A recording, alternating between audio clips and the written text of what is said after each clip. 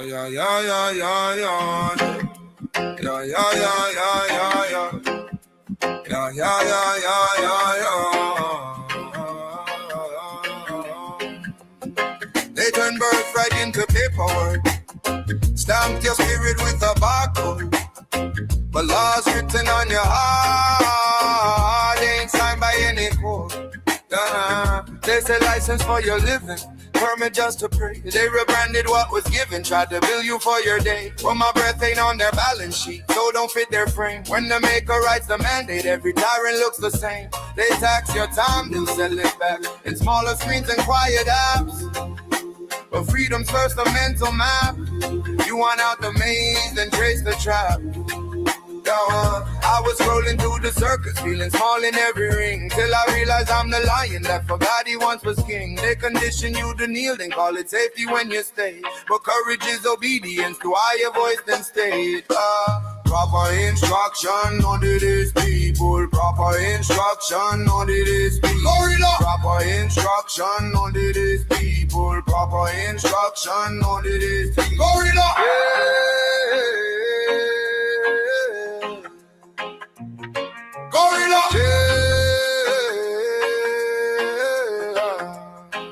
I ain't fighting just the system, I'm a victim of my pride. All the jail I ever slipped in was the one behind my eyes. Envy was my warden, comfort was my cage. Had to crucify my ego just to really live this faith.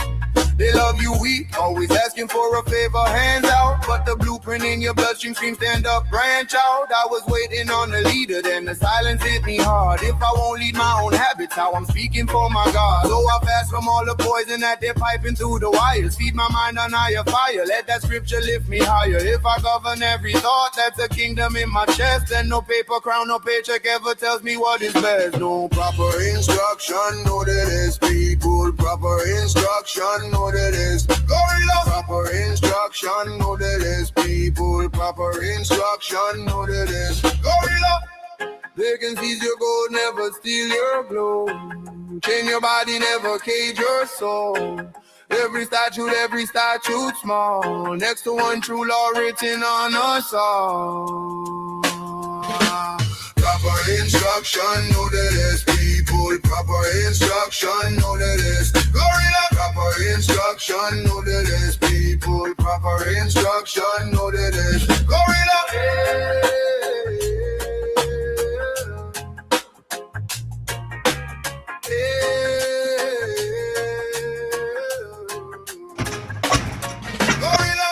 Testing 1 2, we're back at it. I haven't been here probably 10 or more days, 8 to 10 days. If I'm not here, it's because I'm still having some challenges, some issues, pains and otherwise with my health. So I've been having faith and working through that. And yeah, when I'm feeling inspired and or significantly less pain on those days, I will be here with you folks. So yeah, give me a video and sound check as always. If there's anything that needs to be looked at. So the title pretty much speaks it all without speaking anything at all. I was on Wisedome. I was invited by Cameron.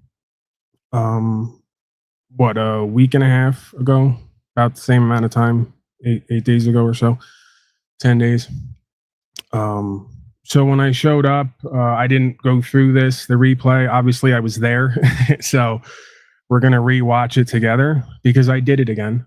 You know, I sat there.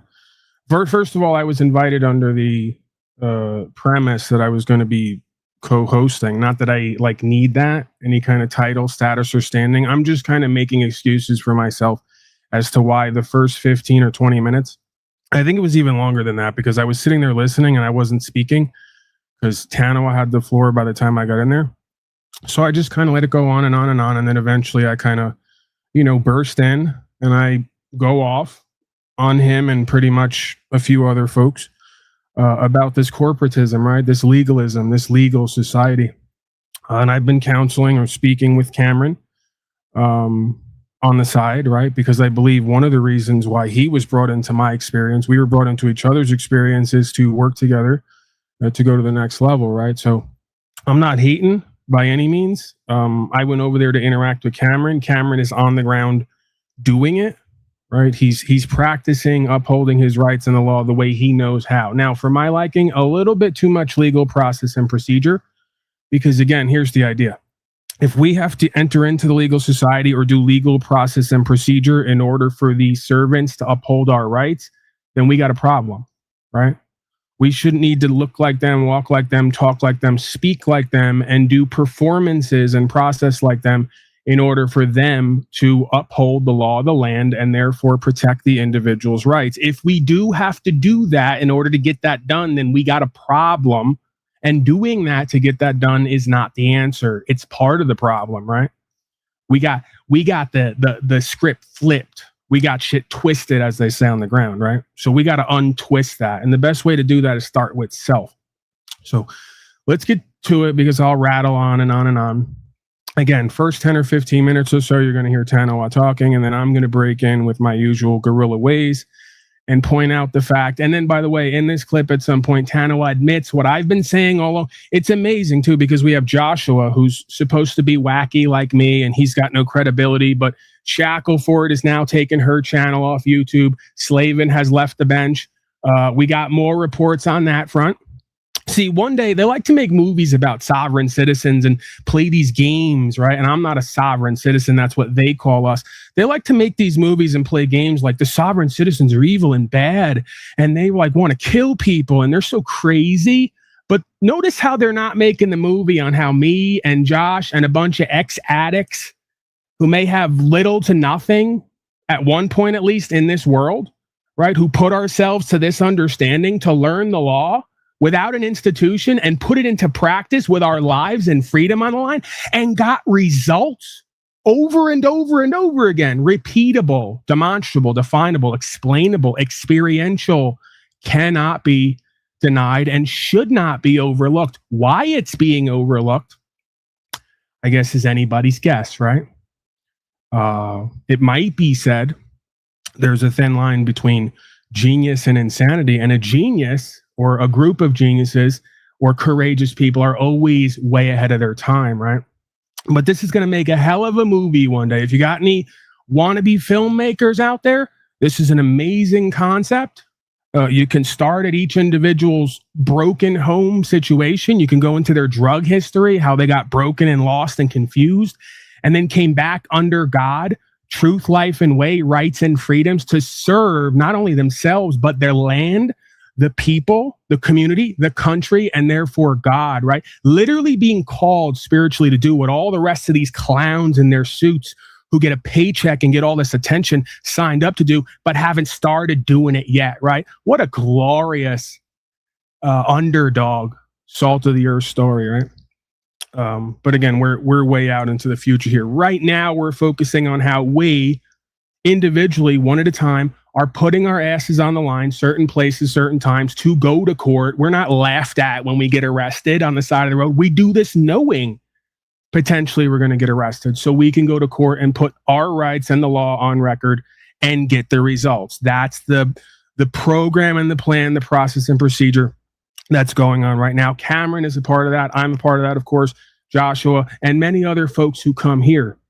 I can't go down the list and name them because there's so many of them who I talk with privately, who are practicing upholding their rights and the law and getting results. Okay, so fast forward 5 or 10 years from now, you're going to see a drastic change in process and procedure on the ground and at courts. As a matter of fact, it's already happening. It's already underway, right? I got those videos from this month at some point when we do the other broadcast, the regular broadcast. We'll go over those videos of prosecution and courts and other administrators or administrative servants is a better way to put it, speaking this truth on the record and into existence, right? Following through with what we have willed from God. And that makes perfect sense.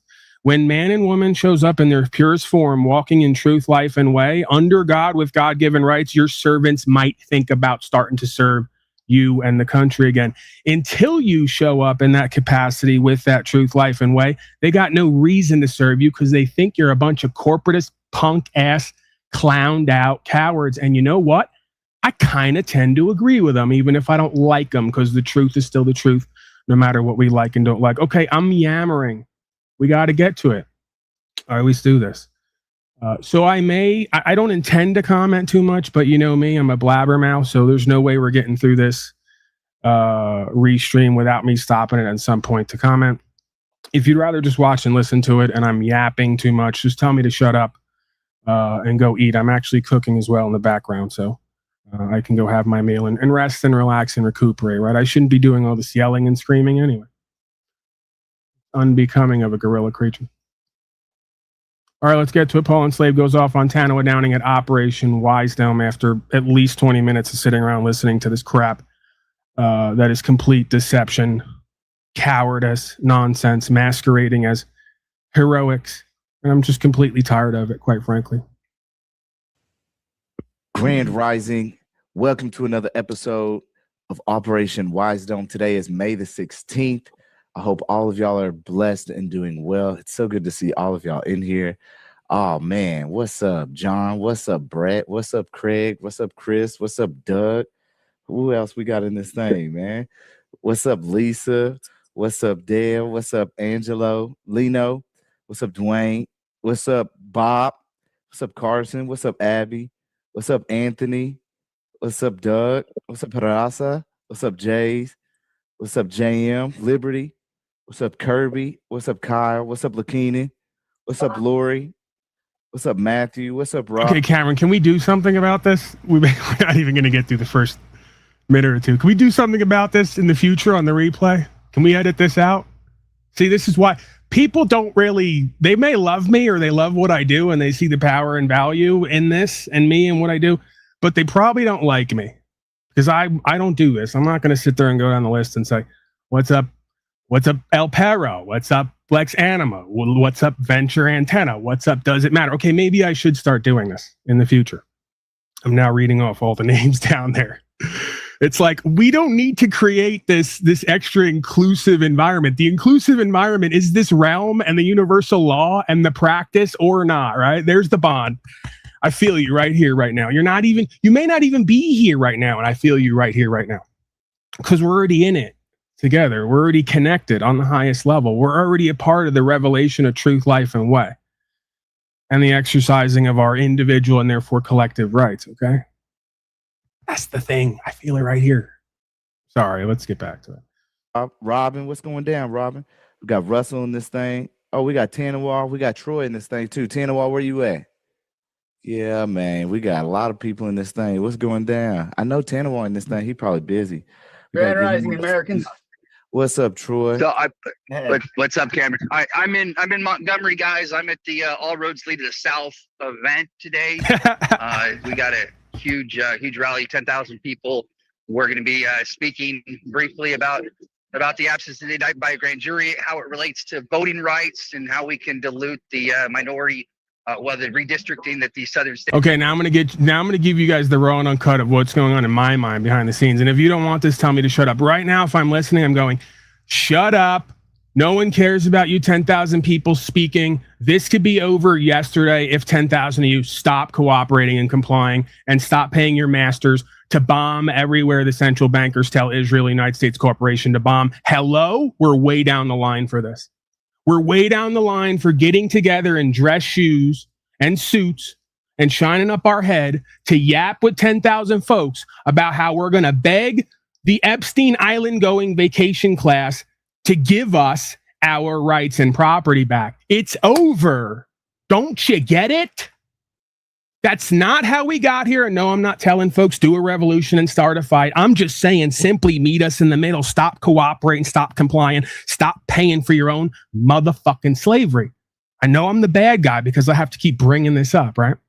But that's what's going on in my brain right now. But I got my lips buttoned because I'm trying to be nice, kind, and polite, hanging in the back, right? I'm trying my hardest. It never works. It's done by specifically attacking the unconstitutionality of the convictions that the states created. And if we can do that, then we can demand the immediate restoration of the voting rights, which would dilute this action. And so This is getting huge support, particularly from the Democrats right now, because they're all threatened to lose their seats, their congressional seats. So they're willing to get behind this, because if we can, again, attack the unconstitutionality of these judgments by the absence of the indictment by a grand jury, we can demand the immediate restoration of those voting rights. And most of those voters are coming out of the very districts that these southern states just diluted. This is a huge turn of events for us.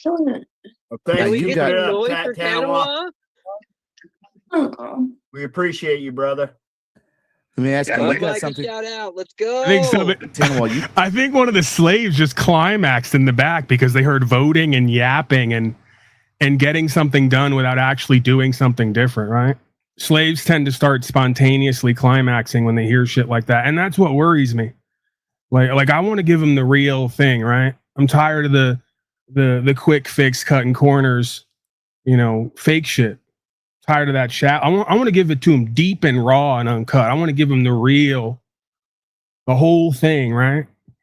You got something coming up here soon with the Supreme Court. Is that correct? Yeah. Okay.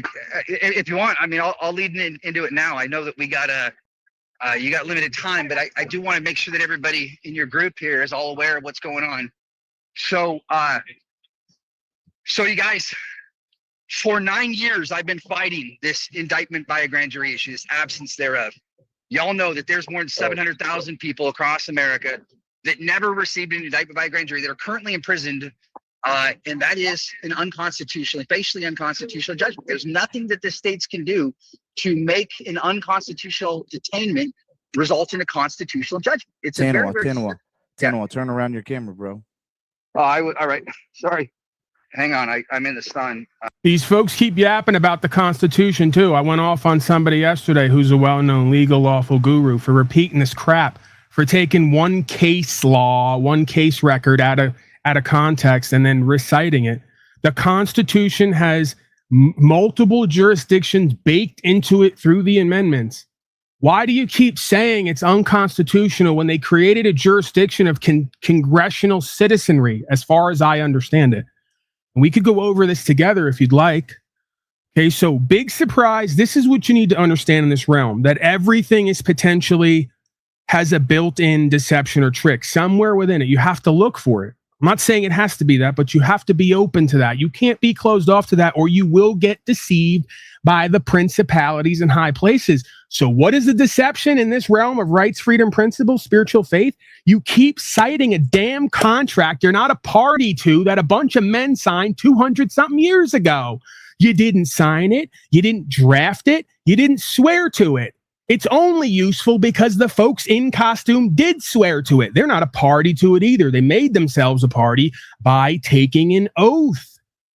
Why do you think you have more power and value citing a contractual document from 200 years ago than citing your core spiritual conviction that was given to you directly by God, the same person who grants us our rights, that is codified in the Constitution? Why do you slaves love middlemen and middle contracts and being pimped and gamed on? Why? Why are you so... I know the answer, by the way. This is a rhetorical question. If you want to know the answer why, I can answer it for you at some point. You come to me and ask me why you do what you do, and I'll tell you why if you don't know. Spoiler. It's because you're fucking institutionalized and indoctrinated, and your masters taught you that citing their words somehow give you more power and value, and you want to be like them so bad that you do what they tell you and show you to do. And there goes all your power and value right out the window. That's exactly what a pimp does with a hoe. Teaches a hoe to act like the pimp. The hoe thinks she's getting some more power and value by spitting that same bullshit game back that the pimp gave her. All she's doing is giving up her status and standing as a woman under God. And now she's in contract with the pimp, and she's walking like a pimp and talking like one and living like one. And so she's going to be in the jurisdiction of one, and they're going to treat her like one. What is so difficult about this concept? Literally, this is a universal law. What you put out is what you get back. This is why I laugh at the DeCastros and the others who call themselves legal scholars and can't even use their own paperwork to get out of court or get out of jail, because it's all nonsense bullshit. Because the administrator doesn't even need to know the law to look at you and go, Who are you? What are you about? Where'd you get that from? Some other guy's paperwork? You ain't shit. They think that the law is so complicated. On one level it is, on another level it isn't when we go to the spiritual realm, because it's about conviction. You think they don't know a lying, cowardly fraud who don't know from nothing when it shows up in front of them when they've been doing this all day, every day, just like me and others on here? You don't think? That's why I call myself Honorable Judge Unslaved. And by the way, I don't need to get into your background and go over all the cases and read this and read that. Just show me and tell me who and what you are, and the facts are going to reveal themselves. And when the facts reveal themselves, your character is going to be revealed. When your character is revealed, you get convicted, usually because you have a lack of conviction, ironically enough, right? So that's the bottom line why you all keep doing this, because you're not convicted in your heart. If you really had an experience of God and a revelation of truth, life, and way, you would cling to that like an island in the storm. You don't, because you haven't. And because you haven't, you're convicted on the other side. And these people at some point are going to make a determination on you when you push them far enough. And they're going to give you back what you've been putting out. You think you're valuable and powerful? You think you can move a certain way in this realm however you want? You think you're going to do it and claim somebody else's words? You have no chain of title, no power, truly no value, no authority. And they're going to hammer you. So the reason why Tanawah and others keep saying, see, every problem contains its own solution. Every question contains its own answer. They keep saying, I've been doing this for a decade and we've been fighting and we're not making any headway, because you're beating your head against the wall. This is the ego and the pride. If you do something for 10 years and you get nowhere, it's because you ain't doing it the right way. It's not because you don't have enough money and enough support. I'm tired of that garbage too. Listening to these frauds show up and ask people to give them money and attention and support so they can do little to nothing, lie on themselves and everybody else and get nowhere. No, it's over. See? And this is why you got to stop making fake ass, weak ass, corporatist motherfuckers famous. You got to stop giving them your time, energy, attention, and money. That's supposed to go out with the old Hollywood ways and the old political systems and all the fake religions and all the rest of it. That goes out with it. We don't give our time, attention, and value and support to the ones who are not really living it. And we know the ones who are living it because they got the scoreboard to prove it. They got the record. They got the sacrifice. See? You folks want to talk about how much you sacrificed because you gave up your time. You weren't doing shit anyway. You gave up your time to yap and hopefully people will pay your bills and you never have to put your ass on the line. That ain't what this is about. That's what got us here. Okay? If you remember what it used to be about before that, it was motherfuckers putting their whole life and future and their family's future on the line to do what was true and what's right, regardless of all costs and outcomes. That's true courage and conviction. And we don't see enough of that. And that's why we're seeing slavery from coast to coast and genocide as well. Because cowardice is the core precondition. Lack of courage and conviction is the core precondition that leads to all the rest of this. This is a spiritual dynamic before it ever becomes physical, see? You good. All right. There you go. Yeah. Okay. Sorry, guys. You good. All right. So there's nothing that they can do to change the unconstitutionality of the state's action. When the agents of the state, the prosecutors, judges, when they relied upon an inferior state statute that permitted them to violate the Constitution of the United States of America, there's nothing that they can do to change these detainments and the arrest. They're unconstitutional. And if you have an unconstitutional arrest, that results in an unconstitutional judgment, an unconstitutional sentencing. It doesn't matter. All right, I'm going to stop this here as well because I'm sick and tired of this garbage too. Playing these fucking algorithmic games, because this week Facebook decided to unshadow ban me. So now I'm getting like 100 requests a day from people, and I ask them where they found me. They go, you're in my suggested list all of a sudden. Hasn't been like that in years. Every so often they give me a month or two on each platform where they take the garbage boundaries off of me, and then you see what it would have been if they didn't do it from the beginning, right? So I'm going to tell all you folks here, and I'm not like, it's not personal with you. Like I'm not, I'm speaking generally. If you come here, there's 45 people in here right now. Ridiculous on a 10,000 subscriber account, okay? So we already know what's up. I'm telling you people who come here, if, there's the if you get value and empowerment and results from what we do here, then you need to be the core support system. And I'm not talking about necessarily fiat value either when it comes to this. A couple folks contributed earlier today and yesterday. So I said, you know what, let me get my ass in gear. That's not even necessarily what I'm talking about. I'm talking about sharing the content and the understanding, putting my big fat mouth and gorilla face in everyone else's face so that it's unavoidable. They can't say they weren't told by the time we get to 2029, 2030, because we already forecasted where it's going. We've been right 8 or 9 out of 10 fucking times on every issue. And I got a concern that I'm going to be right again. Okay. And we can change that potentially, or we can create an offshoot situation here for when that eventually goes down. We'll be, and I have faith that we will be, whoever that we is, where we need to be when the time comes to inherit the earth, as the scripture goes, right? And to live off the land and be self-sustainable and co-creative to whatever degree we need to be. Because I ain't exactly the most sociable person, right? I'm not the most sociable person, if you couldn't tell. But I do have a care, right? And I do want to do what's true and what's right in this life. And I do want to repent and reform my karmic process and procedure. And I think that that's going fairly well, but there's probably a lot more to go. May never be over here, right? So again, like, share, subscribe, and all that, because there's shadow banning and blackballing, and we know that. Okay, I don't have any products here, so I'm not going to tell you buy the products and all the rest of it. But you can like, share, subscribe, and all that, and send this out to people and put it in their face, right? And be the organic algorithm.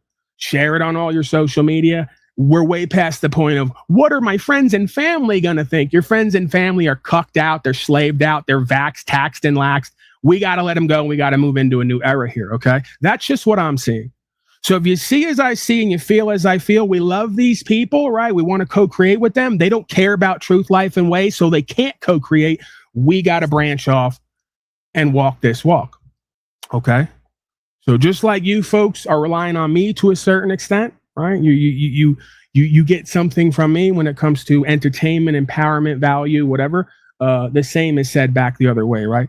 Be the change you want to see in the world and support where you see value and put it out there in everybody's face to go past the algorithmic games. And my next stage of this, I've been saying it for a long time, but as I start to get more and more pain-free, I have faith that's going to happen.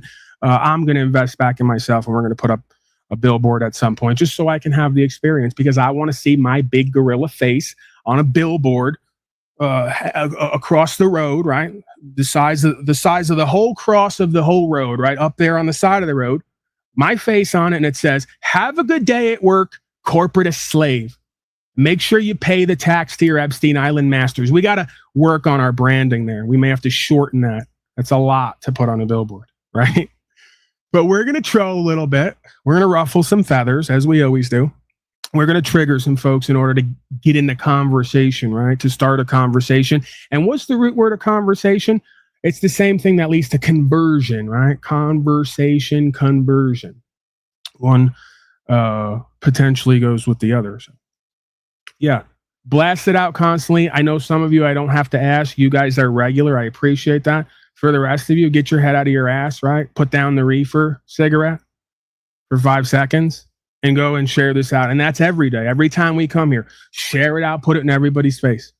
Make them ask you, what the fuck is that? What are you doing? Well, thank you for asking. That's my gorilla creature who I watch online. And this is what he's about. And I'm either doing that as well because I know we need to, or I'm gonna at some point, or I know we all need to and I'm not. Okay.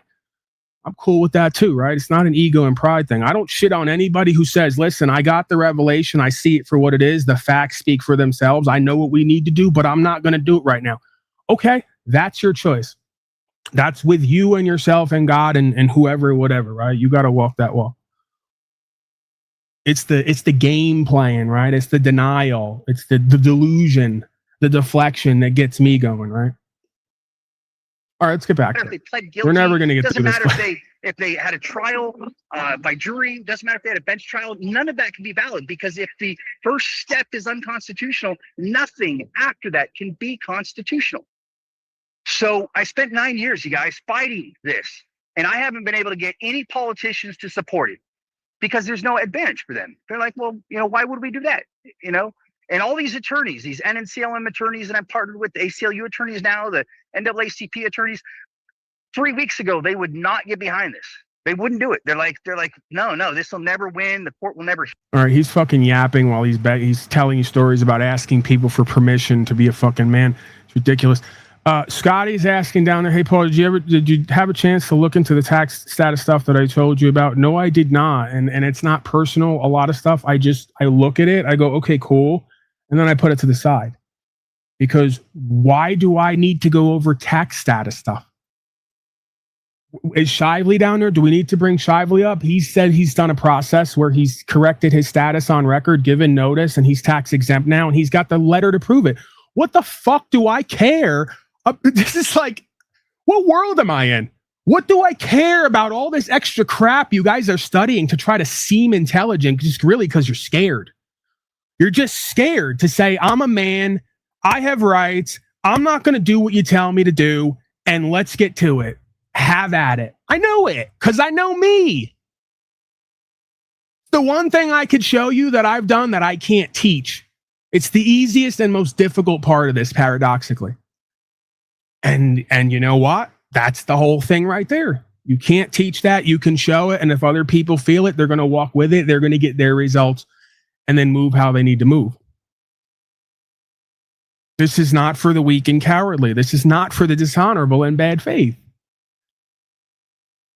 I don't need people who want to look into every nook and cranny and corner and crevice for legalese, policy, statute, and code. I need a real motherfucker who from day one has thought all these people have been full of shit and lying on them and their life, and literally have told them from day one in middle school, I'm going to do what I want to do.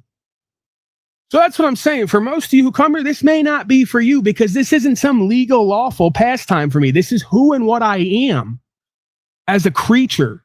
This is day one. Ask my father and everyone in my life at preschool. I'm not doing what you tell me to do. Well, we had to punish Paulie Boy again today because he wanted to do whatever he wanted to do. Yeah, because I'm not your slave. I'm not your property. Most of you, I don't even know you. I show up at a building and you're going to start telling me who I am and what I'm going to do. No thanks. That's literally the long and short of it right there, folks. You can go ahead and wrap the whole broadcast up, wrap the whole non-career of me up, wrap the whole future up right there in one moment. It was always meant for me to do what I'm doing because it's based in I am that am. And I am that am says God gave me free will and a conscience and feelers. I'm going to live with those as my guide, right? We're back to Pinocchio. Should we do an hour on Pinocchio and how literally the whole fucking story of Pinocchio getting swallowed up by the whale in the maritime world and then being spat back out? Sounds a lot like Paulie Boy. Hold on, let's retell the story now so slaves can get it, because you can't tell him this shit directly. You can't even tell him in a story and get him to understand it. Paulie Boy was made in a wood shop just like all the other wooden boys. He had strings because he was a puppet. And then one day a creature showed up and revealed to him that he had a conscience, and he told him, when you wish upon a star, conscience be your guide, right? And then he cut his strings, or his strings fell from him. He was no longer a puppet. He stopped lying to himself and others, so his nose stopped growing, and he became a real boy. That's all I'm asking from all these slaves who keep getting swallowed up and spit back out by the whale. Cut your fucking strings. Let your conscience be your guide. No Jiminy Cricket. I'm your Jiminy Cricket. It's the best that you got, right? An abrasive gorilla. I'm your Jiminy Cricket. Cut your strings, let your conscience be your guide. Stop lying so your nose stops growing, and then you become a real boy. So all I want from Tanawah and the rest of the folks fashioned in a wood shop here by their masters and their creators, all looking and sounding the same, just asking them to cut their strings, stop lying, and become a real boy. And I'm a bad man for that, right?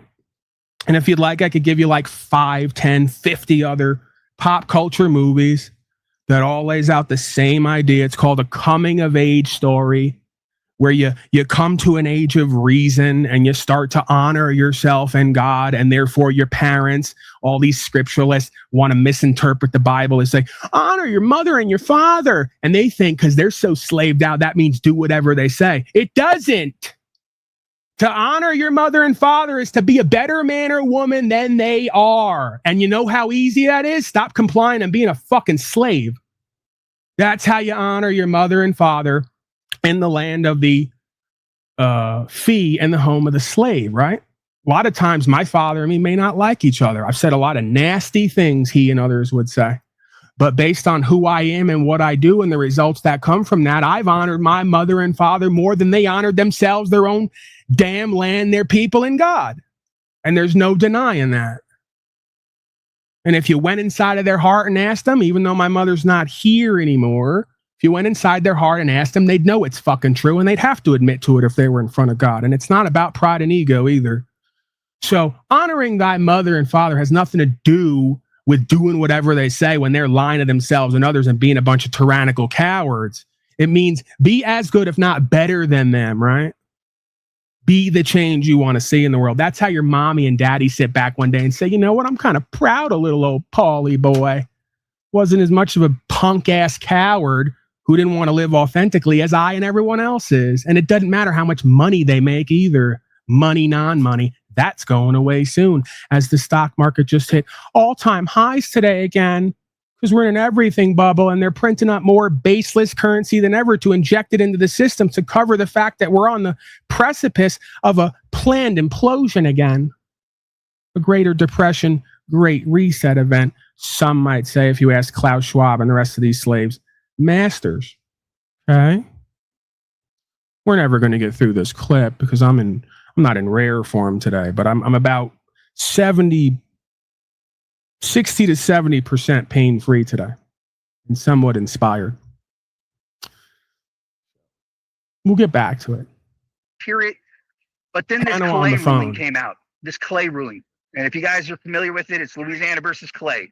Came out about 3 weeks ago, and basically, I'll cite what Thomas said, Justice Thomas. He said in his concurring opinion that the minority does not have the right to representation. And you guys, I can't agree with that. And I don't think that you guys should agree with that either, because here's the thing. Why do you need to be represented? Representation for minorities, how can we say that we're valuing the diversity of our nation, right? How can a white man know what a woman needs? How can a white man know what a black man needs without representation? So such a statement does not show the value or regard to the diversity of our nation. We must have representation. So it was a ruling that allowed for these southern states in particular to redistrict, do a new congressional districting.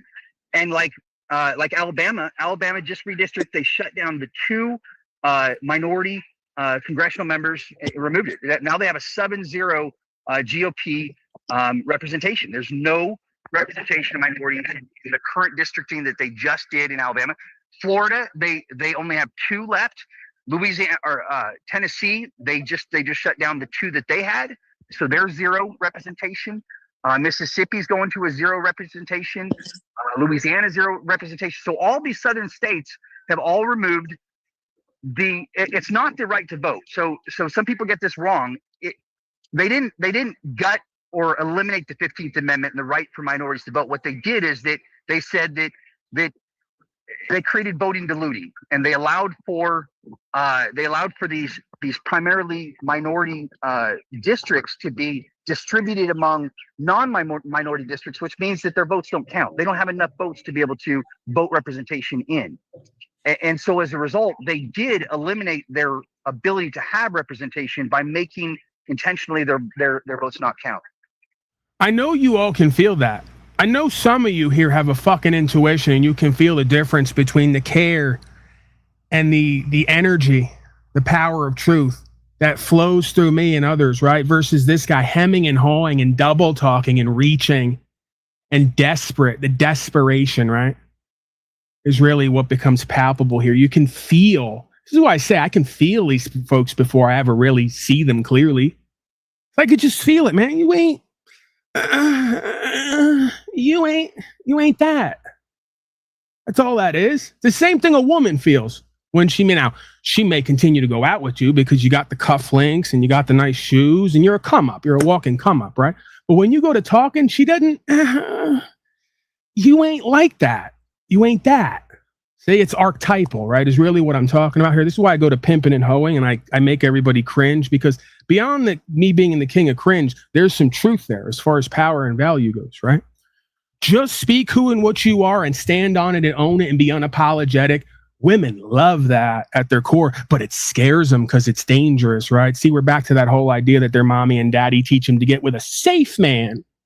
You go get you a doctor who like makes a lot of money, pushes vaxes on everybody. Nice, safe little slave, right? And then they marry him, have a child. They get into arguments all along the way. And then they wind up on my page at some point when they're 40s or 50s, right? These women do. They say, Paulie boy, first and foremost, I want you inside of me. I don't share that with these folks on here because it's not appropriate, okay? This is a family broadcast. I might be running for some kind of position at some point in the future. I need to worry about my image, of course. And they say, secondary, Paulie boy, we didn't know. And I say, you knew. I always tell them, you knew. Just like Judge Judy used to tell him in court when these broads would come in there and go, we didn't know. He was so bad. And he did this and he did that. And she goes, you picked him. And they always shut up right after that and go silent because they all know.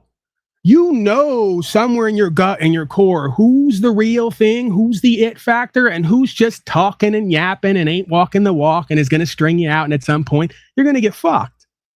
And you're going to pay for it. Someone's going to pay for it, right? Because that's pimping and hoeing, that's tricking. And then there's the real deal, right? There's the archetypal, what cannot be ignored, right? It's magnetic, you know? And what's crazy to me is, what I guess is concerning to me is the majority of folks in inversion land, they don't possess that ability. They don't have that instinct and intuition. That's why they get led into the slaughter so often by their psyops and their masters, right? Because they don't possess that empathic, intuitive, instinctual component, right? To just read a motherfucker and to feel their energy and know what they're about before they have to live 10 years watching them lie to themselves and others over and over again and play on everybody and not live that truth. See, and then they come back to me at some point, and then I have to conclude, okay, that's all this is. Discernment and an ability to read yourself in the room in situations versus the lack of that. And that's back to right in scripture, right? My people perish for lack of knowledge, and one of the greatest forms of knowledge or modalities to knowledge is discernment.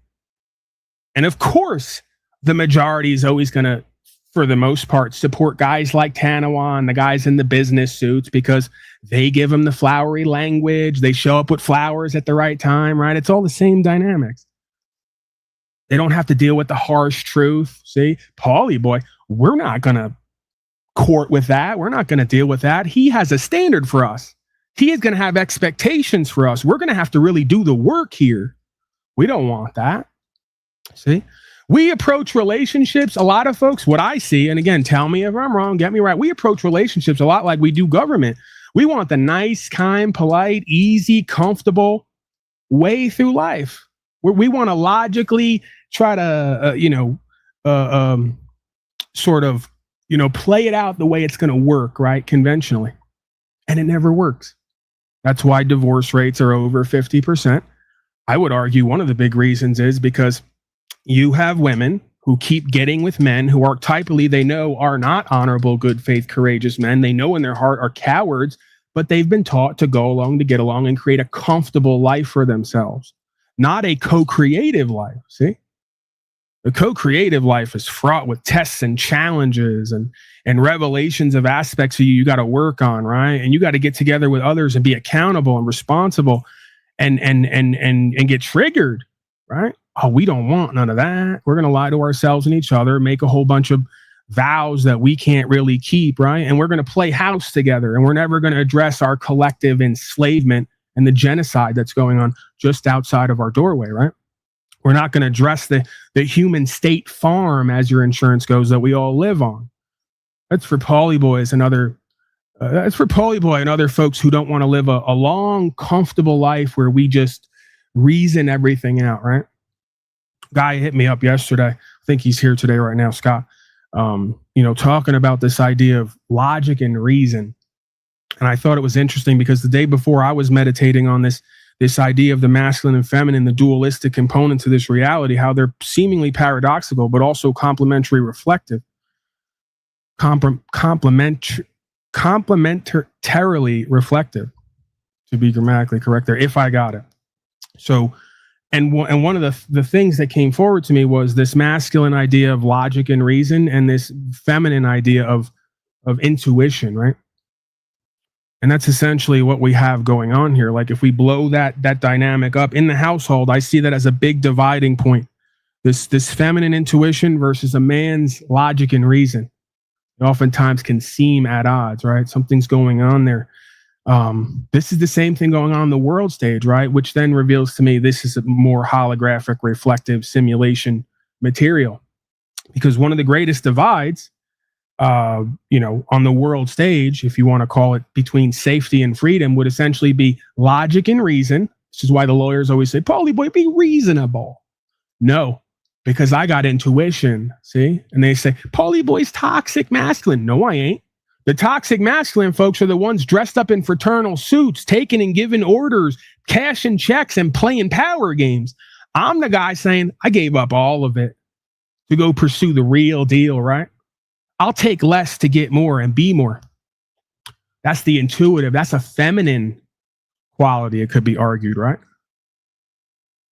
So I find that interesting because growing up, I didn't have a mama. That soundbite with me, that's true.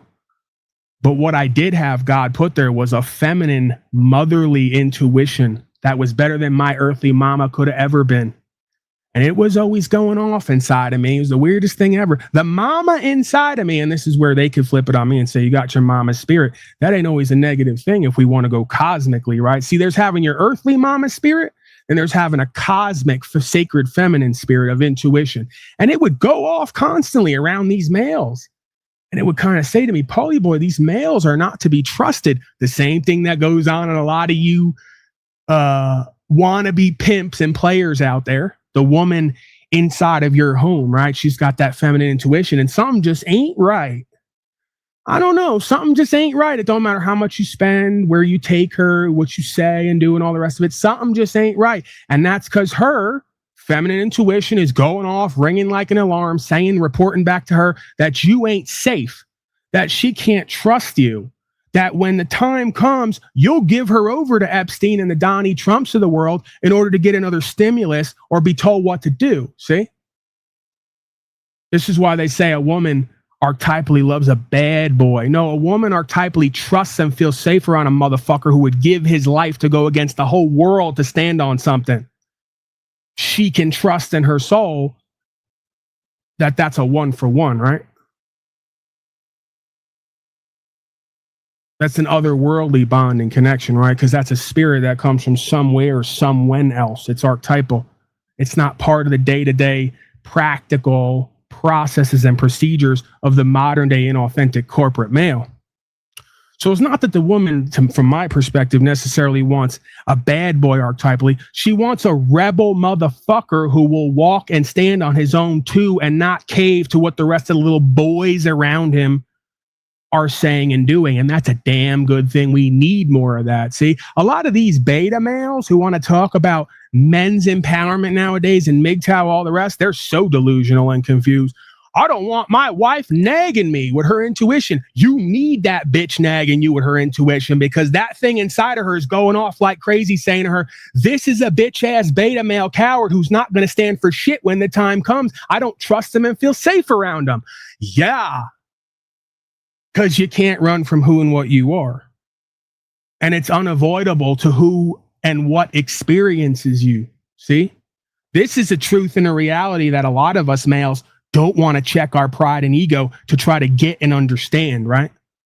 We want to try to lie to ourselves and each other so we can go around it or go above and beyond it. We ain't above and beyond the program. You get with the program and results change for the better. You ignore the program and those results turn into your greatest tests and challenges that wind up undoing you. See? And this is literally, I don't know how I got off on this, but great rant and ramble to me, I will say, because this is something I've been sitting with for years and more recently has resurfaced. And I'm looking at it more. And that's what this broadcast is, among other things, is a sounding board, right? To speak on ideas impromptu, right? Not necessarily in any way prepared, but, you know, speaking from the heart and talking about what it is that I see and am imaging and experiencing. So did any of that make sense? Comment in the chat, right? Make sure that you comment and let me know. Am I off somewhere? Am I doing toxic masculinity or toxic femininity? Am I projecting in some way? Am I missing the mark? Especially you folks who are in happy, healthy, functional, long-term, good standing relationships, right? Because that may not be me. I may need you to reflect that back to me. Hell, I may be one of the people that I'm talking about while I'm not really talking about anybody specifically, right? I may be that one or one of them. All right, we're never going to get through this. Let's get back. This is why I should have did a broadcast earlier about life, truth, life, and way, and everything else. And then we could have just did Tanawah and this whole thing separately. Whatever, here we are. So again, I haven't been able to get anybody to support this until Clay. But with this Clay decision, the dynamics changed dramatically. Because now the Black Caucus here in America is looking at losing a third of their representation, right? They're talking about the Democratic Party losing 34% or 34 seats in Congress based upon this new redistricting that we have here. So this is how the dynamics changed. Oh yeah, I got a number down there. If you folks are in chat, you got questions, comments, concerns. I wasn't going to give you guys a number, but you know what? I'm feeling frisky and I'm feeling loving in my own gorilla-like way. This is as good as it gets when it comes to the love and care and the romanticism. But I'm trying, folks. 602-730-0122. Although I would prefer to get through this clip if we can do it without being here all day, which it's looking like we're going to be. I'm an hour in and we've done 15 minutes a clip. So that tells you, it's not a surprise either. 602-730-0122. Call in, questions, comments, concerns. Because ultimately, we're shadow banned today, and that's obvious. For those who've been here a while and know what it could look like and what it should look like versus what it is, and that's okay. We're rolling with punches. Yeah, if you got something you absolutely need to go over, and maybe even at the end of this, if you want to wait till the end of the clip and do some quick legal lawful stuff, if you folks got questions.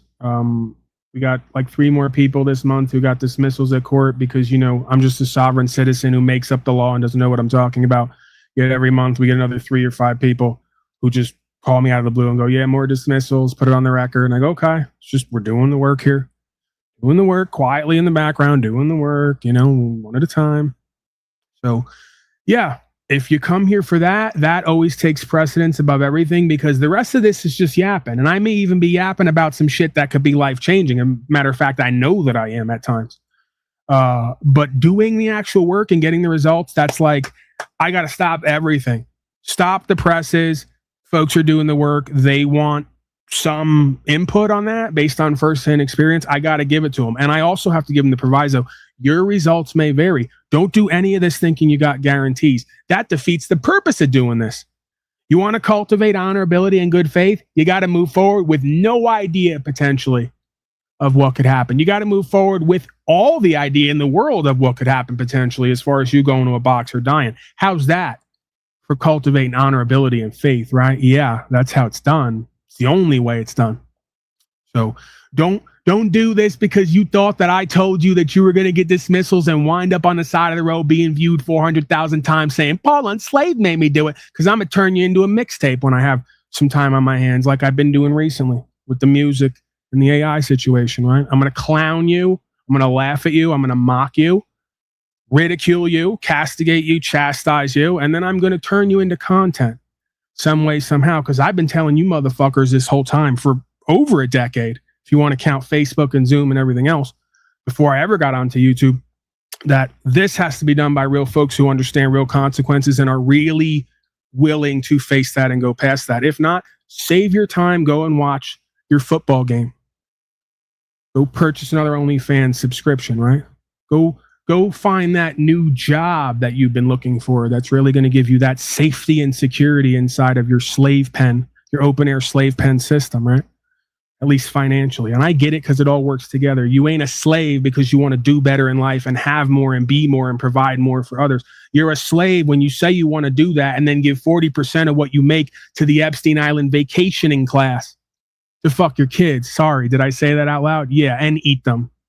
Because that's what's in the damn documents. If you believe them, As if I would need to go to documents to know what people who seek power positions all their life are up to, right?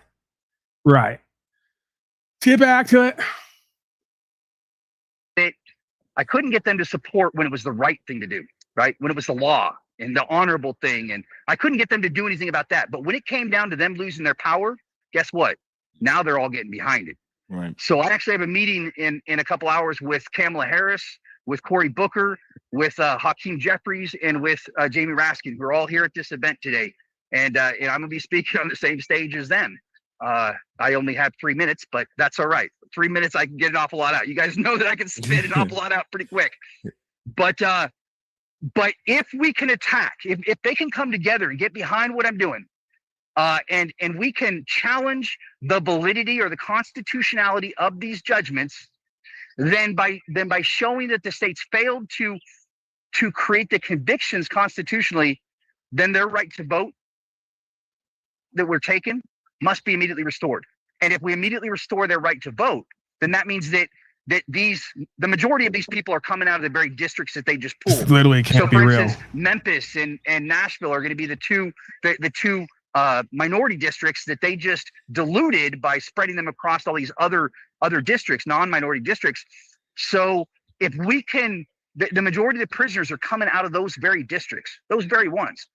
So by attacking the unconstitutionality of the conviction, we can demand an immediate restoration of their voting rights, and they must be able to vote from within the district that they were taken from, which means that we're going to create millions of voters out of thin air. This is something the Supreme Court didn't anticipate in that Clay ruling, and we can create the number of votes that we need to be able to counteract Clay, not dilute the vote, but by creating new voters. Now, guys, if we work really hard yapping, we can convince millions more people to give their opinion on what their masters should do to them and with them with statute, policy, and code. Said no founding daddy father ever, nor did they do that. Aren't you embarrassed? This is what always gets me to it, you folks, is I would be beyond embarrassed saying this shit and doing this shit and trying to sell it with a straight face, right? Fucking incredible to me. Really is. Last thing I kind of want to say here is that I'm really irritated. Like last night, I was on the phone for until 2 a.m. with these lawmakers that want to get behind this now, and it really pisses me off. They're not lawmakers; they're code makers. None of them would give me the time of day when it was the right thing to do, when the Constitution was being violated, when these people were being forced into involuntary servitude in a for-profit business that directly financially benefited the state called slavery. Like, it pisses me off that they wouldn't get behind me then. But if you want to talk about voting, fine. Let's make it about voting. But the good news is that in order to reach the outcome that they want, they got to go through the procedures that I want. They have to void these judgments due to their unconstitutional. It doesn't matter. I said, what would Paul do in 3 minutes in front of those people? What I would do in 3 minutes in front of those people, they can't televise, right? And I would at least have something to show for all my masturbation. I'm pulling on an old joke there, right? I'm pun intended. I'm pulling on an old joke there. What would I do in 3 minutes in front of these people? You think that I would go down and grace these people with truth, life, and way for 3 seconds in front of them, other than to ask them to do their part under God with truth, life, and way? We can save 2 minutes and 45 seconds. They already know in their heart, just like we all do, they're going to do it or you're not. And we all know that they're not, at least now, up until now. They've given their souls over to Mammon and Molech. The fuck do I need to? This is what's so ridiculous about this. You folks are being used for the deception. We got about 4 or 5 years here before radical restructuring happens. Get a clue. The last time this happened, there was a 5 to 10 year period where folks were online for bread and rice. Look around the world at the economic collapses and the same thing happening as harbingers of what's going to come for us. This time right now, you stupid fucking deceived, duped out slaves, I'm going to say whatever I need to say to trigger you and get you back into reality. I'm not trying to be mean. It's the reality of it. This time right now should be used getting together with your people and doing what needs to be done to weather the storm that is already here. I would say storm is coming. Trust the plan. It's already here. It's been here for the longest time. It's just become way more obvious. So again, we got about 3 to 5 years if we're lucky here. If we're blessed by having vision and discernment and knowing history. If history doesn't repeat, it rhymes. And we're 100 years to the date, and we're 250 years to the date when it comes to an empire's collapse. The average is 250 years. We're right on time on both metrics. That's not a coincidence. So this time now, I'll say it again because you got to repeat for a lot of these slaves, and still they don't get it. They may get it 3 years from now to finally click what I was ranting about today. We need to get with other people like I'm doing on the ground, and I haven't been as active as I could be. I'm just not seeing too much. I'm pretty much set on Arizona at this point. If I have to call an audible at the line and we have to, then we will. But I want sun year round. I want to be able to grow year round, and I want to be able to run the solar and not be tied to the grid, which who knows where that could go, right? There's pros and cons with everything.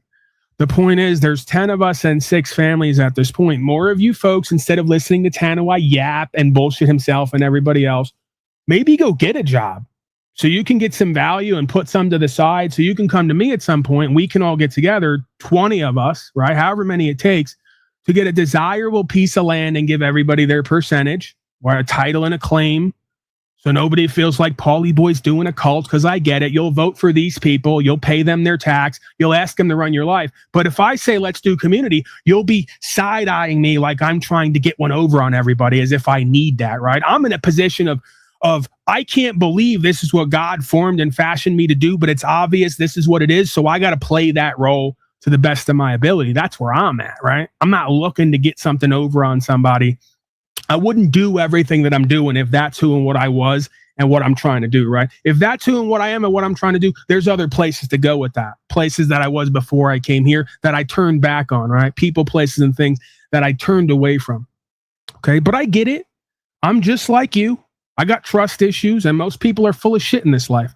But for those who see as I see and feel as I feel and know what I and others have been about and know why we need it, whether we all like it or not, whether we all do it constantly or not, right? We get to choose going forward whether we're going to be somewhat debt-free or have land. And then again, with every next test and challenge we face, there's another one that's going to pop up. Because I could tell you right now, let's say we get 10 more people, 6 more families, right? There's essentially 20 families. Well, let's say each family is putting in 30K, right? It's close to 600K. Now we procure a piece of land. We chop it up based on percentages. If everyone puts in the same amount, well, then however many acres it is gets divided by however many people and families, and that's your claim and your title. Well, now we have a beautiful, almost $1 million piece of land. We've parceled it out legally and lawfully. Everybody has their own claim of ownership. We've essentially picked our neighbors. We've gotten a more desirable piece of land without having to pay more or foot the whole bill, right? And we have the makings potentially of a community. Well, then we're going to have to get together and figure out how we're going to actually own that land. Because as far as I'm concerned, if you got to pay yearly to use your own property and you stop paying and they come and take it, you never really owned it. See, owning something means that you can do whatever you want with it. And if you want to walk away from it and go on vacation for 5 years and come back, it's still there. You still own it. Nobody has a claim to it but you. That's not what modern day property ownership is, ladies and gentlemen. I don't know if you are aware of that or not. But as it stands right now, technically, the majority of folks do not own property. They cannot own property. There's no such thing as private property. There's property you upkeep and maintain that you have to give tribute for. And if you don't, after 3 years, the state's going to come and take it because they have an interest in that property. They have a title, some kind of status and claim to that property, right? So that's going to be our next, hurdle that we're going to have to deal with, right? But go ahead. There's contact links up top. I'm going to start putting this idea out more and more, by the way. And that also doesn't mean that everybody who contacts me, I'm going to be in alignment with. But I will put the energy and the understanding out there more and more. So no, this ain't some, what's the guy's name again? They try to compare me to, which is laughable. The guy with Bear Tardia, whatever it is. Yeah. I don't know what that is, so I can't speak on it, but I'm probably not that. Again, very simple. My email's up top, contribution support links. If you want to send me an email, right? If you have some value saved up, or you're gonna sell your house you don't own that you still have a mortgage on, you're gonna like refocus, take some value out here to put it back over here. If you're interested in getting some land on Arizona, and pooling with some other folks who we're working with, we have a Telegram group, a Signal group, I think technically.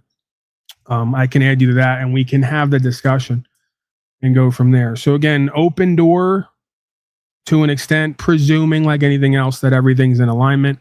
And again, if you have questions, comments, concerns, if you're inspired by the idea, if you want to just throw some stuff out there, shoot me an email. I'll add you to the group, and we can go over that, right? Because again, I'm not exactly thrilled with the idea of getting together with other people and doing something, but that's probably why I need to do it, let alone the fact of what kind of history in the world is showing me, right? That there's just like, it's like looking back and then looking now and then looking forward. Like, okay, there must be a new me that's going to keep coming about to some extent, right? I think that's what life's about. So there's probably going to have to be even more of a co-creative version of me, a more sociable version of me, a version of me that works more with other folks, like, you know, day to day. And I think that's all part of whatever this thing is revealing to us and forming us to do and be, right? And again, if not, all else is said and done, I can always take the best of a bad lot, like the worst case scenario, and try to find value in that, right? So let's say, you know, we all get together, we get land, we don't all talk to each other, right? I'm in my area, everybody else is in theirs. We at least know who's around us, right? We know that our neighbors are not vax, taxed, and lax slaves. We kind of feel a bit more comfortable and trusting in that. If we ever need something, absolute need, we know we got each other there to call on, right? That's always a blessing. You know, we shouldn't take that for granted. And if nothing else, like I said, to me, it's about being debt-free, having a piece of land, putting some water coming out of the ground, right? Because going forward in the future, there's going to be engineered energy crisis. We already knew that, and we see them shaping up for it. They're going to use the AI data centers to create either an imagined or actual water and energy crisis, right? And then they're going to start rationing utilities and supplies. I have a feeling, can't prove it, that's going to be part of the new world order smart city system grid. Is everybody gets their benefits and privileges. It comes from a centralized corporation entity with the new currency. It'll be tokenized. What you do will be monitored, tracked, and traced. And if you're within those boundaries of that jurisdiction, then you will get based on what they decide you will get, right? So I want to be, because again, let's say that all doesn't come to existence. I don't care. Let's say that never happens. That's all a pipe dream, paranoid hallucination. Great. I'm still set up with 20 families around me who I can trust, who if we ever need anything, they're standing on business. We are aligned spiritually, right? It's like one and the same. I am that am. And we all got our little 2, 3, 5, whatever it is, 10 acres, you know, with our water coming out of the ground, right? So we're somewhat self-sustainable, self-sufficient. Our little plot to grow whatever it is we're going to grow. Because again, that's just the way we're supposed to be living anyway. You could argue. We don't need a grand conspiracy plan to inspire us and motivate us to live how our founders and forefathers, right, our ancestors have always lived, because it just makes sense. It's just a more secure and fulfilling way of life. You can't be fulfilled and secure if you know you've outsourced everything to somebody and something out there. No food here, no water here. The shelter that I'm under here, I don't even own. Somebody else has provided it for me. I'm paying on it for the next 30 years. Who the fuck wants to live that way? And apparently the answer is like 85 to 90% of the population. Well, not me. And again, for other folks who see as I see, who maybe they're cool with a camper. They got their bedroom area. They got a main area, kitchen area, bathroom, a second bedroom. What do you need? Right? You know, you got your septic system, you got water coming out of the ground, right? You got your solar, you're self-sufficient, you're self-sustainable. Nobody can come along and tell you, you got to give all that shit back because you never owned it, right? Nobody can tell you, hey, we're shutting down the store today. You no longer get your utilities and supplies. And again, that may never happen. That day may never come. I still don't understand why we wouldn't want to live that way anyway. I would think it would be way more secure, rewarding, and fulfilling. Just on the side of, hey, we don't have, you know, like this guy over here, he's telling me he's got a $3,000 to $6,000 a month nut, as they call it, right? Absurd. A lot of this shit credit with interest on it, things you don't need, all extras, right? And again, this may just be a subjective thing, right? I would never want to live like that. I would much rather have a whole bunch in savings or in various assets, generating value or holding their value over time than to be overextended on a credit debt system and have nothing at home to invest in myself or whatever I'm creating, right? Nothing liquid, essentially. What you do have saved is in fiat form of paper backed by nothing. So again, let's get back to it because I'm off on a tangent again, but I decided for myself today that I'm going to start speaking about this more just because the 10 people who've come about, I feel like it's part of the universe and God's plan. There's really no other way to put it. And I think I need to be putting that out more, putting myself out there more with that so that more could come about. And we could kind of get our ass a bit more in gear here going forward. So yeah, if you got questions, comments, concerns, any of that, if I got it wrong, please let me know. Please let me know how I'm a cult leader or I'm a fool or I'm a crazy, wacky sovereign citizen for wanting to get together with other people who see and feel as I see and feel to pool resources to secure an existence for ourselves and each other individually, first and foremost, right? This isn't a whole, someone has nothing and they want someone else to secure their life. We're not doing that, so let's be clear on that. But yeah, I just think that that's the way to go. I think that that's the way to either reforming a system or creating your own systems that can compete with the system that is already defunct to an extent, right? Because again, they say like there's more power in numbers to an extent. If each individual has power and value they're coming to the table with, then yes, we're more powerful and valuable in a group, right? The problem becomes when people got to get into a group because that's the only place they find power and value. When they're on their own, they don't have that. That's the problem, right? Then the group is only as good as its weakest link, right? So if you're empowered to some extent, if you have self-respect, if you have value physically and otherwise to contribute to the situation, to co-create an outcome for ourselves and each other, get a hold of me. Because again, you don't see me for 7 or 8 days at a time, not only for my health, but also because spiritually, I feel like a transition is taking place, just to say it like that. I feel like internally, and this is just how my life works, and I feel like it's how life works in general, right? While we're living life, life is living us. So something inside of me is going through one of those cocooning, transformation, transition periods. And I think part of that is the universe kind of telling me, hey, Paulie boy, you got to get back to basics. You got to get back to the third dimension. You got to get back to life on the ground day to day. Focus on your plants, growing your shit, being out in nature, looking for land, get to where we need to go here. Because if and when everything goes left, this is not going to be potentially what it is now or what it could be, right? You could argue that's all of what these broadcasts amount to, is we're putting out an energetic broadcasting signal, right? We're casting a broad net in a sense so that other people can be caught up in that energy and that inspiration and become a part of what we're doing, right? And when I say caught up, obviously I don't mean in a negative way. It's a cosmic net of sorts, right? This is where I think the idea of a fisherman and men comes in. There's a cosmic net of sorts that is wrangling all of us to be a part of a simulation, either on the light side, the co-creative side, or on the deceived, self-destructive side, right? And it really just is going to be whatever we choose it to be, individually and collectively. So, yeah.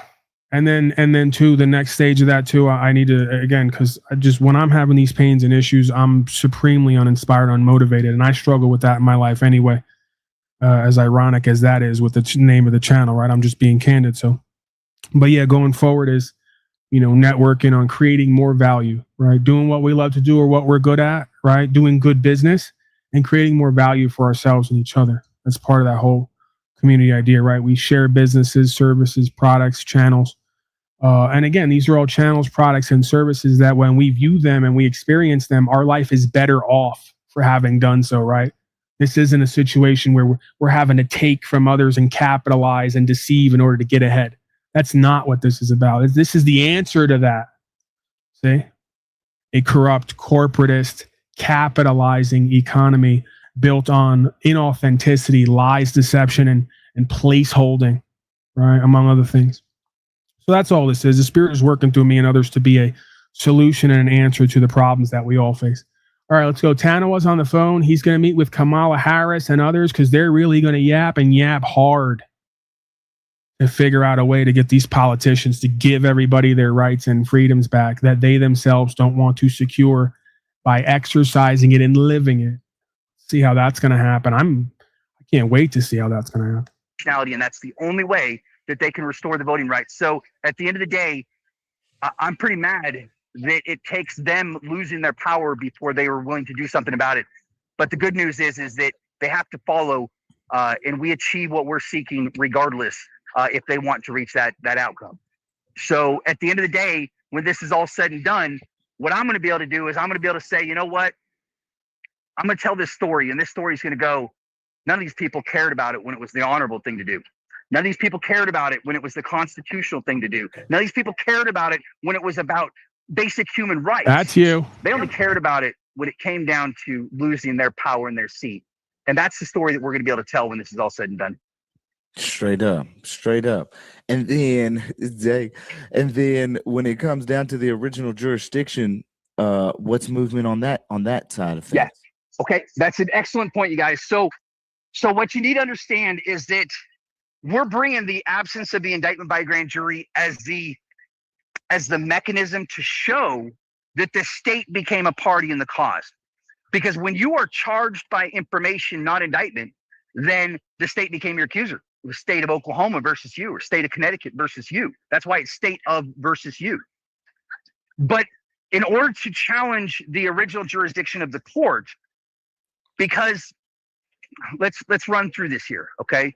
The Constitution, under Article 3, Section 2, Clause 2, it says, in all cases in which a state shall be party, the Supreme Court shall have original jurisdiction, all right? Now, it doesn't say states, plural, it says a state. And it doesn't say all civil cases, it says in all cases in which a state shall be party. What that means is that when a state becomes a party in a cause, then the state no longer has personal jurisdiction to oversee the cause because the Constitution doesn't give a state the ability to oversee its own case. You see, in order for a court to render a legally binding decision, it must have two things. It must have subject matter jurisdiction. It must have personal jurisdiction. If it lacks either one of those two things, it cannot take action in case, in any outcome, any judgment, any action is completely void without force or effect under Civil Rule 60b-4. So subject matter jurisdiction is the right to oversee the type of case that's brought before it. So for instance, in the case of a death, you would not bring that to a small claims court because they would not have subject matter jurisdiction to oversee the disposition of the deceased assets. You'd bring that to a probate court. Probate court would be the court that had subject matter jurisdiction. The second thing that they must have is personal jurisdiction, which is the right to oversee the parties involved in a dispute. So when a state is a party in a dispute, then the state can't oversee its own case because it doesn't have jurisdiction over its own case because of the maximum law that no man can judge their own case. All right. Now we have a lot that backs this up. We have a lot that backs this up. Not just the Constitution, what's codified in the Constitution. Now remember, there are rulings from the court that says that it's only when states are a party, two states, but judge-made rulings can't amend the Constitution. You guys know that, right? You know that. I don't give a shit what some judge-made ruling says. Judges cannot legislate. We didn't delegate that power. They can't amend the Constitution because that must be done by in accordance with the special amending procedure of Article 5. So I don't care what some judge-made ruling says because judge-made rulings isn't even law. The law is what it says, and it's plainly written in the text of the Constitution that there is a. Okay, so now imagine this. Imagine the layers of disconnect. So a judge in a costume can't make law, but someone else in a different costume can? What cult are you guys all a part of? Why is it so hard? It's amazing he just said that. I don't think I caught that the first time, but even worse. So you know what I'm saying is true, and you just only want to take it so far. Why don't we take it all the way? Guys in costumes are not our God. They're our servants. They can't tell us what to do and be on any level and make it legitimate. The consent of the governed clause is all we need because this isn't law. Statute, policy, and code is only given the force of law through the consent of the governed. I got a little hair in my mouth. This must be what it's like to be some of you sack-licking slaves. I got a tiny little, what looks to be a pubic hair. Must be from one of my beard pubes. But you folks got actual pubes in your mouth because you keep sucking boot and licking sack. Excuse me, family broadcast. Can we just get with truth, life, and way under God? Do I need to start a fucking new religion for you folks to go with truth, life, and way? Should I call myself Jesus, Jesus Christo, the Messiah, to come to reveal the truth, life, and way? Can you just put anything, the fucking doorknob in the corner, like above and beyond you, before these people, places, and things? It's amazing. We're literally in an NAAA cult here where everyone goes, we have to have a higher power, and the higher power has to be in a costume and be another man or woman. No. That's the antithesis of what the founders brought forth here and codified. Everything comes from God. I can't say it enough. If you got to go to other men and women in costumes and suits who are part of a UK parliamentary process, anti-Americana, you could argue. This is why a lot of the anti-federalists did not sign the Constitution, because they didn't want to be ruled over and yapped at by a bunch of frauds in goofy costumes like you people. Whether it's your goofy suits nowadays or your powdered wigs and your tight little blue shorts that you used to wear with your high socks. We've always been tired of you. We've never related to you. We don't want to look like you, talk like you, act like you, sound like you. We don't want to sign up to be part of some centralized military like you, to fight for a flag like you, and take it in the ass in the bunk like you. Okay? It's just archetypally a different kind of man, right? No other way to put it. There's truth, life, and way, and then there's whatever this crap is. Double talk. Constitutional obligation. Constitutional obligation. We don't have obligations and duties. That's servants. And this guy's going to admit at some point here that he can't uphold our rights because he has obligations because he made himself a party to the damn contract.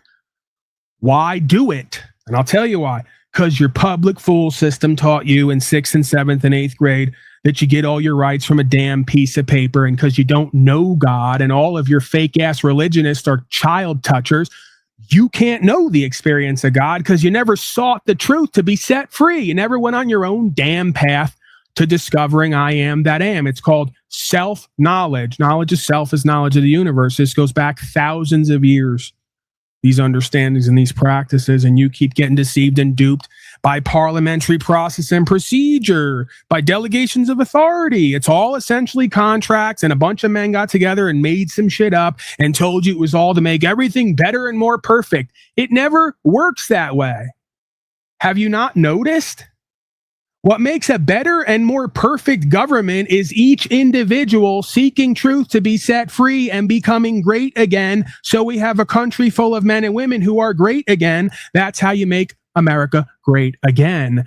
Not for voting for and paying for frauds and dupes in suits to write up codes to beg you all to live as real men and women.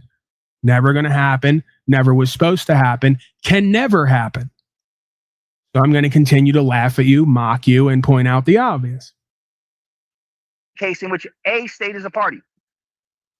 But to back this up. By the way, I'm not pointing out the obvious here because at some point here shortly, I'm going to break into his nonsense and point out the obvious in front of him and everybody else. He keeps saying the state as a party. How can a what be a party to a case where you need firsthand knowledge and a valid verified claim? It can't, because the state is a what, not a who. It can't take the stand. It can't create an affidavit, which is a claim, because I'm tired of using all these white people words as well.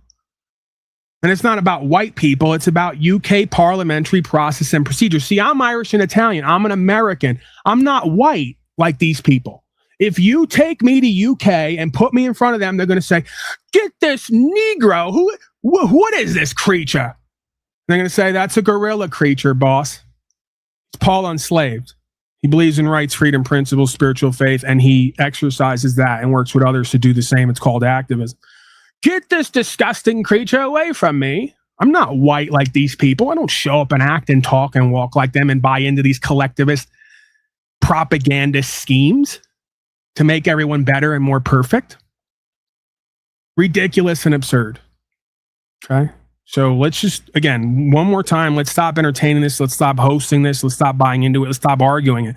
It's nonsense on the face of it, just by what I pointed out, the consent of the governed clause and the fact that a state can't be a party because it's a what, not a who. It can't produce a claim affidavit. It cannot move a court, and you cannot get a third party partial witness claimant who is a state actor for the what, not a who to move a claim when they're not on the original charging instrument. That would be every prosecutor across the land. This is how you destroy their case. This is how they can't move forward. This is why while Tanawah was yapping with Kamala, Paulie Boy went to 6 cases in 5 years and they haven't been able to move on him since or yet.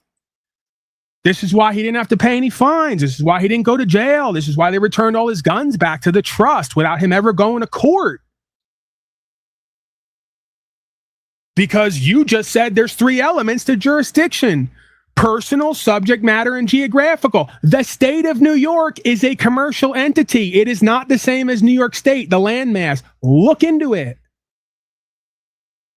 That's why Washington, D.C., the head of all these supposed unionized state, is not on a unionized state. See, it's outside the shell corporation, playing from outside within with jurisdiction. Subject matter, that's your all caps name. Anytime that you stand in a capacity, a status and standing of capitis diminutio maxima, you've given up your God-given rights. When you go into U.S. code, there's 2 kinds of persons, a legal person and a natural person. It's not there on accident. When you're in a corporate capacity, in an all caps name, doing practical process and procedure in a corporate capacity day to day, you have given up the standing of your natural personhood. You are now considered the legal person. Because why? You think you're part of a society. There's a legal society and a law society. And the legal society runs essentially all of your courts, and your courts run your corporation you call your country. So it's not law. It's the legal society using legalese to get every man and woman away from the law and into a corporate capacity where government, aka corporation, can govern you, because a corporation can only regulate same, like, and kind. It's called intercourse. It's why a dog can't fuck a cat, just to be blunt with you. You want to use banking language that also moves over into common practice and process. Not only is it courting, it's intercourse. You need same, like, and kind. That means man, woman, man, man, human. Human has to interact. Or corporate entity, corporate entity. See? So instead of you pulling these corporatists and these corporations into the jurisdiction of under God facing a man as a man or a woman, you keep getting pulled from your manhood into corporate legalese personhood with their processes and procedures. That's all they want spiritually. I don't care if you win every fucking court case. You didn't win spiritually because they got you to give up your natural standing and status as a man under God who doesn't need their process and procedure to play their game. You denied God, creation, law, truth, life, and way to win in their game with their process and procedure. You lost spiritually. I'm desperately trying to explain this to Cameron and others. I think he's going to get it, and he's literally going to be a part of changing this fucking world. This is such a simple but challenging concept for so many. We'll get there. We'll get there at some point. So we'll continue with Tanawah as he tells us all about how the state is a party to a case and can only be won because you've relinquished your original status and standing and jurisdiction as a subject matter by claiming to be a citizen of U.S. corporation owing allegiance and therefore being obliged to follow certain statutes, policies, and codes. This is why Native Americans and others have a legal relationship with U.S. corporation. That's been verified. They don't have a duty and obligation to them and follow them. They have a legal relationship. Do you want me to pull up that article straight from the mainstream to prove it once again? Well, guess what? If the Native American Aboriginals born on this land have a legal relationship with United States Corporation and every other state of a municipal corporation, then so does Paulie Boy, because he's an Aboriginal. Aboriginal. Let's get into that word. How interesting that word is. There's the OGs, the originals, and then there's everything else out here, not banging on principles. Right? So Paulie Boy is an Aboriginal born on the land under God. He retains his natural personhood and his natural rights. You move anything outside of that, you've given up your status and standing. And again, I don't care if you win 10 out of 10, you lost spiritually because you gave up the main dynamic here. They're supposed to serve us and adapt to us because they're our servants, not the other way around. See? This is the original chain of title, and you got things ass backward. And that's why most of them, even if you win at court, they don't respect you as a man. And for most of you, you don't care because your credibility, your reputation means nothing to you, as long as you're getting this and people say you're something. But them people at the court, when you show up with motion this, motion that, this, that, petition to, asking, begging, all you needed was a claim and an order. All you needed was the proper status and standing and jurisdiction. Generate your claim and order so they can file it and execute it because they're administrating on your behalf. We're not presenting on their behalf. We're not adapting our presentment to their process and procedure. That's been the problem all along. Okay? So again, you courts will recognize a man in his purest form when he shows up and puts a valid, verified claim on record that he is under God with natural rights and is not subject to any jurisdiction of any corporatist endeavor and municipality with their statute, policy, and code. Why? Because your constitution that I'm not a party to, that you're a party to because you swore to it, says statute, policy, and code is given the force of law through consent of the governed. I don't consent to be governed by statutes, policies, and codes and code makers while they try to extract revenue through fraudulent contracts to go and build an extension on Little St. James Island. No. Okay? So again, you have to be able to see what the God of creation is asking for you and from you, and why anything but that is a failure, because this is a great spiritual test and challenge, and it is a game of deception. And if you make it about pride and ego, they will let you win the game to lose the war, or vice versa. They'll let you win the battle to lose the war. And I'm not saying it's a war like an active hostile conflict. I think you folks know what I'm talking about here. And again, this is so crazy. I get it. I know how it sounds. This is so crazy. I believe that the people involved don't even know they're being used by the spirit and being avatared. So what do you think of that? I'm really crazy for that. Because they'll say, Paulie, you think everybody at the court's involved in a grand conspiracy? Yes and no. Spiritually, yes. Intellectually, no. There may be to a certain extent, right? The legal society using legalese, all agreeing to push certain processes on the people that they don't know the other side of the jurisdiction. So what they don't know doesn't hurt them. We'll slave them all day and make money off them. We'll pimp on the hoes who show up as hoes, right? Okay. But yeah, I contend that just like Albert Pike and many heads of world Freemasonry contend, I agree with them that the majority of this race is being avatared and used by principalities in high places, and they make movies off all this shit, right? It's the Mr. Smith again. And just when you think that it's doing the right thing and that it's winning, it just lost everything because it gave up and sacrificed this to get that, because this is a realm of sacrifice, right? We know that. And I don't necessarily mean human sacrifice. That's one side of the jurisdiction, right? You want power and value, truly?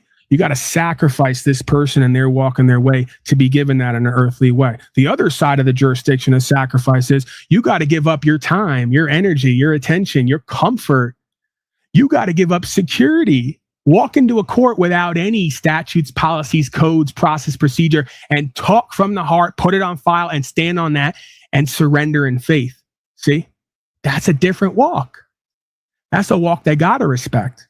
They say there's a man, thinks for himself, fears for himself. He's convicted. He's not a collectivist. He's not citing other man's works and words for where he gets his understanding and his conviction. That's a man who walks with God. That's a man who's worthy of being served. See? It ain't about winning at the court. It's about calling back and conjuring this spirit of being trustworthy and honor able and faithful, right? So these folks can really want to serve man and woman again. Because if I was them, I wouldn't want to serve you for 3 fucking seconds. I would tell you just like I'm telling them, you're a bunch of punk ass cowards. You don't know yourself. You don't know God, the truth, life, and way. And you damn sure ain't going to tell me what I'm going to do. Quite the opposite. I'm going to tell you how this is going to go. And that's exactly how they treat most folks. For exactly that reason, I contend it. They don't even have to know that to be a part of that. That's what's so fascinating about this incarnation. Again, as we're living life, life is living us. You can choose to breathe or you can be breathed.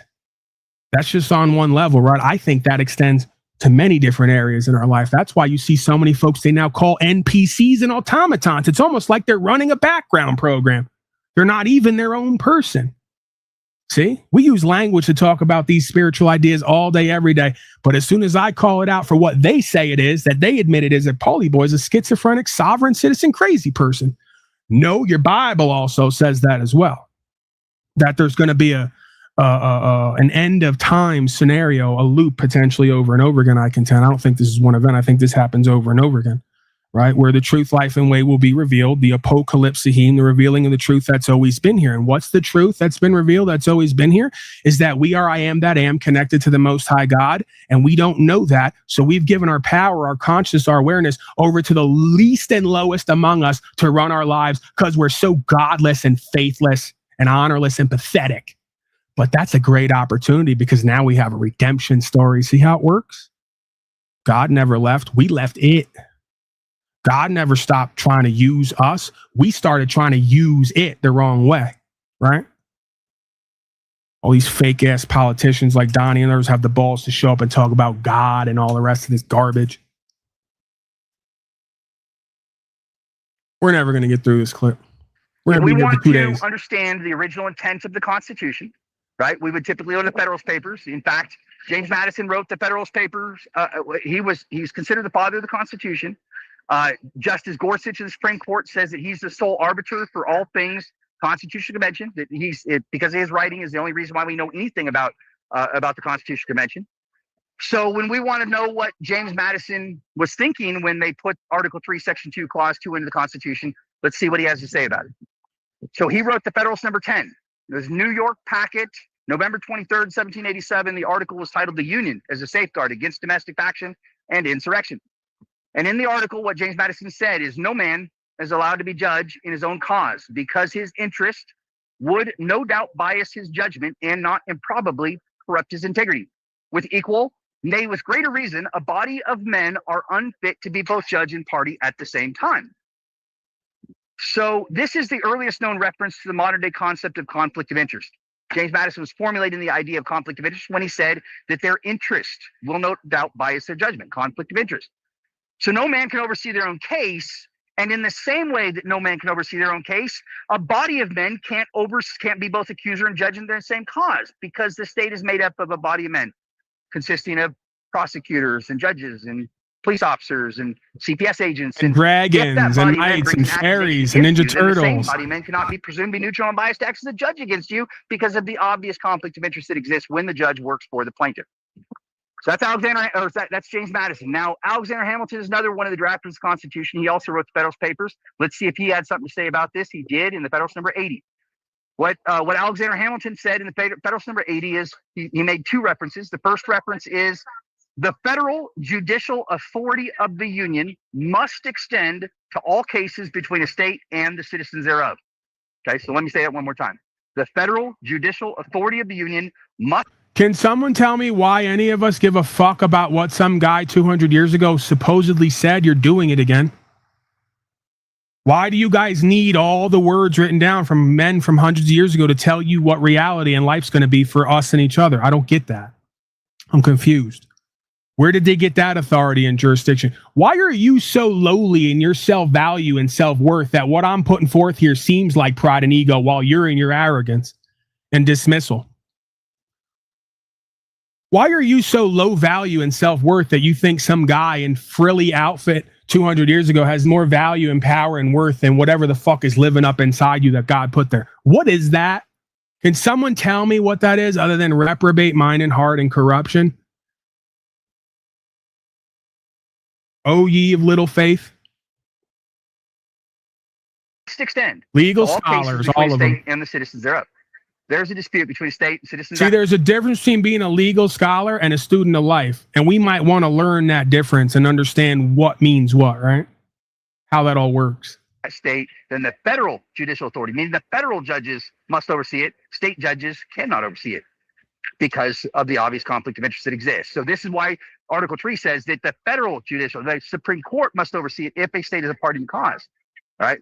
Now, the second reference that he made in the Federalist number 80 is he said that state tribunals cannot be presumed to be impartial when they speak for themselves. No man ought certainly be a judge in their own cause or in any cause with which they have the least bit bias or interest. So state tribunals cannot be presumed to be impartial when they speak for themselves, meaning that the state judges cannot be presumed to be impartial when they're speaking for their own case. That no man ought certainly be a judge in their own cause or in any cause with which they have the least bit bias or interest, conflict of interest. All right, so that's James Madison. Now, the next thing that I would say is let's go to the Federal Judicial Code, Title 28 USC subsection 455. This is the automatic recusal code. And remember, Constitution Supremacy Clause says this Constitution and the laws of the United States shall be the supreme law of the land, right? States cannot pick and choose which federal laws they want to implement or not implement. And this was upheld by the Trump tariff case that just came through, because remember what was going on with the Trump tariff case, or sorry, not Trump tariff, but the sanctuary city case. So there were a number of states that were refusing to recognize and enforce federal immigration laws. The Supreme Court said, no, you must obey all federal law. That's what they said. So if they have to obey all federal law, Title 28 is absolutely federal law, right? It's not a local option. So Title 28 USC subsection 455 says that a judge has a mandatory, non-waivable, self-executing duty to recuse himself if he is an officer of either party. An officer of either party. These are judicial officers of the state, which just so happens to be the moving party. Therefore, they all have an automatic, mandatory, non-waivable, self-executing duty to recuse themselves because of the obvious conflict of interest that exists when they work for the plaintiff.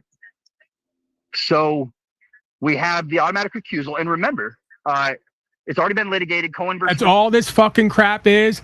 No one knows out there what the fuck he just said. I live this shit and I don't know what the fuck he just said. And it's not meant for you to know what he just said. They want to keep you here for the next 5 years, 500 years, focusing on this garbage you can't understand and spit back instead of getting back into the spirit inside of you and doing what's true and what's right. So keep posting this, keep entertaining this garbage. I can't even put my time and attention on this for more than 30 seconds at a time without getting frustrated. And I don't know, and I know a lot of you motherfuckers out there are the same way. You just don't have the balls and the authenticity to pipe up and say it. Because I got to be the jerk off. I got to be the clown. I got to be the gorilla. I got to play the fool and play the bad guy. I don't mind it. It is what it is. But that's part of the problem again. See? Virginia Hill versus Weeks, that when a judge acts or takes action in a case when they have an automatic refusal under 455, they are now warned against the Constitution, committed a crime of treason in open court.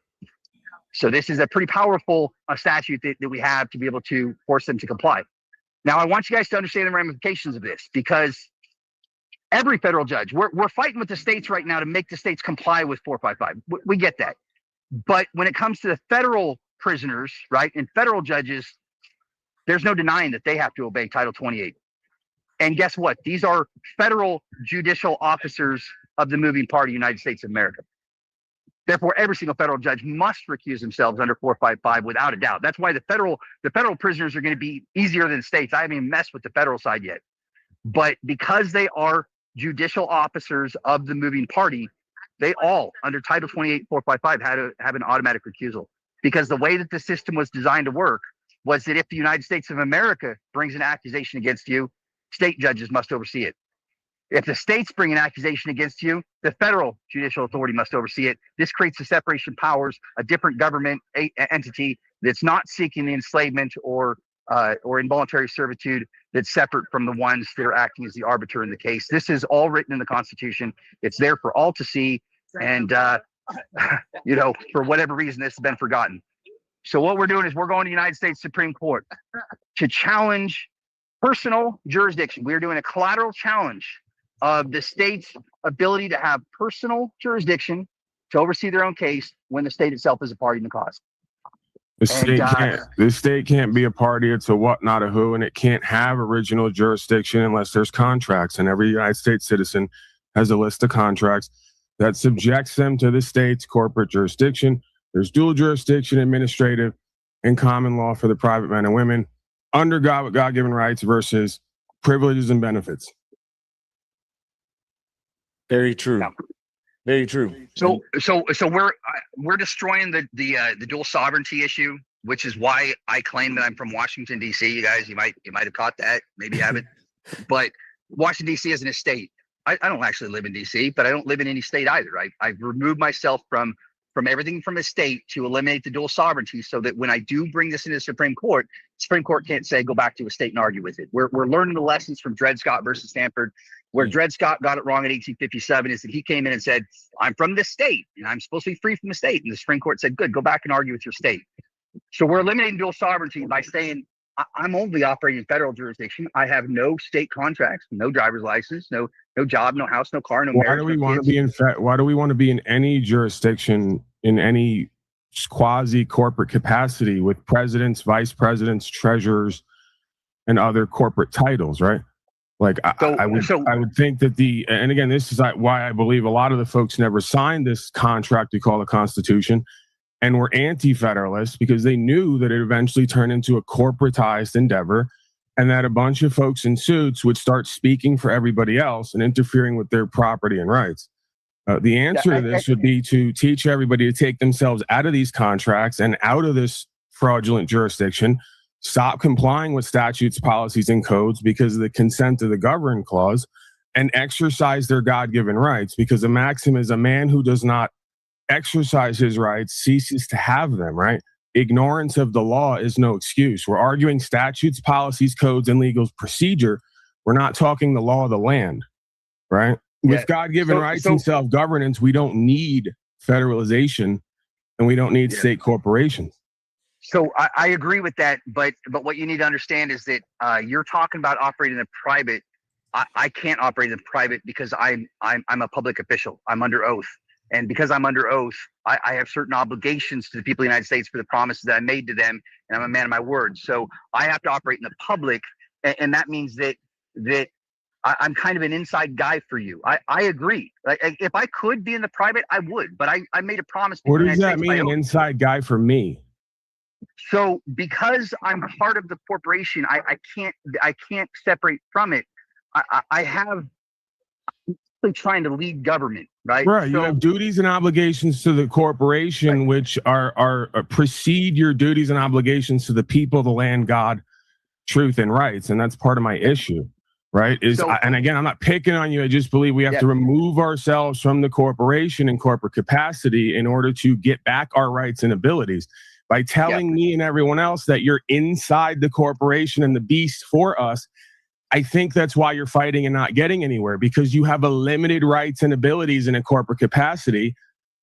If you take yourself out of that capacity, you have unlimited rights and abilities to contract, so on and so forth, right? So again, I'm not trying to pick on it. I'm just saying I think it's a very limiting and disempowering stance, especially when we try to convince everybody else to sign on to this. Instead of to be the change, right? And to actually practice the rights and freedom on the ground and make these people recognize us at the courts. That's very interesting, and I do see it on both sides. So it's kind of crazy because I'm seeing both sides here. Okay, go ahead. We do have 2.9 million people that are currently enslaved.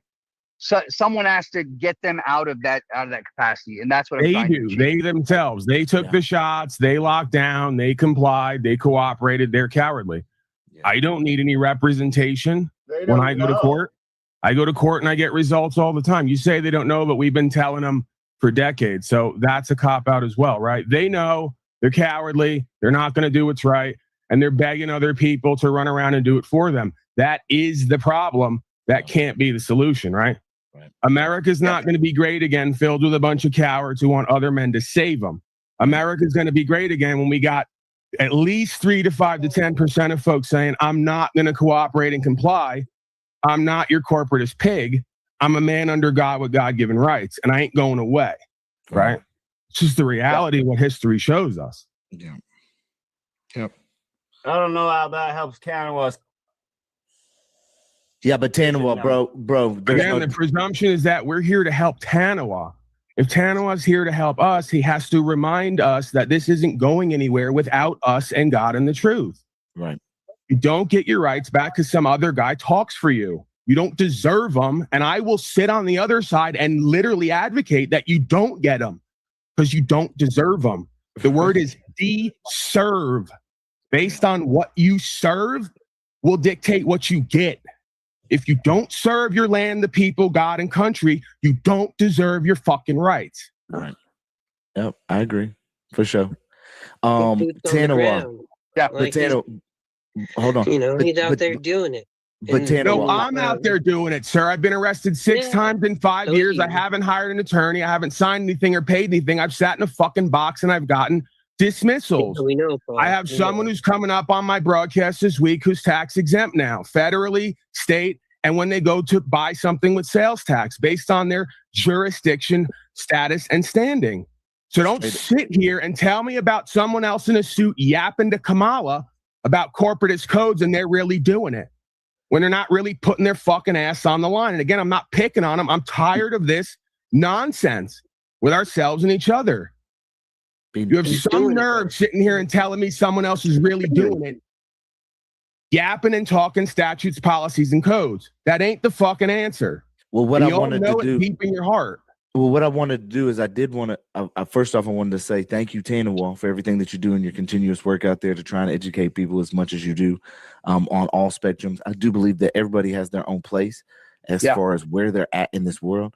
Right. Paul, you're on a different spectrum than Tanawah. Tanawah's on a different spectrum, and it's okay. Everyone's got their place. I'm on a total different spectrum, but I have to respectfully disagree. And again, I'm not trying to cause problems and start a fight. You good?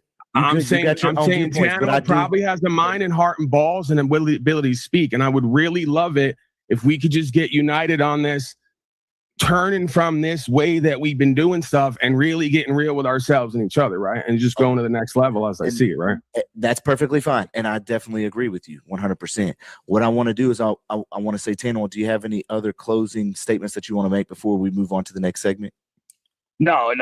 Other than you guys, I'm on my path, and it, you know, I respect Paul. I respect your path. We're all on a path.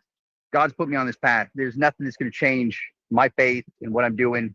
And you know, I know that there's a difference between public and private, but I have to operate and fulfill my promise to the people of the United States, and that means that I have a duty and obligation to recognize that I have an equal obligation to protect the institutions that the Constitution created as much as I am to protect the rights of the people. That absent those two things, I can't fulfill my endeavor or my undertaking to support the Constitution. I don't trust the people in a position, but I do trust the institutions that were created, and my faith is going to lead me to finish this. So, you know, I'm delivering on June 19th to the Supreme Court, whether they hear it or not. This is what I got to do. Thank you, guys. Thank you. I appreciate it, brother. What I want to do is have everybody real quick just unmute and say thank you, Tanawah. Keep up the fight, brother. Thank you. Being out there, man. Tanawah. Sticking it to him. Thank you, guys. Tanawah. Thank you, guys. I got to get the booth ready.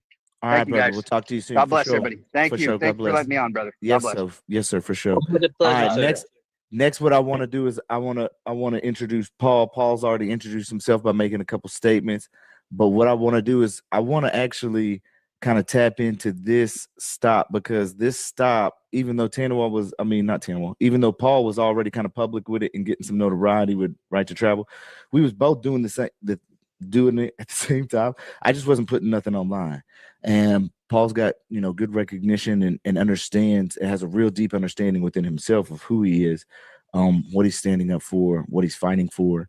I mean, one of the deepest ones is as far as knowing truth within, and that knowing truth within as far as who you are is very important, because it translates over. It's energetic. Paul, you got anything you want to say before we go over one of your first stops?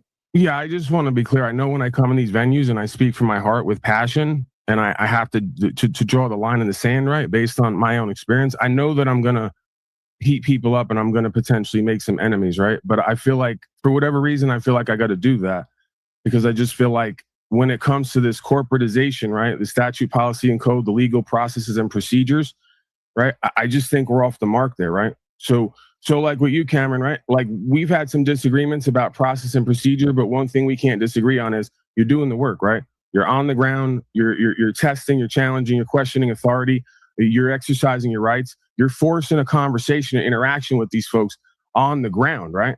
And that's all that I'm really saying is I really don't believe, and maybe there's something these folks know that I don't know, but they can't explain it and make me understand it, so I'm not buying it, right? I don't think there's any way we're going to get to rights, freedom, principles, and spiritual faith by yapping and by sending people to represent. We are already getting it and restoring it by challenging them on the ground and becoming the change, right? Becoming part of the Renaissance. And I don't ever want people to get the idea that there's any other way that this is going to get done, right? Because I think that it's a comfortable deception, right? And I'm not blaming anybody for that. I'm just saying that I think we need to go to the next level. No, for sure. I feel you on that 100%. All right, I'm going to get into it. Let's get into it. Video, please. What's that? Let me just start my video, please.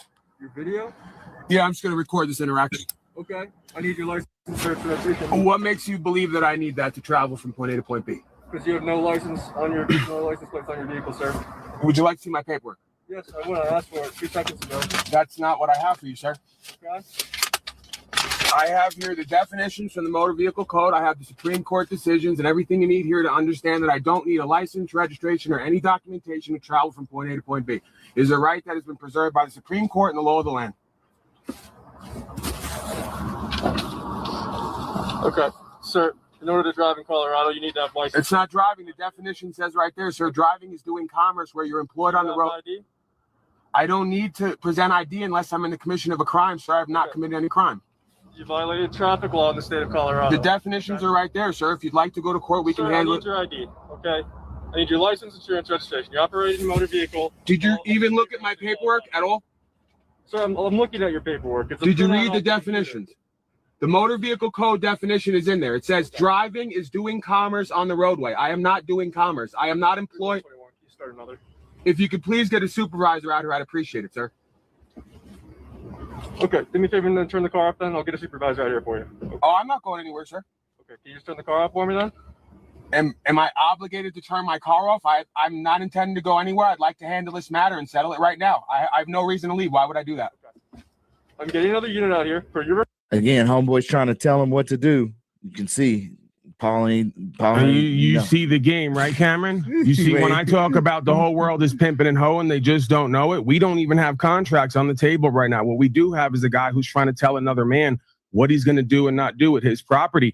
That is literally jurisdiction, meaning to speak the law. That's what jurisdiction is, right? So he's not my representative. He's not my lawmaker. He is code enforcement. And I'm not a United States citizen in this capacity. I'm a man under God with God-given rights.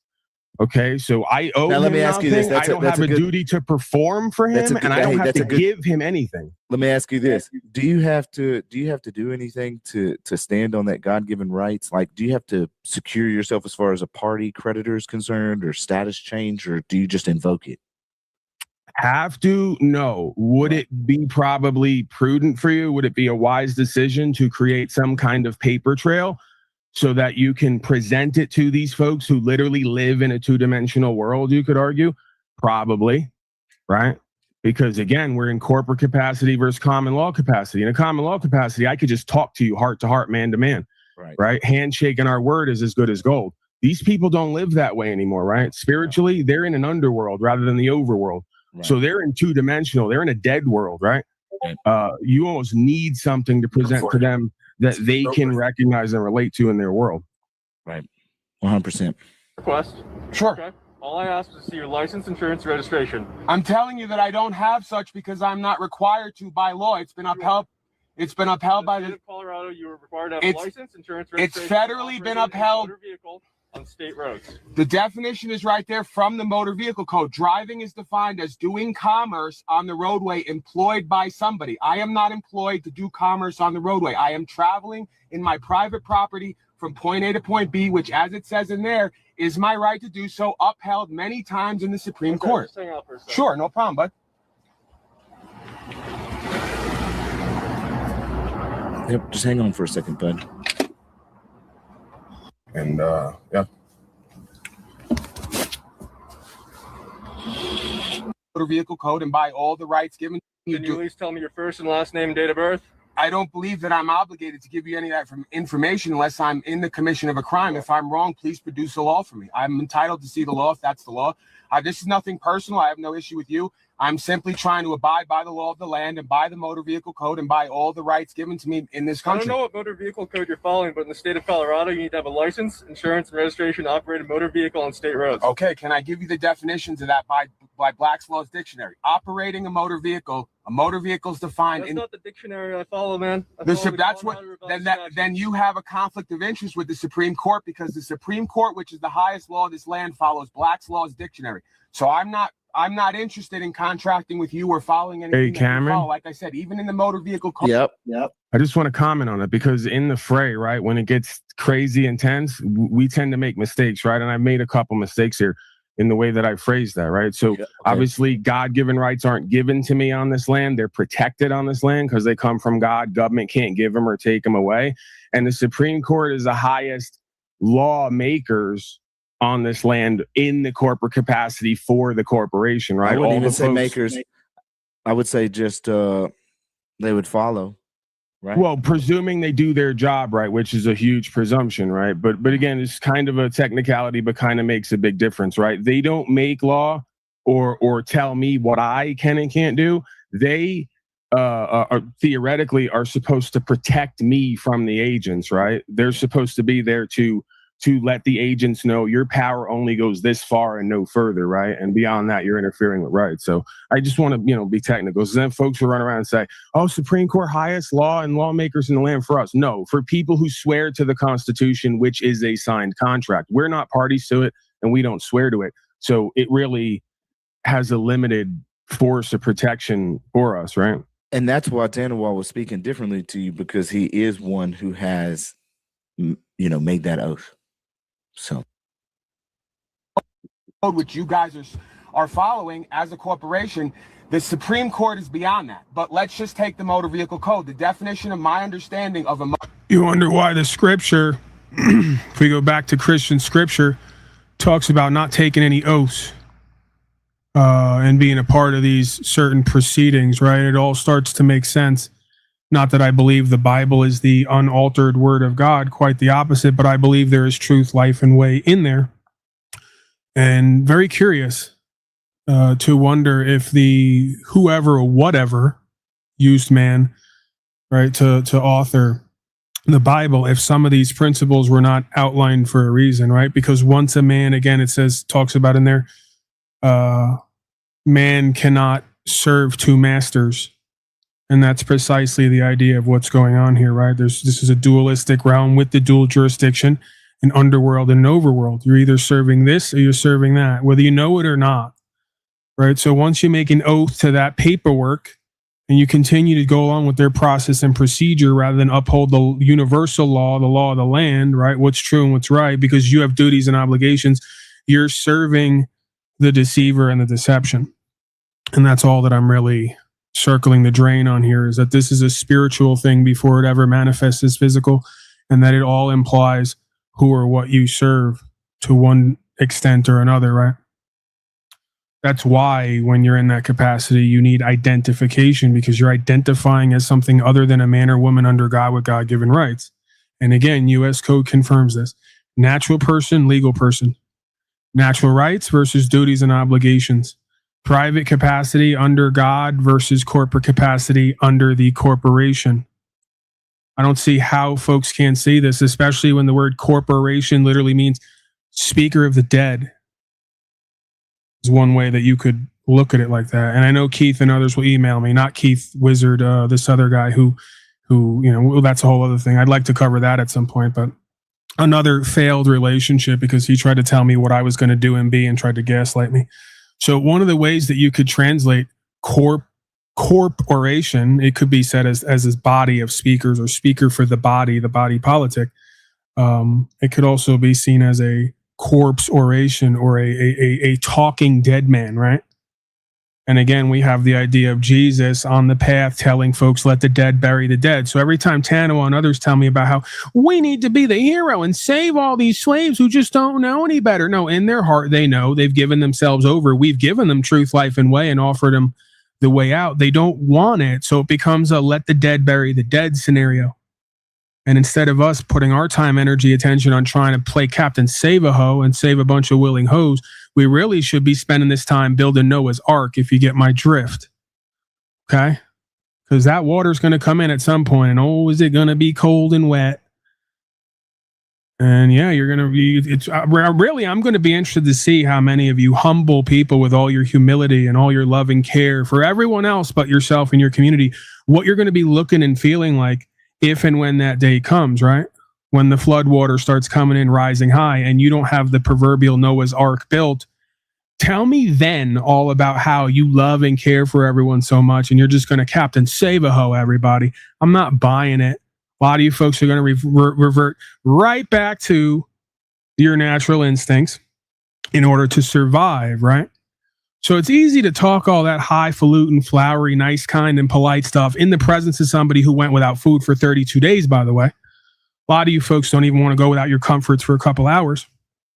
And tell me all about how I'm not nice, kind, and polite like you are. I really just don't love and care like you do till the day comes where we're going to see the real you and what it was all really about and what you really denied and neglected because you wanted to LARP and play hero, right? I ain't Enrique Iglesias. I can't be your hero, baby. The only person who's going to get you out of slavery is you and yours. You could take that to the bank. Motor vehicle is a vehicle that is doing commerce on the roadway. It even gives definitions in the code. It says tractor, trailer, bus, or a taxi, right? Taxi driver, bus driver, truck driver. I am not a driver. Now, he's not looking at no script. This is coming right off of the dome. Because I'm not transporting or in the act of trafficking any goods or peoples. I am. Let me ask you a question. What were you doing right there on Colfax then? Operating the motor vehicle. Would you consider yourself a driver? No, of a motor vehicle? Absolutely not. A driver's a driver by definition. You're driving the car, Paul. Not according to their federal code, which says that a driver is one employed and that a motor vehicle is engaged in commerce on the roadway. I mean, again, that's their corporation's United States code and definitions, right? So we have a conflict of interest.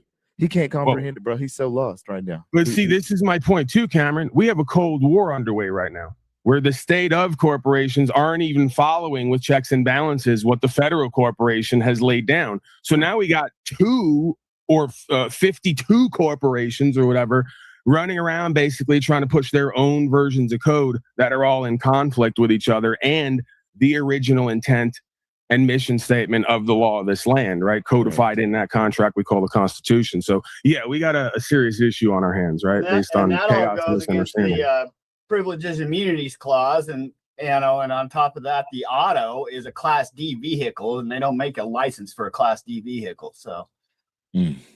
Well, you can't license something that's unlawful. And if something's lawful, you don't need a license, right? Imagine that idea. Absolutely. It's a colloquialism that we don't understand here, or maybe they haven't told us or we don't understand. But the word driving by definition means you must be employed by somebody. So I was not driving. I was traveling in my private property from point A to point B, which, like I said, the Supreme Court has upheld many times. I have the right to do so. If I was, let's say, doing Uber or some form of hauling goods or services on the roadways, then yes, the government has a right to know that I can operate the roadway to do that business and then tax me, of course. But I'm not doing such. I'm traveling from point A to point B in property that I purchased privately and legally and lawfully. Okay. Can I ask you a question? Sure. What is your name, man? Why do you not want to identify yourself? I just believe that nothing personal to you. I have had some incidents in the past where any information that I give, as you know, can and will be used against me in a court. And I don't believe that I have any necessity to give any information. You see my name. Right? But you're required to produce your name because you are a government employee. It actually says I can ask you for 3 forms of ID, which you have to produce. You cannot ask me for, this is by my understanding of you guys' contractual law to uphold the Constitution and even the codes, quote unquote, of the state and the city. Okay, so my understanding. Well, I even got one better for you than that. Can someone please explain to me how United States Code and congressional rulings have essentially spelled out and ruled that one not only doesn't need to provide their Social Security, it could be deemed as unlawful or illegal behavior, whether you know it or not, to provide a Social Security as a number, as a form of identification to create contracts. That's why the original Social Security card said, put this away, do not present it as ID. So every one of your state of corporations is currently violating U.S. code, it could be argued, and requiring you to produce your Social Security account number for them to create an account for you in order for you to engage in your rights. Sorry, your privileges that they've given you, which again is all treasonous, traitorous, sedition. You know, there's many different ways that it's been spelled out or could be looked at, right? It's a complete fascistic corporate takeover from the ground up. And the fascistic folks continue to want me and others to go and beg the corporation to stop doing fascism and corporatism on all of us instead of just not complying anymore. You know, I get it, guys. I get it. It's a tough road to hoe here. You either have to be a bitch and a hoe and beg them to allow you to be a man, or you just got to be a man and then take the consequences of whatever they throw at you, right? Try to navigate those waters. Would be my intent, correct? Right, and you don't have mens rea. Is that where you're going? Yeah, there's many different ways that we can establish that this being has a conviction that not only does my intent, correct? It actually says I can ask you for 3 forms of ID, which you have to produce. You cannot ask me for. This is by my understanding of you guys' contractual law to uphold the Constitution and even the codes, quote unquote, of the state and the city. Okay, so my understanding would be my intent, correct? Right, and you don't have mens rea. Is that where you're going? Yeah, there's many different ways that we can establish that this being has a conviction that not only doesn't make him guilty, it makes him a servant of the same land and people you all swore to protect, right? It is very interesting. It is very interesting because I'm telling you, bro, the intent is everything. Well, all are equal under the law, right? I'm telling you, bro. My understanding of that is I am not required to provide any of that information unless I'm being charged or you know, some kind of crime is suspected, which I don't believe. You're being charged for violating traffic code right now. If you want to bring those charges, that's fine. Right. That's what I say. Who's gonna be your valid verified claimant? You're gonna walk into court to swear on a stack of Bibles and point at me and say I caused loss, injury, harm, owe a debt, or was a direct threat to the public. Oops, you don't have that. You never have that. That's why I laugh when Tanawah says the state of as a party to a case. It's a what, not a who. It can't take the stand. It can't testify. It's not a valid claimant. Well, that is contractual fraud. Okay, but the only thing he's trying to bring forth is that when the state is a party, it's supposed to be Supreme Court jurisdiction anyways. All I'm saying is if we just understand the simplicity here of the fraud going on, we don't have to get into all the rest of this extra shit. I know. You need to send in a man or a woman with a valid verified claim. If you don't have that, I'm not even going to interact with you. This is laughable. I know. He's just trying to bring it on another level to say, look at where y'all making mistakes at anyways. We're bringing it. I'm trying to love. For you and everyone else, I'm trying to love, but I just can't. You know me, bro. East Coast, Irish, Italian, they call me the gorilla. I you know, this is the best I got when it comes to the love, right? I'm trying to simplify this shit so we can all get it, right? When we start getting into this code, this, that, and the third, I just believe we need to really overly simplify this to where any man or woman could just speak from their heart and surrender the rest, right? Yeah, you could. Columbo when we go to court over here. And they convict me in the local court, I will go to Supreme Court and you will be held accountable and liable for those charges, just like a credit card. You cannot bring charges and not be held liable for them because the responsibility and onus is on the person bringing them. So I would hope that you'll be able to prove in a court of law based on case law and everything else that I don't have a right to not operate. See, this is the game. I don't have a right to take my private property from point A to point B, which like I said, the Supreme Court ruling is in that documentation I gave you. All the definitions are there. So I'm not coming from my own manifestation. I'm not coming from something that I want to be true or made up. I've read the definitions. I've gone through the case law. I've looked at the Supreme Court decisions. It's expressly stated in there. The law is expressed, not implied. This is my understanding of it. You know, I'm a man who does no harm, and that's how I live my life. I live my life by truth and doing no harm. The law of love. You know, I have no issues with you or anybody else, and I'm not in the doing anything wrong at this time. I've caused no loss, injury, or harm to anybody. I'm taking my property from point A to point B. Do you live in Lakewood, Denver? Where do you live, man? I would rather not answer any questions. I live in my body. You live in the state of Colorado? I'd rather not answer any questions. Okay. Well, you're operating a motor vehicle in the state. I'm not operating a motor vehicle. Now we're gonna go with see, this is what happens, right? The relationship man. with these people is like a relationship with a narcissist. They're now gonna tell me my intent, what I'm thinking, what I'm believing, what I'm doing, and what they're gonna call it so they can make a judgment on it, right? Bro, And you create just a power literally differential. you literally just explained everything to him, and he's simply just it went in one ear and out the other, bro. He's a trained robot, right? Like most citizen slaves, they're trained robots. They don't know who they are, where they are, what's going on around them, what the words all mean, and where this is all going, right?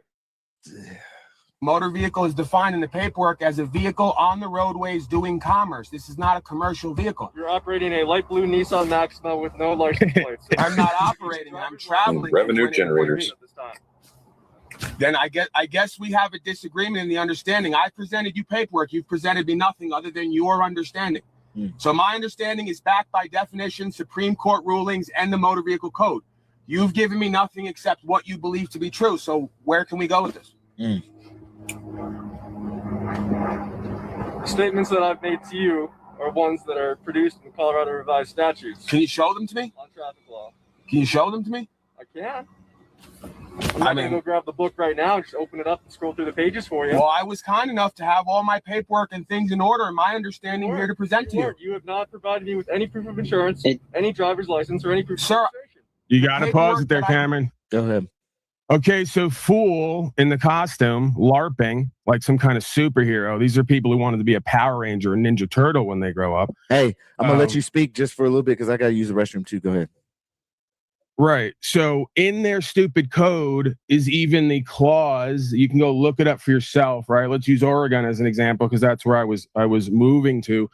That same code that generally refers to insurance talks about statement of financial responsibility.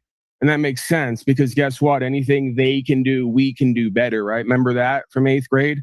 So like whatever the banks can do, we can do. Whatever these representatives can do, we can do. So it turns out you can self-insure. Wow, Paulie boy. Wow. Yeah. You don't have to go to a big corporation and pay them for a service we may never use. We could just replace them, right? And the way that you do that is you put up X amount, let's say the state of says the corporation, right? The agents for the corporation say, we need a minimum coverage of $10,000, right? For you to move around and every slave feels safe. Okay, I put up the 10K cash in escrow, and then I create a bonded claim, and then I put that on record and give notice that in the event that I, with negligence, cause loss, injury, and harm, not even necessarily by accident, but okay, with negligence, if I cause loss, injury, and harm, and I'm deemed at fault, then I will pay out on the minimum coverage from the state corporation, right? In which case, if I move around and I never hit anybody, I may never have to pay that out.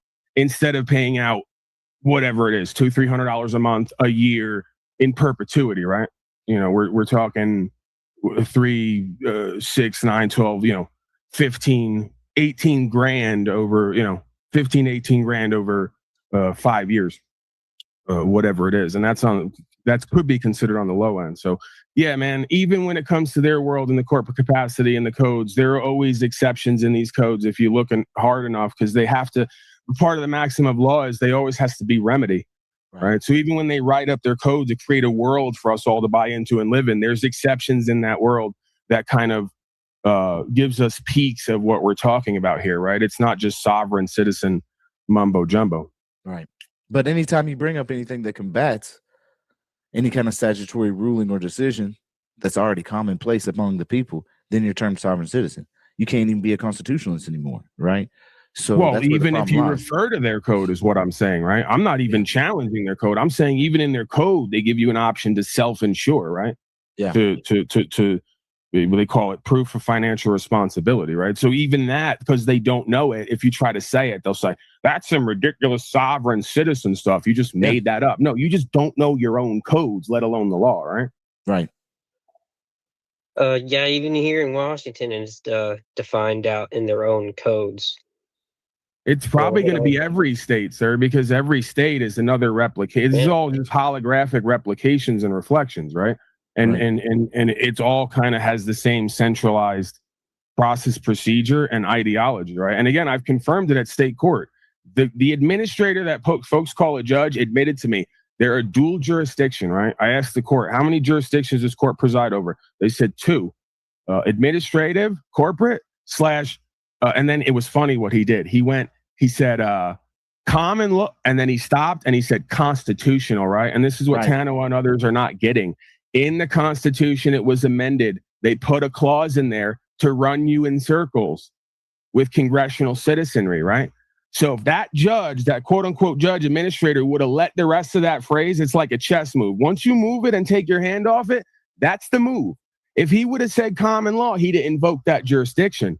He tried to invoke it without invoking it by saying constitutional, because the spirit of the common law is in the Constitution in the beginning of it. But by the end of it, they amended it to run you back into the state of and the corporations, right? And the corporate process and procedure. So, well, it's kind of like we had one judge too on one of our Wisedomians. He came up and straight up said, like, you've brought forth an 8.3 statutory motion, right, to dismiss, rather than bringing forth a notice and demand to dismiss as unconstitutionally applied with points and authorities. And he was just like, since you come forth with this motion, I got to treat it as a statutory motion. And there it is. Cameron is now admitting, I'm not saying he was hiding it. I'm just saying even he's confirmed at court. The administrators are admitting to everybody, if you come forth and ask, I have an ability to deny, and I may have a duty and obligation to my company to deny. If you just come forward as a man with a notice and a demand, see the difference? Notice, demand, claim versus application, which is asking and begging, petitioning. Oh, I've submitted XYZ to the court. I'm sure you have. See? So they'll literally, while they say we're crazy, don't know what we're talking about, we just keep getting results one after the other at court. The administrators are all coming out now and admitting it. I told you for years, these people have been begging people to come forward indirectly. They've been dying to have some men and women come through that court and actually practice upholding the law for once. They've been getting tired of dealing with all these inauthentic corporate beta males and females. Shit's boring. I know I would be. I mean, was there a fucking man or woman around here anywhere? Liven this up a little bit. So yeah, the administrators freely admit, dude, you came forward with emotion. It's like asking the court, hey, can we do this? No, not today, not right now, maybe later. You just put yourself beneath them. You come forward with a notice and demand, hey, this is who and what I am and what I'm not, and this is how I'm moving forward. Like it or love it, they got to serve you at that point legitimately. If they're legitimate, I'm not claiming they're all legitimate. They're not corrupt, of course not. I'm just saying the reason why so many of you keep losing at court is because you're asking them to do your will instead of telling them to do your will.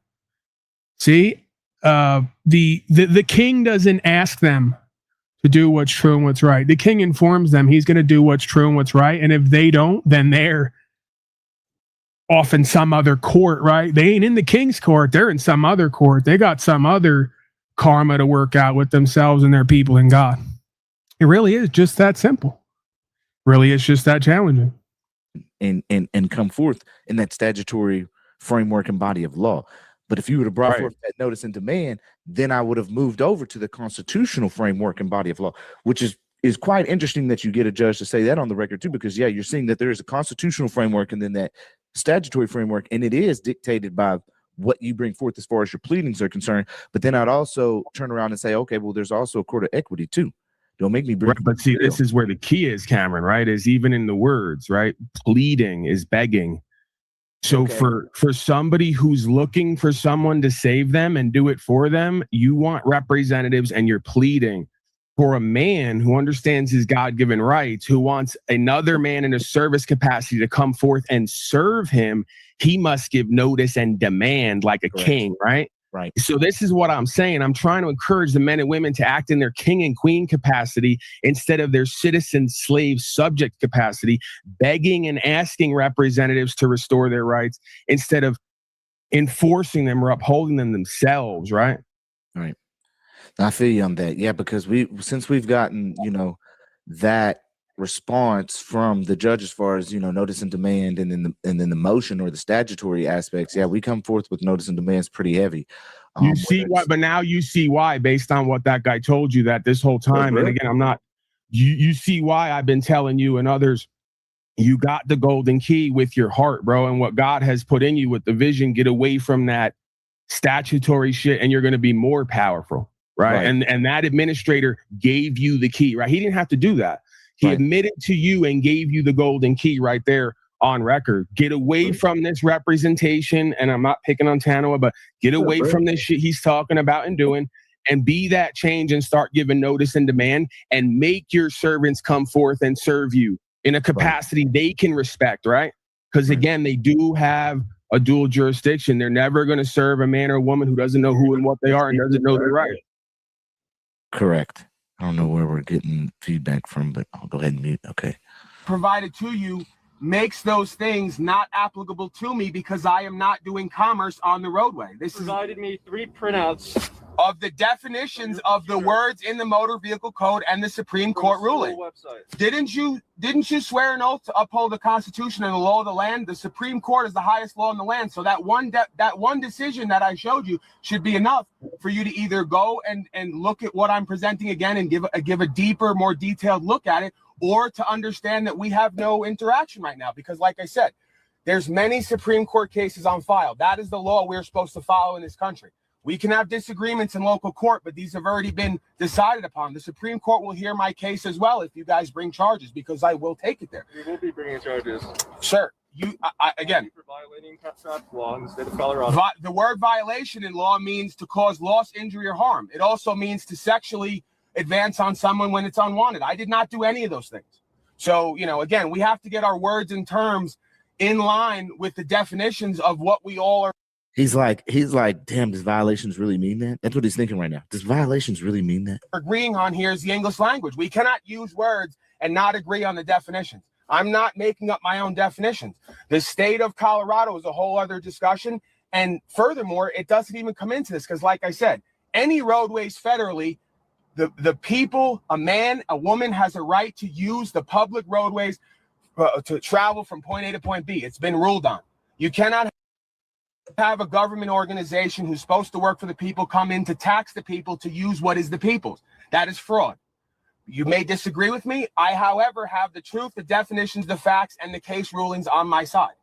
So like I said, if you bring charges for... Oh, yeah, and we got Hefe this week who went to talk to the cops, and he's got a warrant from some county, and then when you get down to it, right, they go, well, it's only a warrant if you come through this area. We're not going to come get you anywhere else.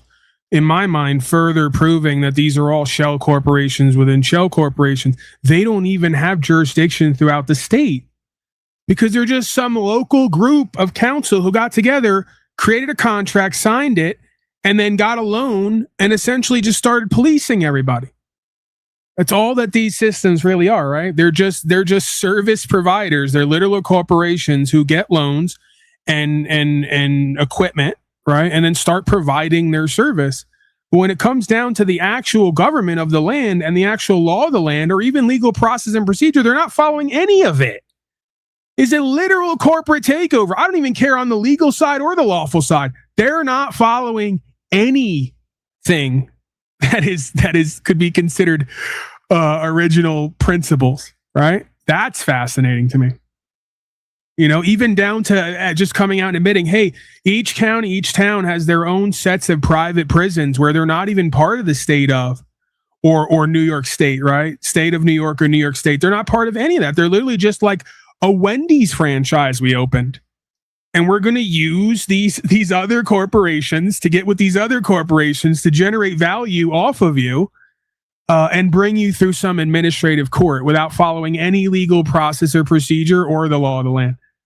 You know, that's how you know where we're actually at here, how far down the line we are. Fourth, I expect you to show up on the day of whatever the proceeding will be. And then I expect you to show up at the Supreme Court proceeding. And we will have a discussion in front of whoever needs to be there about what I have the right to do and not do, since you seem to believe you have a right to stop me and take up my time and take a right off me. We'll have that discussion if that's what you... Okay, so he's in Colorado right now. or was at that particular point. But let's just look at just like, Washington for a second. If we go into the codes of Washington, they always have the definitions, whatever county you're in, whatever municipal city you're in. You can go and look. They're usually at the beginning of their code or their ordinance book, and you can see the definitions, right? And within Washington, what we'll see is public road means whether improved or unimproved, held in public ownership and intended to be open as a matter of right for public vehicular travel. Again, Jefferson County, public road, open as a matter of right to public vehicular travel. Okay. Right. If you ask the gods on earth in costumes for permission, of course, right? Let's be sensible. No. It says we're going into street, my boy. Even in the municipal codes, open as a matter of right for public vehicular travel. Wow. Open as a matter of right for public vehicular travel, not to drive, but to travel. I mean, how many codes and ordinances do you want me to pull up all throughout Washington state? And this is mainly like this all throughout the United States. You're just not looking in the correct spots, right? So even their own, like, let's say we're doing city cops. You got the city cops out here saying, no, you have to have a driver's license. Sir, your own municipal code says I have a right to use, to come through with my public right to public vehicular travel, meaning the public can use it in any way that's I see fit, highway or not. Nigga, what you talking about? So yeah, I just wanted to let that be known. Well, yeah, we also go ahead. No, you go ahead and continue what I'm saying. We also have to go back to what the delegation of authority dictates as far as supposed delegated powers of this corporation we call government, right? Because there has to be some actionable offense or state of affairs in order for them to move to begin with. One of them is commerce, and another is a direct threat to the public. If you don't have either of those, then what you call government, which is a corporation, doesn't even have any ability to move on a situation legally and lawfully, right? Right. That's my whole thing too. And I think that's one of the biggest reasons why we was able to get Hayden's situation on his DUI so effectively dismissed is the cops are supposed to be like ghosts, bro. Like they're not supposed to interact with the public until they see like one has caused or posed a safety risk to another person. Right. Like that's the whole point of it all. Like, did because I think by conversing with me, you can ascertain that I am an upstanding, intelligent individual who's out here doing no harm, and I have there's really no reason to have any issues with me. Why is that? Because like I said, now he's starting to get it. Now he's starting to get it. Well, why is that? The man is coming out of him, right? Beyond the robot. We're coming back to the actual human being inside there, the soul, right? Yeah, that question right there was you could tell. And we can get into all the thing. I don't know if you're interested in all that, but you see where our country's going, and what we're doing right here is part of the reason why. But I'm glad we're doing this, and I expected this, so it's not really an issue for me. I have to stand on what's true and what's right.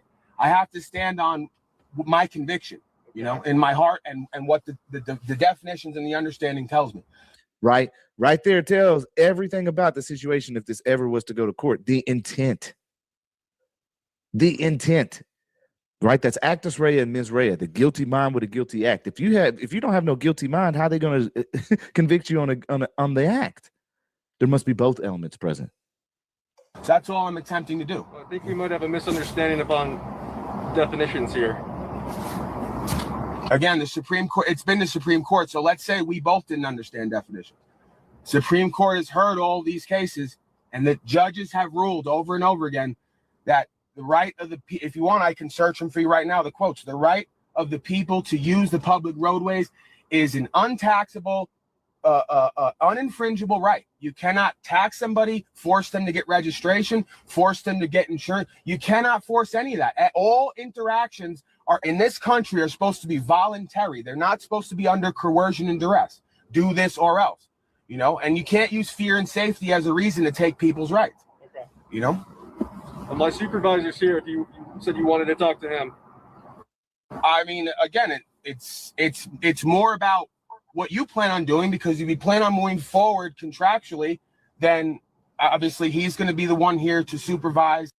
Again, quote, No state government entity has the power to allow or deny passage on the highways, byways, nor waterways, transporting his vehicles and personal property for either recreation or business, but being subject only to the local regulations, i.e., safety, caution, traffic lights, and speed limits, etc.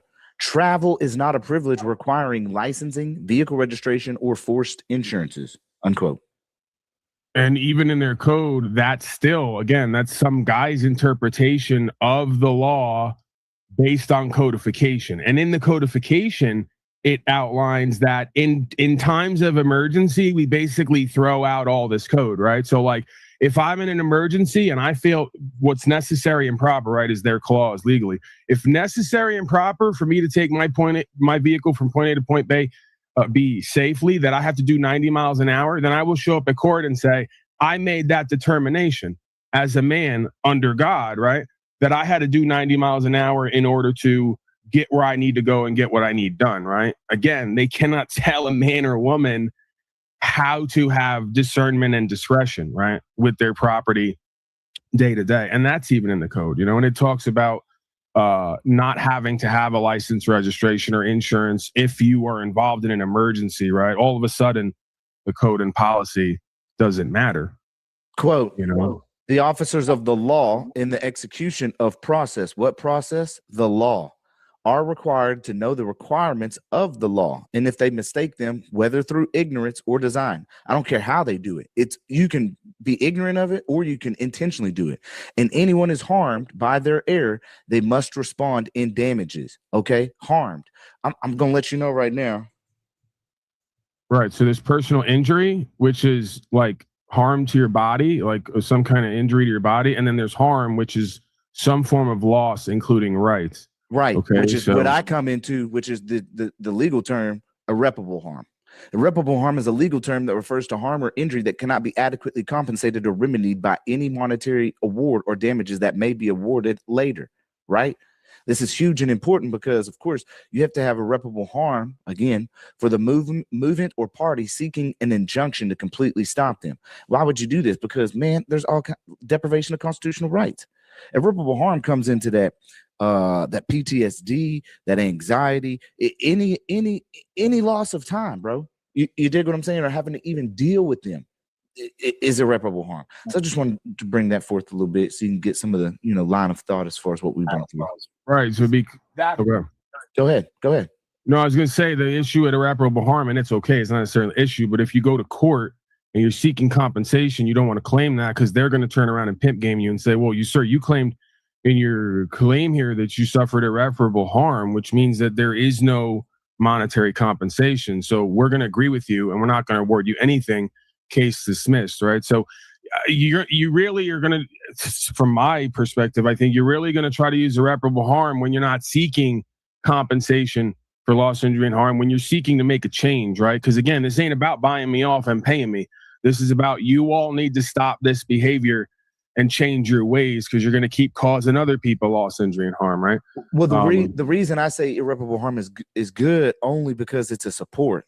You're already bringing forth your punitive damages, right? You're bringing forth all the damages as far as monetary is concerned, but also included is the irreparable harm aspect of it, which makes it even worse. Can accept that. That makes sense because then you could go for compensation, quote unquote, monetarily, and you can also go for, hey, we need to retrain these wannabe slave masters, and if you want, I'll do it for you for free. See, this is where we need to go to the next level, is you literally need to start at court and in these situations going, hey, you did wrong and now you lost your power, and now because I'm the one here moving this court, I retain that power, and from here on out, I'm going to retrain and instruct you servants on how to uphold the law and protect everybody's rights, since you don't seem to be able to understand how to do it, right?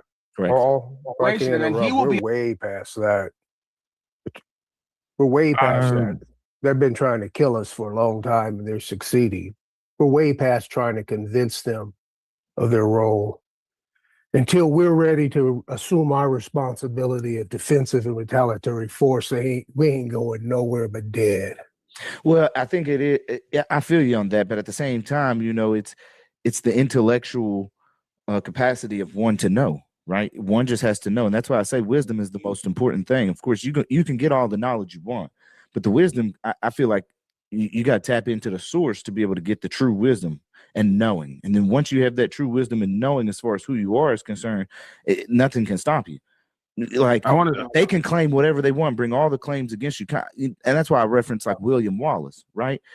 Dude had to die for what he believed in, but he was right in the whole aspect of everything that he was doing. So even when they claim that they're right, you already know within that you were right. You know, you stand on that. So no matter what they bring forth, you can never lose because you know within what is the truth of the matter. So I don't know. Yeah, leave it there. But yeah, I would say when you say we're all going to die, we're all going to die anyway, right? Nobody's making it out of this, but not everybody's going to live truly and freely and authentically, right? To be a little bit cliche. So it would seem to me that a lot of the stuff here that they're quote unquote killing us with, it's all organized and it's all voluntary one way or the other, whether you want to see it that way or not, right? Like literally 85% of the public or more is signing on to whatever these people put in front of them, right? The day that starts to change, and it already is happening. It's already underway with folks here. Paul, are you a parent?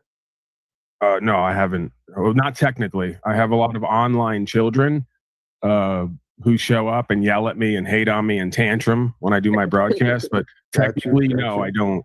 I don't have any biologicals. We're all family. And we have a responsibility. They are bringing us to severe survival pressure and ruining any possible future for my children and grandchildren, which I have both. And that's what we're doing here, right? Mature men's. See, like this guy's got a victim mentality, and that's okay, I guess, as long as you want to admit to yourself and others that we did this to ourselves and each other. See, these are I'm bringing you all the truths the truthers don't even want. Because it's there to inspire and force a change. And that's like the antithesis of what everybody thinks you're supposed to do here, right? Which is to try to find value and power externally rather than conjure that internally, right? As within, so without, as above, so below. So it's like, oh, these people are destroying any future for our children. No, you did that. You, by being a statist, authoritarian, institutionalized, complying, paying coward, funded it, and give your energy to it, and you even physically built it. Your friends and your family did, right? So, someone out there from the slave class, because you can point to the cops who are picked from the slave class. You can point to, you know, higher up on the chain on Capitol Hill and beyond, central banking cabals and all the rest. When the rubber meets the road, if you are victimized, it is because you and everyone around you, the majority, chose to fund this and build it and comply with it. Stop blaming them. This is the same speech, ironically, comedically, the same speech that Kanye West went up to TMZ and gave, and they all lost their shit and made it about being black. And Kanye, you don't know what it's like to be black because you're not black no more because you got $1 billion. Meanwhile, he's having to be the blackest motherfucker out there. If black has now become an identity rather than a color, he's the blackest motherfucker out there because he had to start his own shit, get it out the mud, go against everybody, keep it real, tell the truth most didn't want to hear, and potentially give up a lot to do it, right? So he went to TMZ, Kanye, and he told him, listen, you guys aren't going to want to hear this, but you're sitting here whining and crying about black people being enslaved for 200-300 years. A population who could be enslaved 200 or 300 years chose slavery. Because there's other populations out there. The 300 Spartans are a perfect example. They chose to die rather than be somebody else's property and somebody else's slaves. That's why we know about them, by the way. See, if you tap into what greatness really is and why we tell these stories, it starts to become one-for-one revelation. So it's like, oh, great stories of battles throughout history. We go to the 300 Spartans, and the 300 were notable because they decided they would rather die and take whatever God has to offer them after that than to be somebody else's property here and go against what they know to be right and their conviction, to basically to sell their soul to live another day here, right? It's the same story of William Wallace, by the way, that Cameron just brought up. So yeah, we have the same themes playing out over and over again here. Responsibility to stop this bullshit long before now. Sure. Before it ever got to this point where they have the technology to even prevent us from having the honest fucking conversation. Well, yeah, man. Again, we're way down the line here. We're behind the 8 ball, but better late than never, right? And we are all an authentic, organic response to this call, right? The spiritual call and need for resolution, right? Resolution. Yeah, So but we're not having the right conversation, Paul. No, we are, bro. I think I am, and many others. I'm watching people walking out of court with dismissals with no training and certification and gaining the recognition and respect of a whole. Okay, so there's a Tay girl down there. She's writing paragraphs. I'm going to give you the number if you want to call in, if you got something, but it's looking like a lot of projection, even down to you saying you all are ignorant, right? I don't know what that means, right? I guess because I said something about blackness. She's going to now come in with some identifier, like some identification with blackness, and start projecting onto me who and what I am, what she thinks she doesn't know about me, and all the rest of it, right? And I also can't talk about Kanye, I guess, either. He's an entertainer. She's going off with paragraphs down there. So again, I don't mind interacting with you and addressing your questions, comments, concerns, but I really don't need you scrolling my chat with paragraphs from your feelers when you most likely don't even know the shot and what's actually going on here. What is sad is that you think a victimizer is better one, which is a sick, sad fucking thing, absolutely grotesque. Again, you're not listening to what I'm saying. You're not seeking to understand. You're just wanting to play the victim, and that's cool. But I'm going to ask you not to scroll my chat with whatever you're spilling from your feelers, because again, you see, this is that intuition instinct we were talking about before. We went over that dynamic, the feminine dynamic. The other side of that is the balancing factor is at some points you submitting to some level of logic and reason. If you don't want to be logical and reasonable, and you want to continue with your feelings that you think are your intuitions, you may be onto something there. We can explore that. You may be completely off, and logic and reason and the facts would dictate that if we could switch into that mode. But I'm guessing you're not going to be able to, and this is going to go like some of my exes. You know, you can't be logical and reasonable, and you want to spill your emotions onto me constantly. I find it to be constricting and limiting to me, right? I find it to be a toxic feminine dominance tactic in a way, indirectly in a way, right? I don't have to care about your feelings. I don't have to manage them for you. It's a matter of fact, it's your job in your life to manage your feelings. And it'd probably be good for you if you took a healthy bit of masculine logic and reason to counterbalance those feminine emotions that you believe are intuition and might even be partially in intuition. As I said, I'm open to being wrong and discovering more about myself. That's part of what this whole journey of life and the broadcast is, interestingly enough. Okay. So white people have done nothing but extract from every single body. See, there you go. You're doing it right now. There's black people in this audience right now. Very black people, however you want to put that. On any side, you want to see that. Either organically as human beings or the stereotypical black thing, right? Like we can do that. Like culture, identity, consciousness. We can do all that, right? But you're now going to take up the banner to speak for all black people everywhere. And you're not even going to listen and look at other black folks who are probably here right now, including M. Davis, who have their own experience of me and what we do here and why it's inspiring and powerful and valuable. Why? Because you're the racist. I don't believe in race. That's why I have so much fun with the idea. Literally, we're all human beings, different colors and shades. And then we created an idea of race based on culture and ethnicity. And we lost the point of our similarity when it comes to spirit and soul to argue over stereotypical cultural milieu.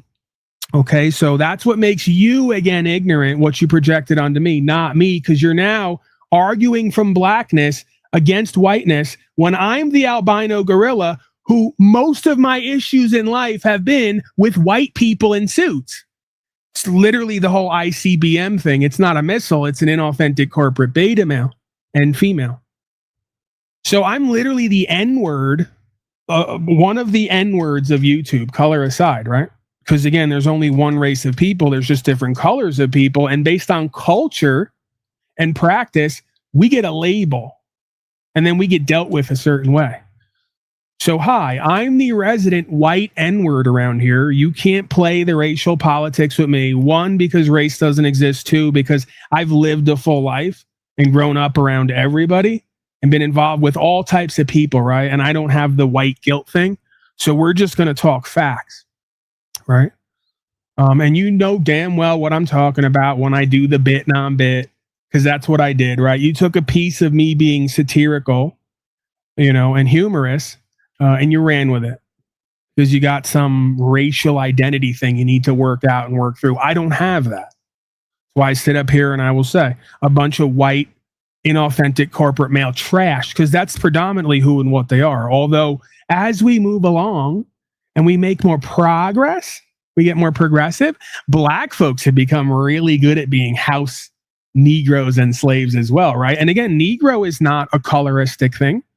Most of my interactions here are with white people, and I'm constantly calling them house Negroes and slaves, right? And of course, the Negro thing is a bit, because we could go to Negroid and how it is a ethnicity, right?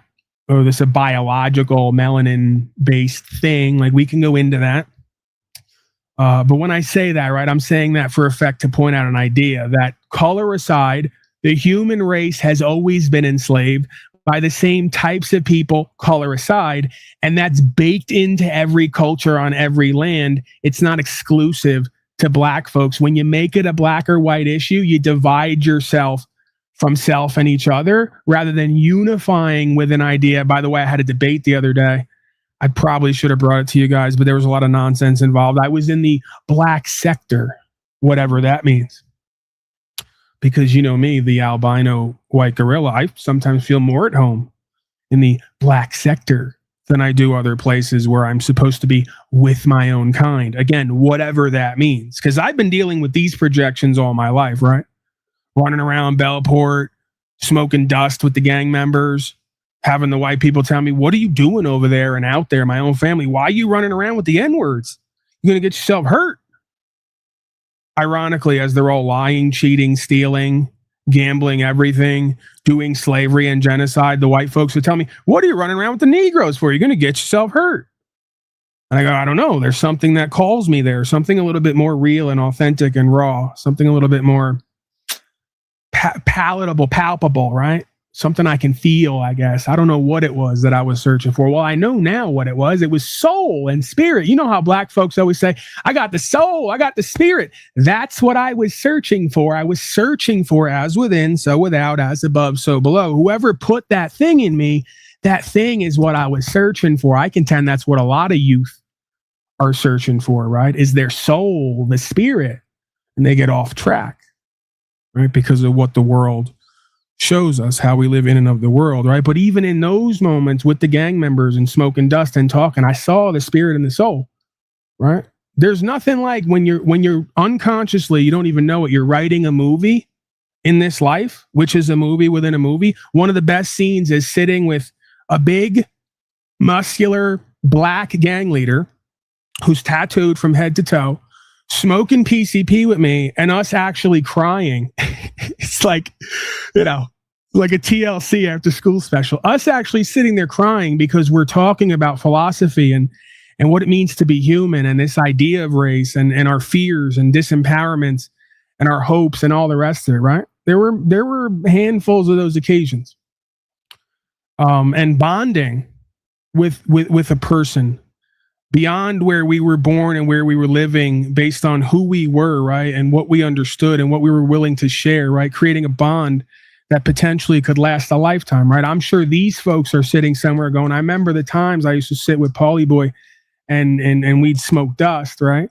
And have real conversations that I couldn't have with all the other brothers because you want to play the black game, right? Let's play the black game. You know how many black folks have talked to me in private and were more candid with me because their own people were going to shit on them and judge them and try to punk them for being a human being? Yeah, we could talk about that. You want to talk about that toxic culture that keeps so many individual, powerful, real motherfuckers back because of what their friends and family are going to hate on them for? Because of what it means to be black? I've seen it. I've heard it. Right? So that's the entertaining irony in all this is that I realized that's God. That was part of God's plan to put me in areas seeking drugs to kill the pain of me having a broken spirit and soul while I was unconsciously searching to reunite with soul and spirit. That took me to these communities where I got a literal shadow reflection because I'm pale as fuck, right? And I got a shadow reflection in front of me on all levels of somebody who is living this life, right? Gone down this path, has all the things the culture in the world says you're supposed to want when it comes to power and value. And they don't even know what to do with it and don't even want it anymore because they had to be something completely different from who they really are to get it. See? And that's where we have the idea of authority and who's authoring these practices, these processes, these ways. And it's always the culture, root word cult. So please, man, to bring it all full circle, don't give me this projection bullshit about white man, the white man, and the black man, and all the rest of this shit. I've been there. I lived it. I've had these conversations. I bled for it. I sweated for it. I put my ass on the line in every which way for it. And I'm not even going to get into other shit that went on because it just doesn't matter, right? And really all it amounts to is it's just fuel and inspiration for me to reform and repent so that we can reconnect and commune, right? And really do communion and community, because that's the root word of community, is communing with higher sense of self. You know how you get to higher sense of self and communion and community? Dropping the ego, pride, identification of colorism, division, and separation, see?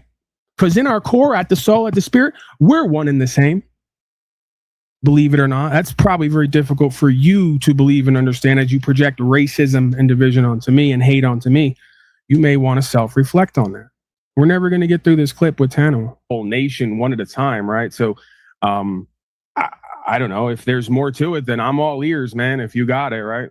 I'm here for it.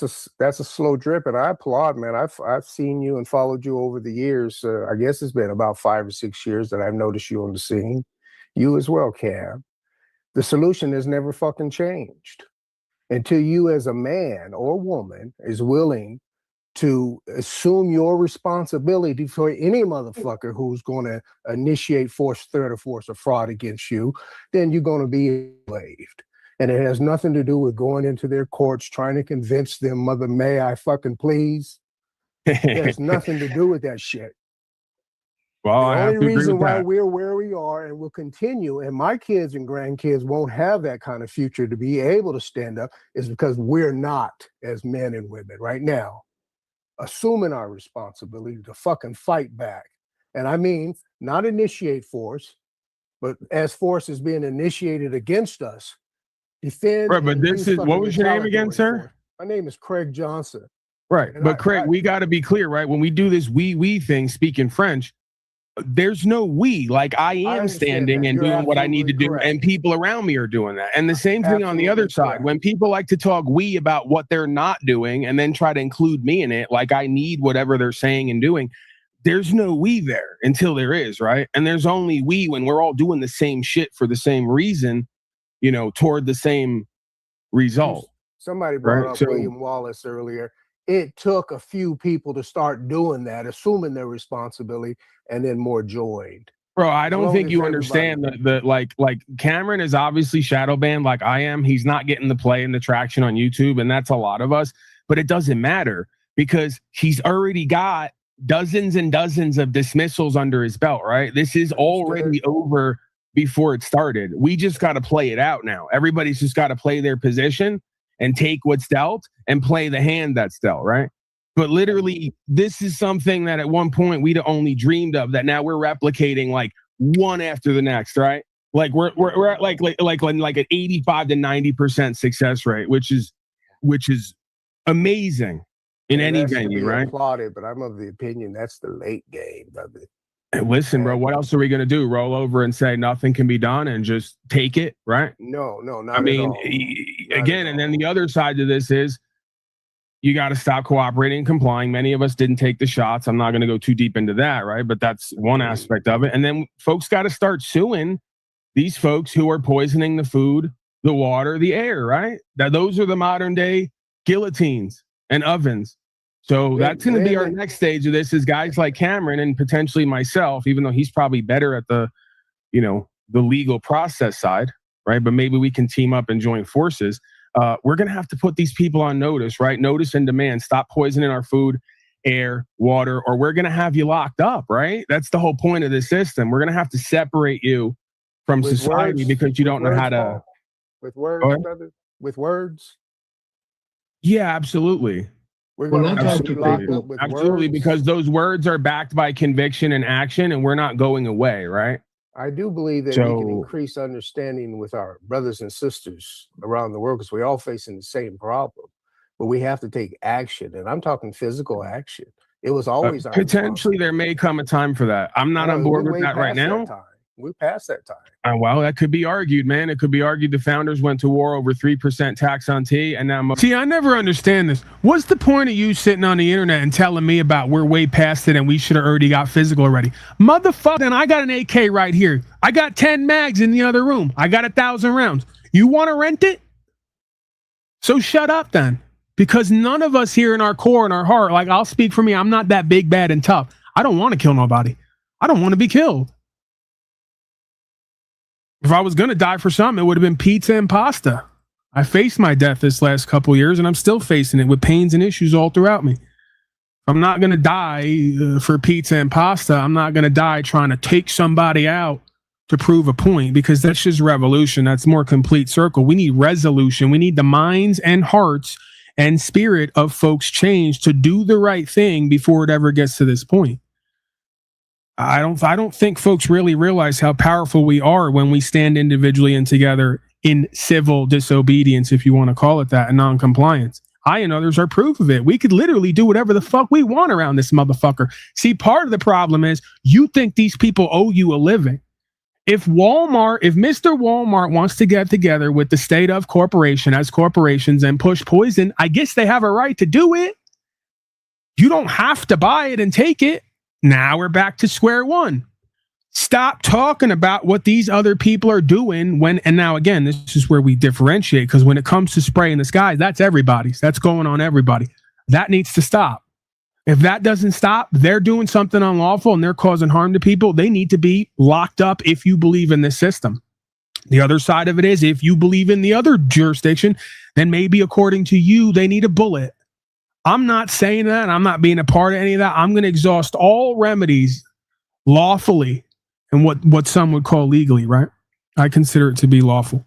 And yes, it could be argued even constitutionally that once people go to causing loss, injury, and harm and taking everybody's rights lawfully, you can use the guns that you have a right to have here to alter or abolish. Again, I'm not going to lead that charge because I'm not doing it, and I'm not going to promote that, and I'm not going to bring that karma onto me and everybody around me.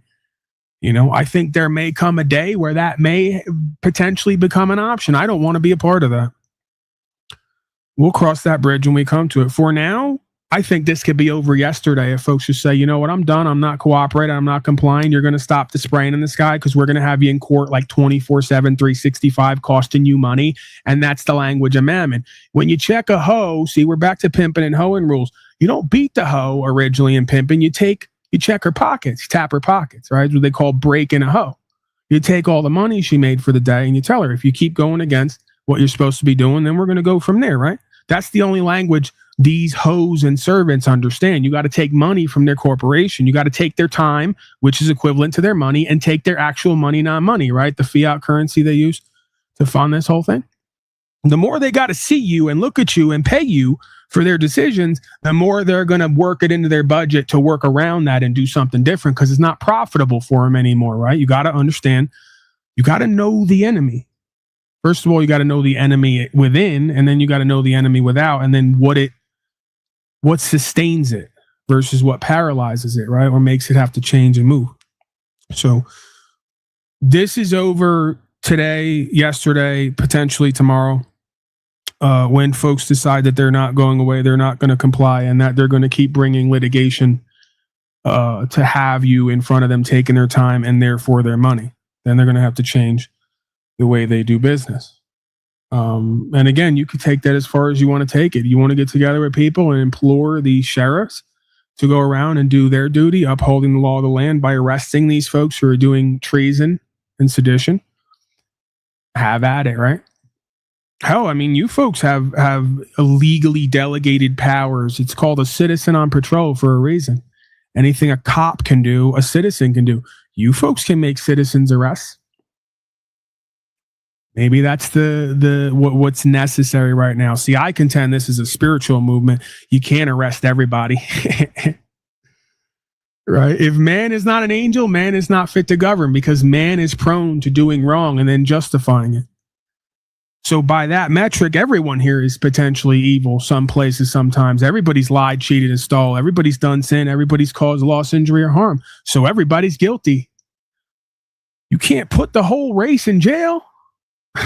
Putting the whole race in jail isn't going to change this dynamic, because you got to let them back out. So what we're really talking about here is a spiritual movement in conscious and awareness that has to happen equal parts spirituality, equal parts physicality, because they work together, not separate, right? Unless you folks want to do spiritual bypass, there's no shortage of that. So stop looking. And again, I'm telling me something like I'm telling you, because I'm not exempt from the dynamics, so I can talk about it. Let's do the we thing. Let's speak French for a moment. We need to have self-sufficient, sustainable, co-creative modalities and lifestyles where we don't need the DMV. We never really did, by the way. This is the secret. We don't need the DMV, Walmart, Slave Mart, Target, Kohl's, or whatever, on and on and on. Believe it or not, folks, there are whole communities and civilizations who live that way. And they don't have 14 shots for safety, and they didn't vote for a master this week and this year. And they don't believe you need 15 pieces of paperwork to get on a fucking horse and move it around to just live. I could go on.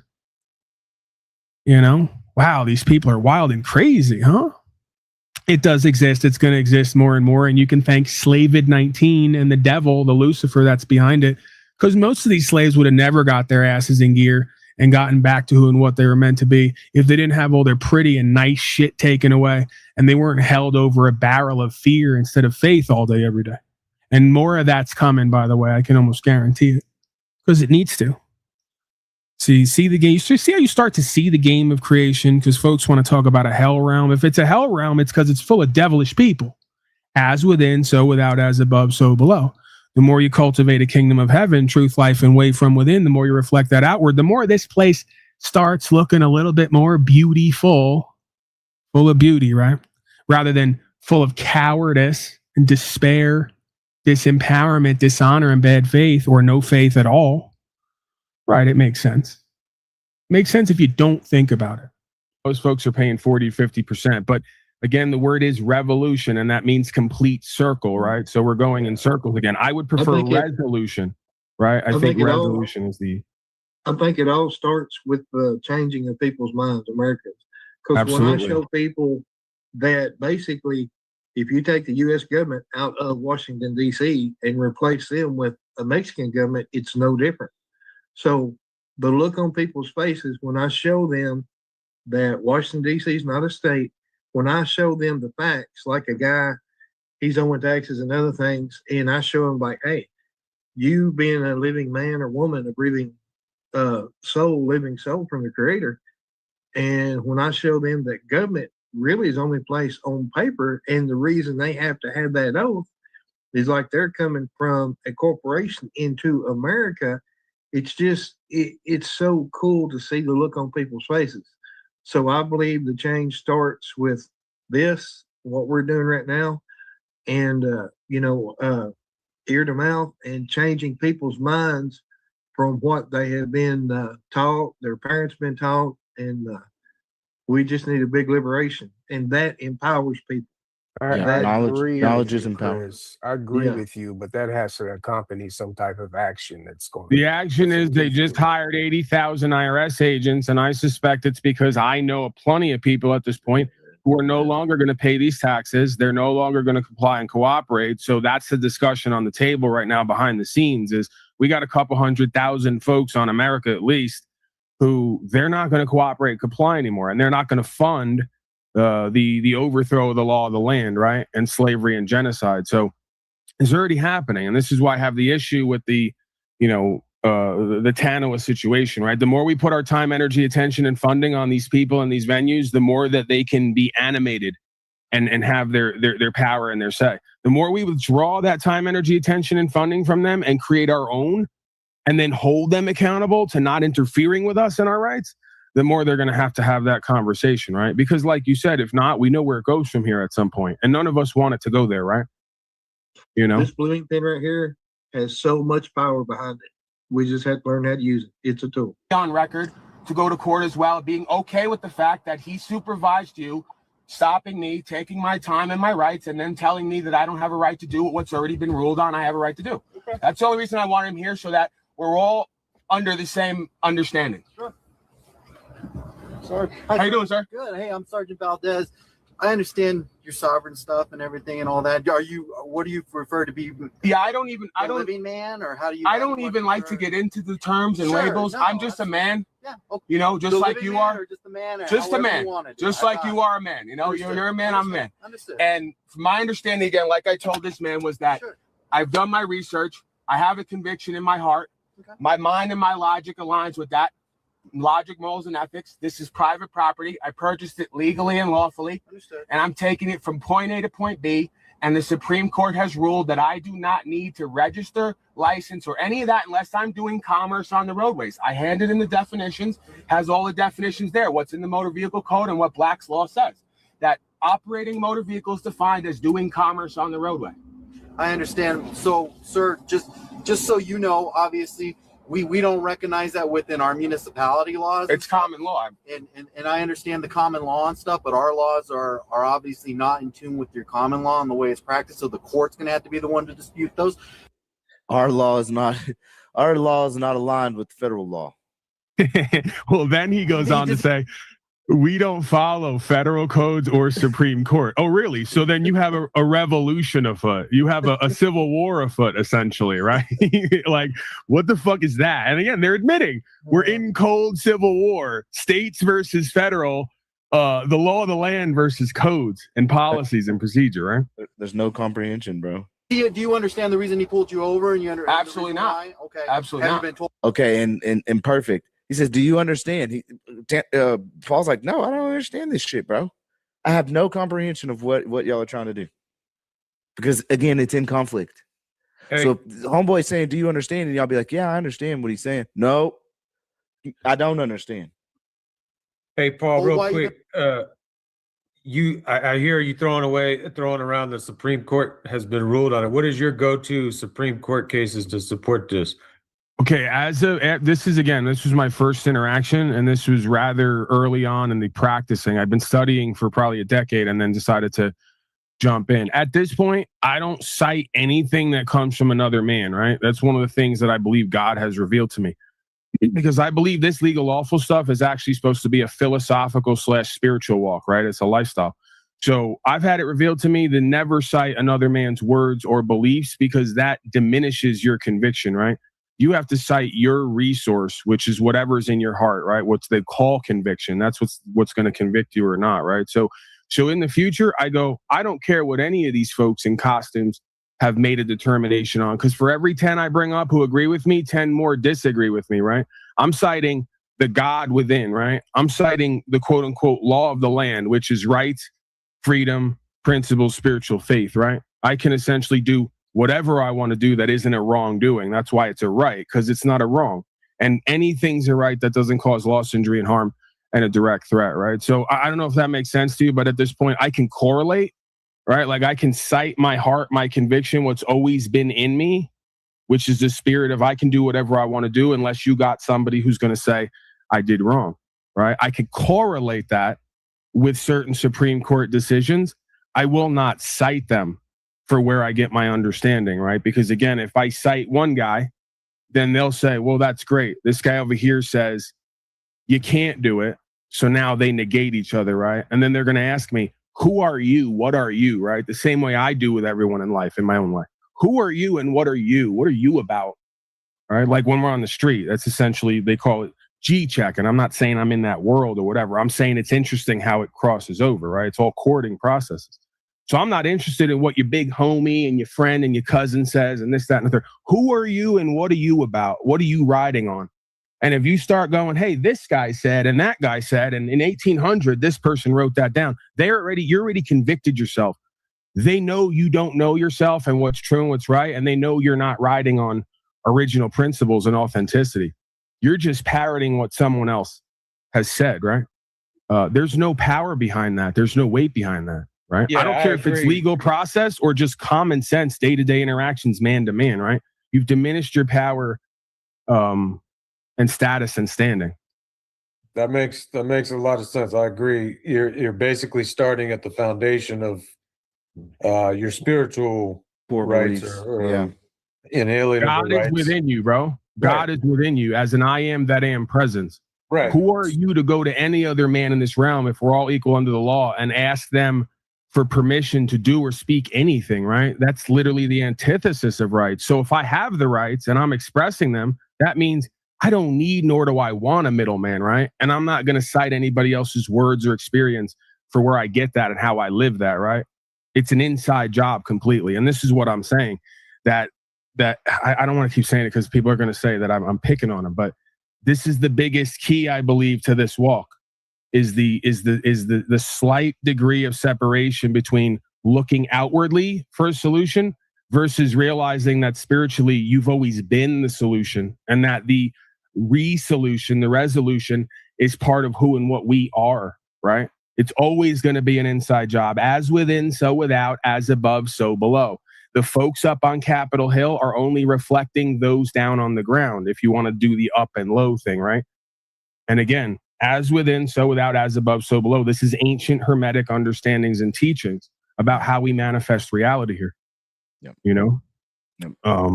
So yeah, again, this is cliche, but we got to become the change and reflect that true self, that God within. If we want to be recognized as having God-given rights, right? You got to reflect that and be that. Been pulled over this afternoon? He told me his perception, but I don't understand it at all. Okay. And so we can help you understand the perception of why you're pulled over and what he told you. What did he specifically tell you? He believes, like a lot of officers believe, that the common law, like you just said, does not apply to them. However, this is not my common law. Common law is the law of the land. It's backed by the Supreme Court, the Constitution. What is the officer's common law perspective on why the stop was initiated for you? Oh, I would have no idea because common law is defined as loss, injury, or harm needing to take place in order to move forward. I did not do any of those things. Okay. So his corporate law or legal understanding would be that I am an employee of a corporation. I would assume this is understanding somewhere because, again, motor vehicle means a vehicle doing commerce on the roadway. Driver means someone employed by someone to do commerce on the roadway. The code even describes tractor trailer, taxi driver, or bus driver. Bro, when one comes forth with knowledge like this, they know not to fuck with you, bro. They know it. That's why we use the term driver. Anybody who's behind this is not a driver. A driver is defined as someone employed to do commerce on the roadway. I am not that. I am a man taking my property from point A to point B. So what is the reason for the stop today? No plates, okay? That's a common thing that we obviously enforce and do with our laws and what we believe in and what we have to do. So the probable cause exists for him, not with you, in your understanding, for him to go ahead and initiate a traffic stop based on the plates. What is his reason to believe that I'm driving this vehicle? Well, you're operating the vehicle and driving it, and you were observed driving it. Whether I wasn't driving. Driving is defined as commerce. Can you read the paper? I understand your version of it. No, that's the definition by Black's Law Dictionary and the motor. Your version, Paul. It's your version. Right. Paul. I'm the one making stuff up and not sourcing anything, right? It's your version, not the federal government's interpretation or the AAMVA's interpretation or even in their motor vehicle code or even within their ordinances or county codes. It's yours. We're Black's Law Dictionary. It's your interpretation. Your interpretation's wrong, Paul. Our interpretation's right. Colorado. Hey, can I ask a question to Paul real quick? Yeah. Hey, Paul. So, can you use the right to travel if, say, you have a Washington State plate and it's tabbed and it's in someone else's name, or do you got to have private plates? Just curious. Again, I mean, it's really about capacity, I would think. And to be clear with what Cameron said before, I've done this. There's other videos with me where I've been arrested. They've taken the car, right? So, if you're going to practice upholding the law, you're far from going to be successful 100% of the time, right? Bank on catching static and having to go to court more, or at least do an administrative process. If you don't believe you belong in their courts, right, then you just handle the paperwork. Well, I would say to answer Brett, use determines classification. Right, and that's where I was going to go with that capacity. that I can use that car in a private capacity, even though it's rigged up and possesses the ability to move in a corporate capacity. It's like saying, can I move the car without using the windshield wipers? I have the ability to do that. I have the capacity to do that. When I switch into that mode, I'm doing that. If not, then I retain that ability and that capacity, but that doesn't apply to me at that time because my intent to use does not align with that capacity, right? Yeah, it's like Joe said a couple of weeks ago. I can have a real estate license, right? And if I go to a party and I start talking to somebody about homes, that doesn't mean I'm in the use of my real estate license at said time. Right. Well, it's funny because we're going to go into this right now with Valdez. He's actually going to ask a really interesting question about what I do for a living, right? And he's going to start to invoke, in a way, the commercial capacity in his own way, right? And I found that to be. Then at some point here, he asked me to give him the name that's not my name that the government created and gave to me, right? I find that to be interesting and fascinating. Him indirectly admitting that there's an account and that's not my name and the government created it and gave it to me to use in a commercial setting, right? That's my account to charge or to generate credits for benefits and all the rest of it. He's aware, they're aware that this is not your name. This is a name the government gave you to use, and they want you to give it to them because then it gives them the jurisdiction, right? Now you're in a corporate service capacity because you gave us that instrument that the government provided you, whether you know it or not, to operate on the waters of commerce, right? It's called a citizenship. See? Right. Citizenship. You have the citizenship to navigate the waters of commerce. You are not the citizenship, right? It's a vessel, right? You know? Vehicle code. We don't follow that. The Supreme Court does. So then we're not the feds. We don't operate under the Supreme Court. But he don't operate under the Supreme Court. Swore an oath to uphold the law of the land and the Constitution. Absolutely. The Supreme Court is the highest law of the land. But ours is under a municipality and ours is under the Jefferson County division. So you'd have to go to the Jefferson County for anything. Has he issued you any ticket or done anything? No, sir. Well, exactly. So we're in a common state here of just talking about the situation, and that's it. And you're being cordial, and that's a good thing because we need to have these discussions. Well, that's it. And so that's what he's discussing with. Sure. So understanding your beliefs and what you think aren't necessarily ours because we have to practice certain things. There's an understanding there. I hope you know that. Obviously, we pulled you over because we don't have the same understanding of what your understanding is of the law. Do you understand that? As long as we have a common agreement on that, I'm good. You're going to have your definition of it is.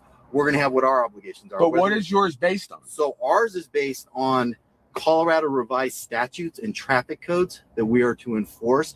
That's what our. Okay. What did he say? Statutes and codes. Okay. Statutes and codes. Statutes and codes. And they don't conform with superior code, even though we have supremacy clause according to their legal system, right? We don't follow Supreme Court and federal code here, even though supremacy clause exists, right? We just kind of do whatever we want to do and enforce our statutes and codes, and we're not really interested in checks and balances, right? Which is like 8th grade civics. Even though this is not complete because the notwithstanding clause is not included from the original 1871 Ku Klux Klan Act, every person who under color of any statute, ordinance, regulation, custom, or usage, regulation would be code, causes to be subject any citizen, I'm gonna bring it forth when I need to, of the United States or any person within the jurisdiction thereof, deprivation of any rights, privileges, or immunity secured by the Constitution or laws, shall be liable. Action in suit, in equity, or other proper proceedings. Again, any statute, ordinance, regulation, and or code. The term trafficking means to take goods from one place to another. I understand That's why drug trafficking is defined as taking drugs from one place to the other. I'm not trafficking anything. I'm traveling, sir. Listen, by our standards and our Colorado revised statutes, you are an operator of a vehicle operating a motor vehicle. This is a motor vehicle. And I could sit and I could have coffee with you and I'd love going into this stuff, but I'm just telling you the way it is and how it works for us. And that's what he's trying to tell you is the reason why you were pulled over and all that stuff. And you said, I'm just a man. I appreciate that and stuff like that. If he's asking you for identification, you don't want to give it. I understand why you're not wanting to give it and why you believe that you don't have to give it and stuff. If he were to ask you, what would your name be given by the corporation or the land as far as government is what we see as government, would you have a legal name under that? What would be your false name that you be giving? Oh, shit. What would a legal name? What would be your false name, Paul? Well, it's interesting because in the U.S. Code, it outlines jurisdiction, dual jurisdiction, and it talks about a legal person versus a natural person. Maybe that's what he's referring to, the legal entity, which has benefits and privileges. You know, the thing that Tanawah and others are arguing for, the legal side of things, your legal person versus the lawful person or the natural person who's endowed by their creator with God-given rights. See the game? Yep. Right. So they're admitting they know there's legal entities and legal persons and they don't have God-given rights. They have duties and obligations to a society. Tanawah even said that to me last time I was here. We got to give up some of our rights in order to engage in society. No, I don't.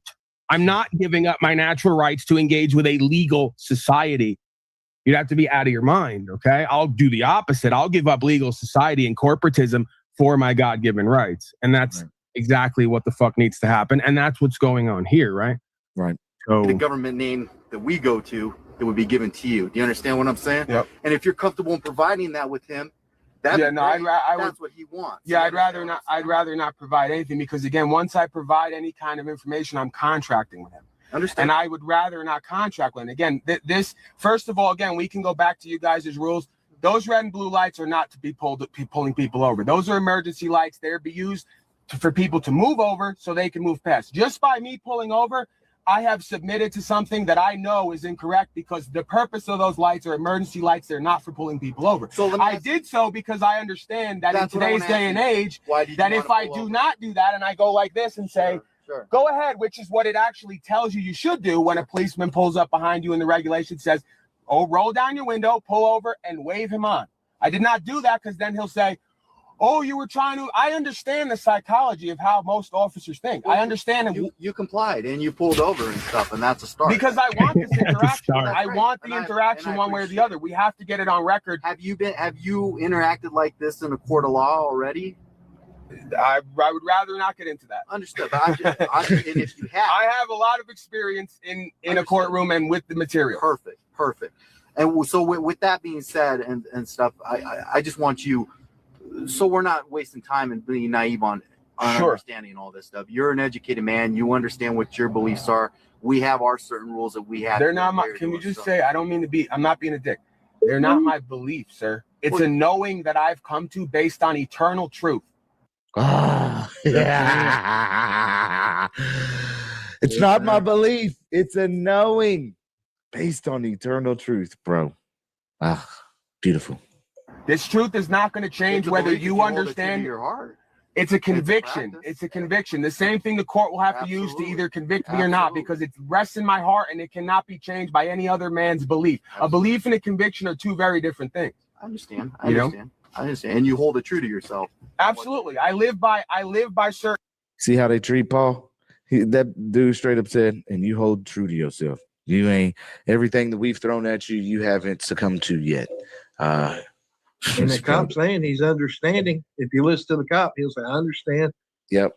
Yeah. All this is if you really boil it down, is the respect from one man to another. And that's the only way we're going to get to the next level on this. We got to make our servants respect us again and the law of the land. Right? I think honestly, between this one and I have another one, I have one that where I've kind of, spoken my truth on that. And, there were 3 or 4 troopers out, and then, the corporal or sergeant came out, their lead supervisor at the time.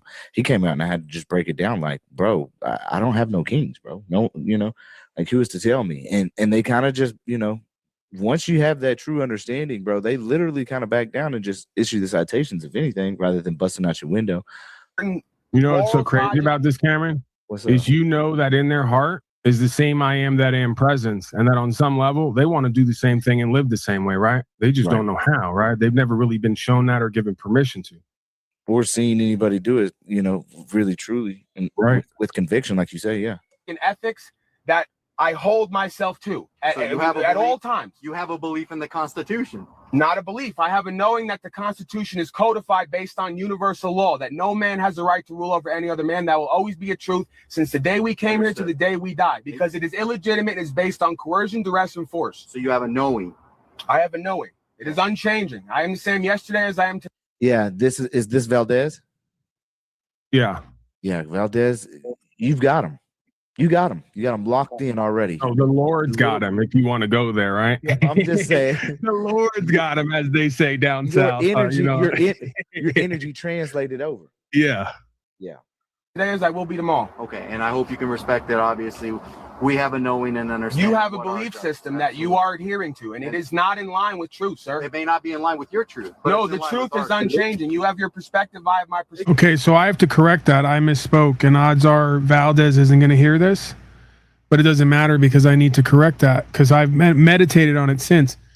And in a sense, what he and they are doing is spiritually sound and meant to be because of what we're not doing, right? You know, you can be judged by what you do and what you don't do. So you basically have two sides. This is where the dual jurisdiction idea, I believe, comes out of legally, is spiritually it's sound. That we can occupy the same place, but we don't live in the same world. And based on who you are and the claim you make will decide what world is essentially overlaid on you, right? So because the majority of folks want to be kept safe, vote for it and pay for it, they've manifested this reality in my reality, right? And so, and by virtue of that, it being a choice and voluntary, whether they know it or not, it is legitimate, right? Because again, one of the maxims of law, and I believe this is all because legal and lawful goes back to spiritual, whether these people even know it or not. It's even said that when you get into demonic possession and all the rest of that, that the shaitan in the other world, the demons actually respond to legal lees and that whole world, right? It's all tied in together some way, somehow. Again, I'm not claiming that, but I've seen a fair bit of evidence of that. So based on what we're doing here or not doing comes about the manifestation. So for those who are free in the mind and heart and live that way, they get the one jurisdiction and then therefore the one world in reality.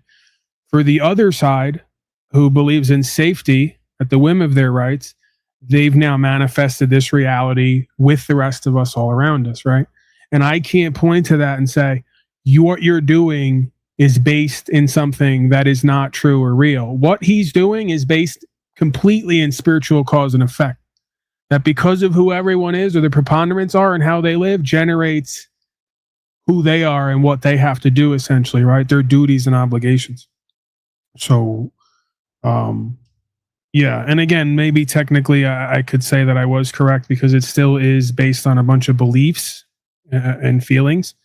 There's some, you could argue, tied into objective truth.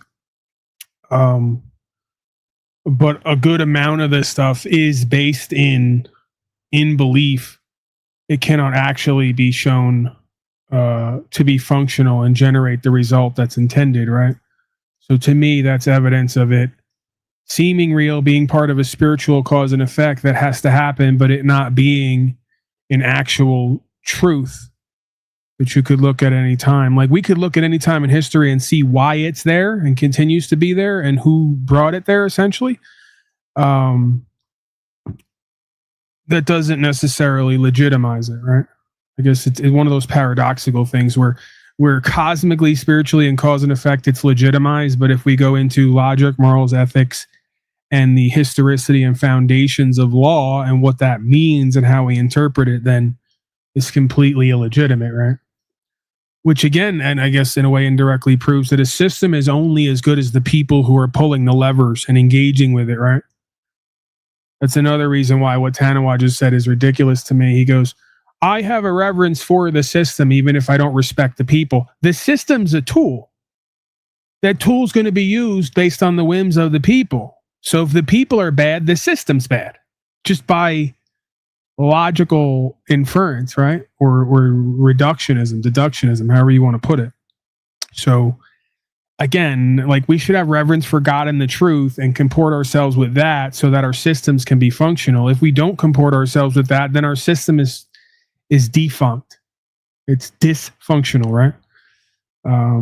No amount of tinkering in the system is going to change that the majority of the folks in the system are corrupt and engaged in corruption for profit. I mean, hello? Anyone? Anyone who's going to be real with themselves and each other? There's some of us still here, right? Well, that's it. That's a difference. By us That's conversing, we come to one truth. Absolutely. And that truth is unchanging. We might not come to an agreement on the truth, but we will come to a truth. The universe has one truth that we all must come to understand. If we don't, we will suffer consequences, individually and together. I appreciate your cooperation. Sure. With it. You've been more than pleasant. Now that's true. That's definitely true. I don't care what you all believe about this or what you think it is, based on you upholding statute, policy, and code rather than the law of the universe and the law of the land. You are going to fuck yourself. I will be one day, or my children, if I have them, someone's children's children will be in a foxhole with Valdez's children one day, proverbially. I'm not saying physically fighting a war, saying metaphorically. You will be in the breadline. You will be, right? Pick something, right? You will be at that emergency room with 14 shots in you and spike proteins, right? You will be there to treat the 6 and 7G radiation burns and on and on and on, right? You get where I'm going with this. So you guys may have a knowing. We have a knowing on the other side. You guys got a job to do, which is to be a stand-in for the dark forces of the universe. And I get it. Like Luke Skywalker, right? Darth Vader is his daddy. That's how you make a man out of all these supposedly godly good men. You put the evil to their ass so much that they can't take it anymore and repent from their wicked ways. But again, there's going to be an adjustment period, let's say. And a lot of you folks who've been riding high on the hog, right? See, not me. I'm a disgusting, poor, broke gorilla in a trailer. See, I don't have much further to go to give up all my worldly status and titles and positions and pretty and nice things. But a lot of you, like Valdez and others, are going to be quite shocked, potentially, if things go the way it has every other place, and even this place at one point, when you're standing for a good 5 to 10 years in a fucking breadline, or begging for a bag of rice, and you're renting at a flop house somewhere. One of these 15-room flop houses that came up during the Great Depression. Oh, they're coming back. Because guess what? Home ownership's going down. Yeah, we're not going to cover that, though. We're not going to talk about that and look at that. The average person can't afford to get a home anymore. So now they got to live in caskets. And just they see this is the shortcut of evolution, is we no longer own anything at all, and we're happy. We don't even have the home and live in it. We just get put in a fucking casket and just wait to die, right? It's the quickest, easiest, most productive solution. You live in your coffin casket home. You get up every day to go to your institution and be institutionalized to generate value, to live in the coffin casket home. And you wait for the Epstein Island vacation class to decide what they're going to do with the rest of your world and your life, right? Never take an active role, so. Yeah, Earth Inc., man. Fun in the sun. I've dealt with many people that have the same understanding of fun in things the as you do artificial and stuff sun. like that. So let me talk to my officers and see what the plan is here and stuff. And I appreciate your cooperation. I appreciate you, sir. You've been cordial with me. You had a good rapport with me, and you haven't been forceful in any way. Paul, have you given up your name at any point? No, I never gave them anything. At a certain point here, he's going to ask me for a personal favor to uncover my VIN. Wait, don't give it up. Don't give it up. Oh, okay. Thank you for coming. Give me 1 second, my man. I appreciate it. Thank you, sir. So first cop came up, spoke with Paul. Supervisor came up. By the way, he was partially right in the sense spiritually, right? That later I had this revealed to me as well, that a population who refuses to govern themselves and know who and what they are and what the truth, life, and way, there must be something to fill that vacuum, and that's what these people all are, right? Yeah. So I was correct, but I was also wrong. He was correct. We were also wrong, because it's paradoxical, right? It's a half truth, that what I'm saying is true, that if we don't understand this and walk this, we are going to experience pain and suffering individually and together, right? But their system and what they're doing is cosmically sound because of cause and effect, right? You could be judged by what you do and what you don't do, right? And then that creates an effect of that cause or lack thereof. Yeah, that's actually a deep topic, because I think that's the whole point of self-governance, right? It's like if one can't govern himself, then he must be governed. Well, the real philosophical revelation there is self-government is actually government by God, because we didn't create ourselves in our conscience. God, whatever that is, did and gave it to us so that we could be conscient, able, and do what's true and what's right, rather than act as a bunch of collectivist animals on an earth farm, right? So you could argue self-government is actually government by the God within, right? Or the God of creation through the local mechanism we call conscience. Right.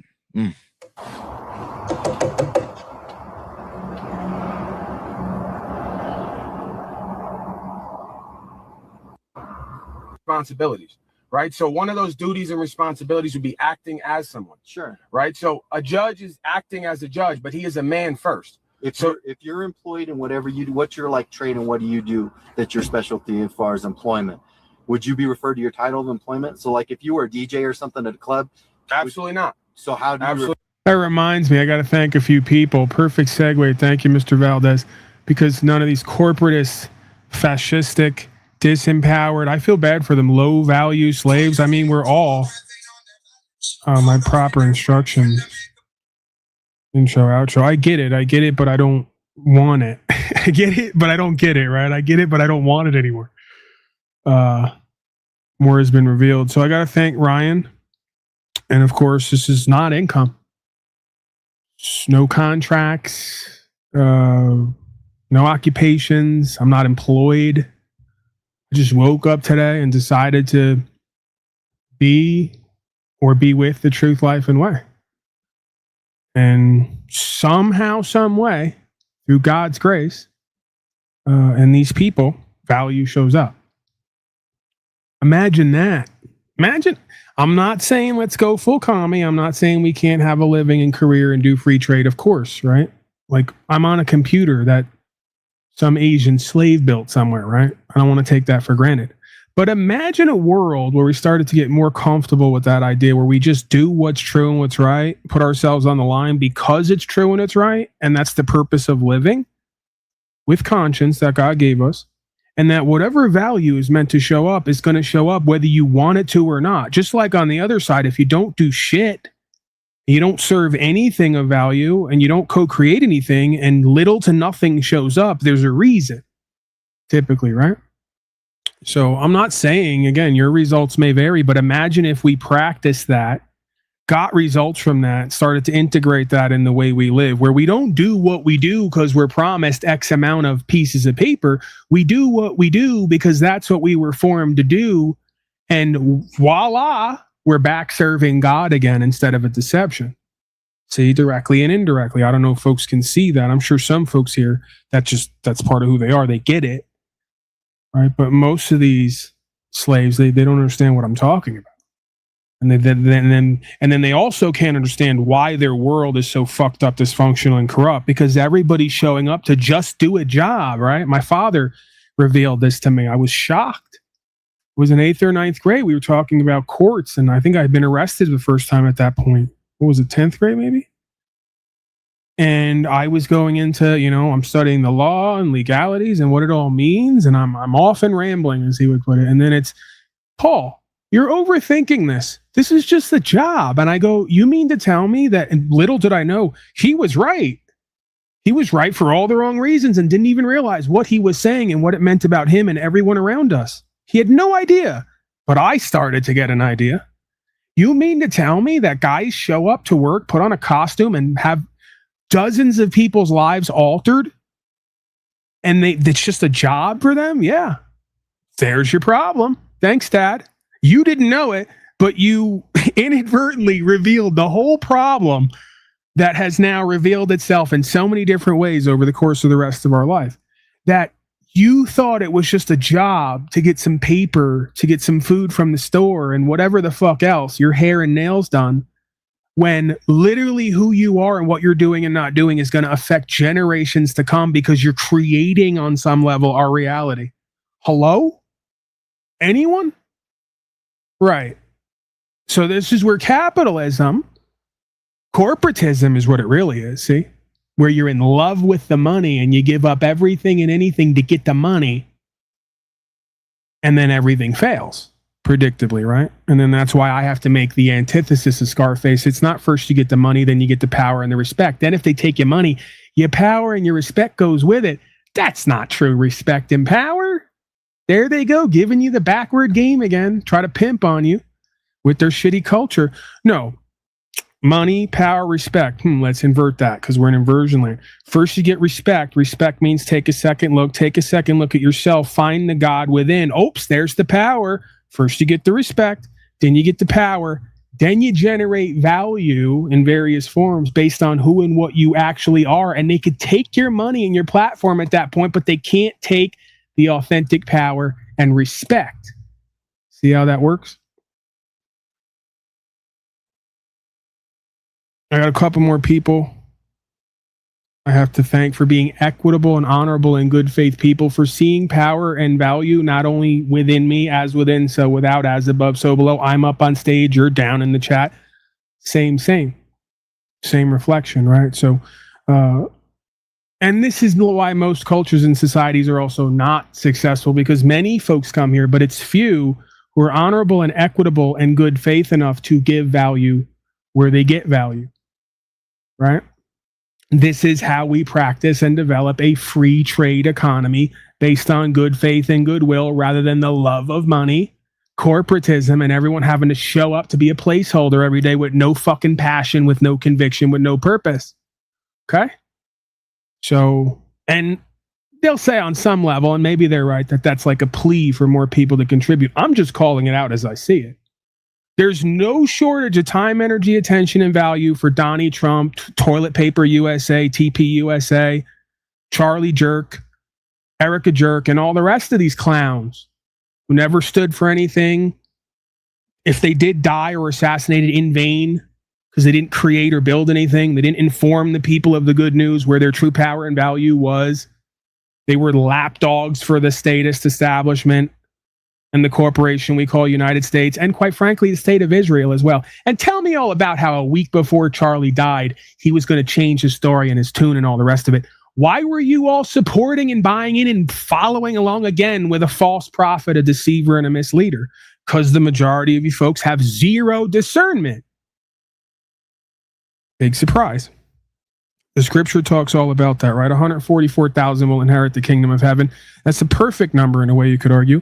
I'll give credit for about 3 to 5% of this race was born with an intuition and a soul and a spirit that wasn't completely shattered and broken, somehow left intact, that called them back to a truth that has set them and many others around them free in many different ways. It's like 3 to 5, 10%, if we're lucky. Hell, I'll even give you 15%. What the hell? We're being real liberal today.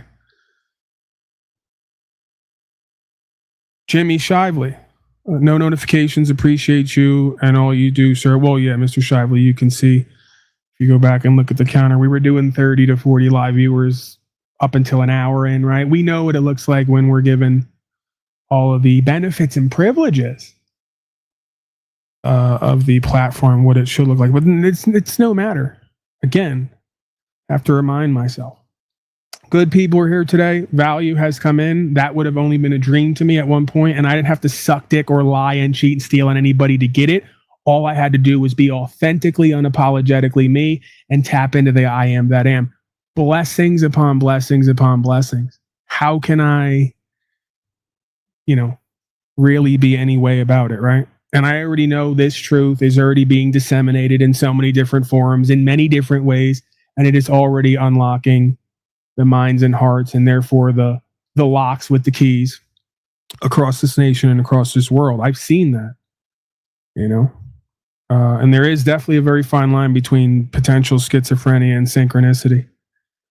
But I'll make the bold claim. I've heard and seen a lot of stuff that goes on pretty much here and no other places start to be brought a whole bunch of other places. And then that's not about me specifically either. It is, but it isn't. It's paradoxical, right? Because I'm pretty good at running my mouth sometimes and getting people excited, entertained, and inspired. And also, this is an idea whose time has come. So I can literally die today, and this is already going to happen, right? This force is going to just choose the next person to pop up and start replicating.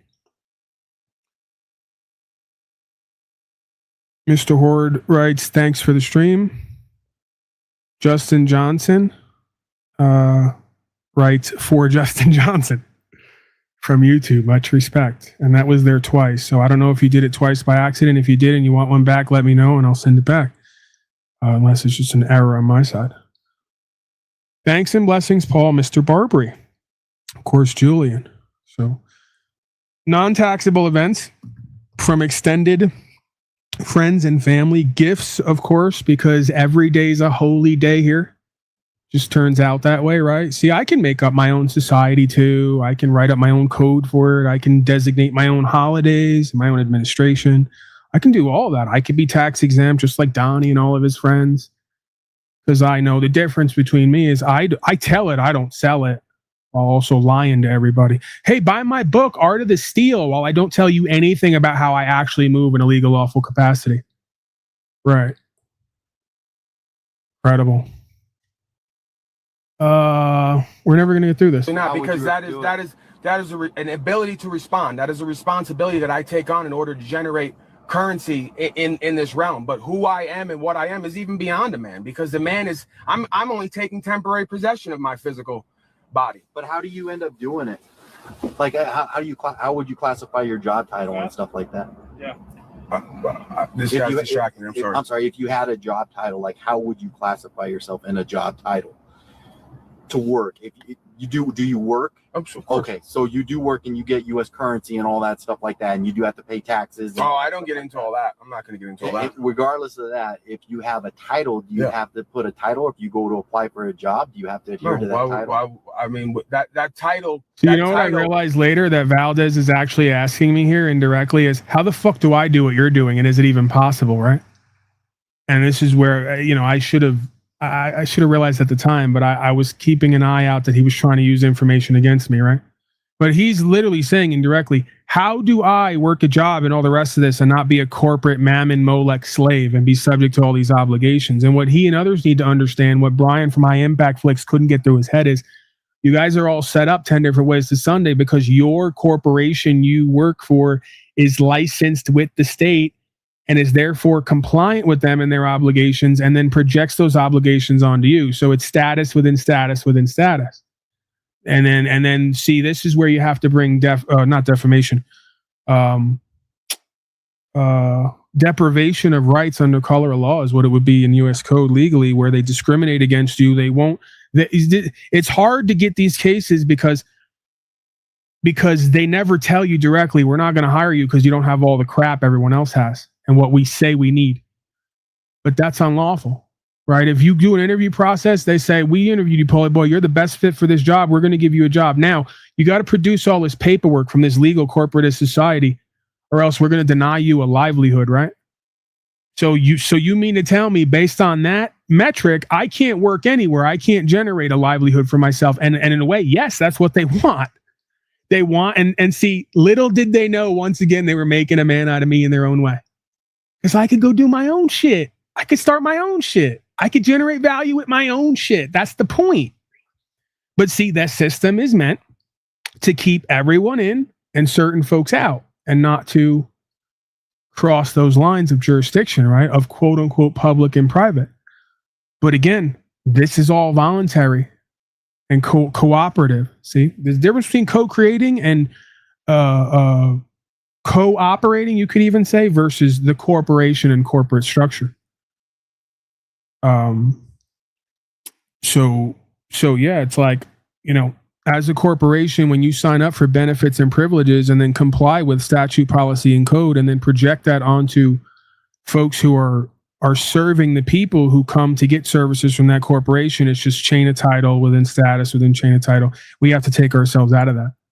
Again, that's the difference between capitalism, corporatism, versus free trade, which I contend this was supposed to be a free trade land, right? Where we all give our time, energy, attention for whatever value we agree that that's worth. And the market usually dictates that. We weren't supposed to have a corporation, 5 corporations, and 10 pieces of paperwork and sign up to be a withholding agent so we could do redistribution of wealth, which is socialism, so that we could give other people benefits and privileges to have property that nobody can actually own, as we went over earlier, because everyone has to pay tax in order to keep it. That means you never really own it, right? So we're already in socialism and Marxism. And it heavily relies on the fact that when you take out these contracts, when you go to work for somebody, how do I know? Because I worked at the warehouse. and I didn't have to pay tax because I didn't sign up to be a withholding agent. And they kept coming to me saying, Paulie boy, they're coming to us and we're coming to you and they're coming to us. I don't give a fuck. This is part of the problem. You don't know how to just tell the state of a United States corporation that you have hired me or taken me on to give you value, and you're going to give me value, and it doesn't require them in the interaction. We have no contract that brings the state in as a third party with interest and equity, right? So they have no claim to the value that is produced through that contract and that interaction. How about you get some fucking, but see, they won't do it. And you know why? Because when you peel back the layers, everybody's corrupt. Everybody's in entitlement. Everybody's living on credit and benefits and rebates. You find out that everybody's getting tax money back and they're getting these programs and they're getting grants and this, that. So you're in bed with it all. See, that's how it always works. You know, you want to get the hose to get the other hose under the pimp's jurisdiction. You got to make sure that she's got all the nice, comfortable, pretty, sweet things of the lifestyle that you own and control and run while she gets to use it, right? Makes it more enticing for her to become one of your pimps in name only as a hoe, right? That's chain of title within chain of title. So we have another corporate hoe as the business person who's getting the benefits, privileges, and protections from the pimp called the state, who brought the state into all their affairs and contracts. And now every person they employ or hire, they have to have under that jurisdiction and under contract with them to serve their obligations. There is no man or woman in the whole interaction. And you wonder why the whole damn society's being judged as being deceived and demonic, because there's literally on paper, there's not one man or woman in the whole damn interaction. You know where the men or women are? They're not on paper. They're in reality. They're exchanging goods and services and value for value. It's called, I bought a fucking lawnmower. I cut 5 lawns this today, and I got 50 a piece, and that's a fair exchange. And there is no third party entity who's involved in that. Right. But see, then, well, they'll get you is in Homeland Security. When they interviewed me, I found it to be very interesting. And I later deduced, I can't prove a lot of this shit. I later deduced that there's a reason why they were asking me. The reason they asked me in an interview, and just out of nowhere, Paulie boy, what do you think about currency and dollars? And he was like smirking. And I'm like, I don't know. And then I went into like what my belief on all of it is. He goes, okay, next.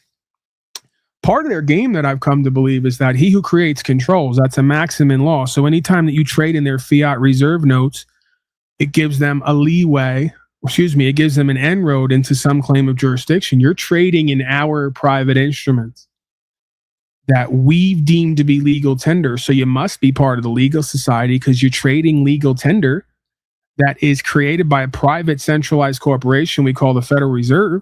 And as you know, a maxim in law, Paulie boy, is he who creates controls.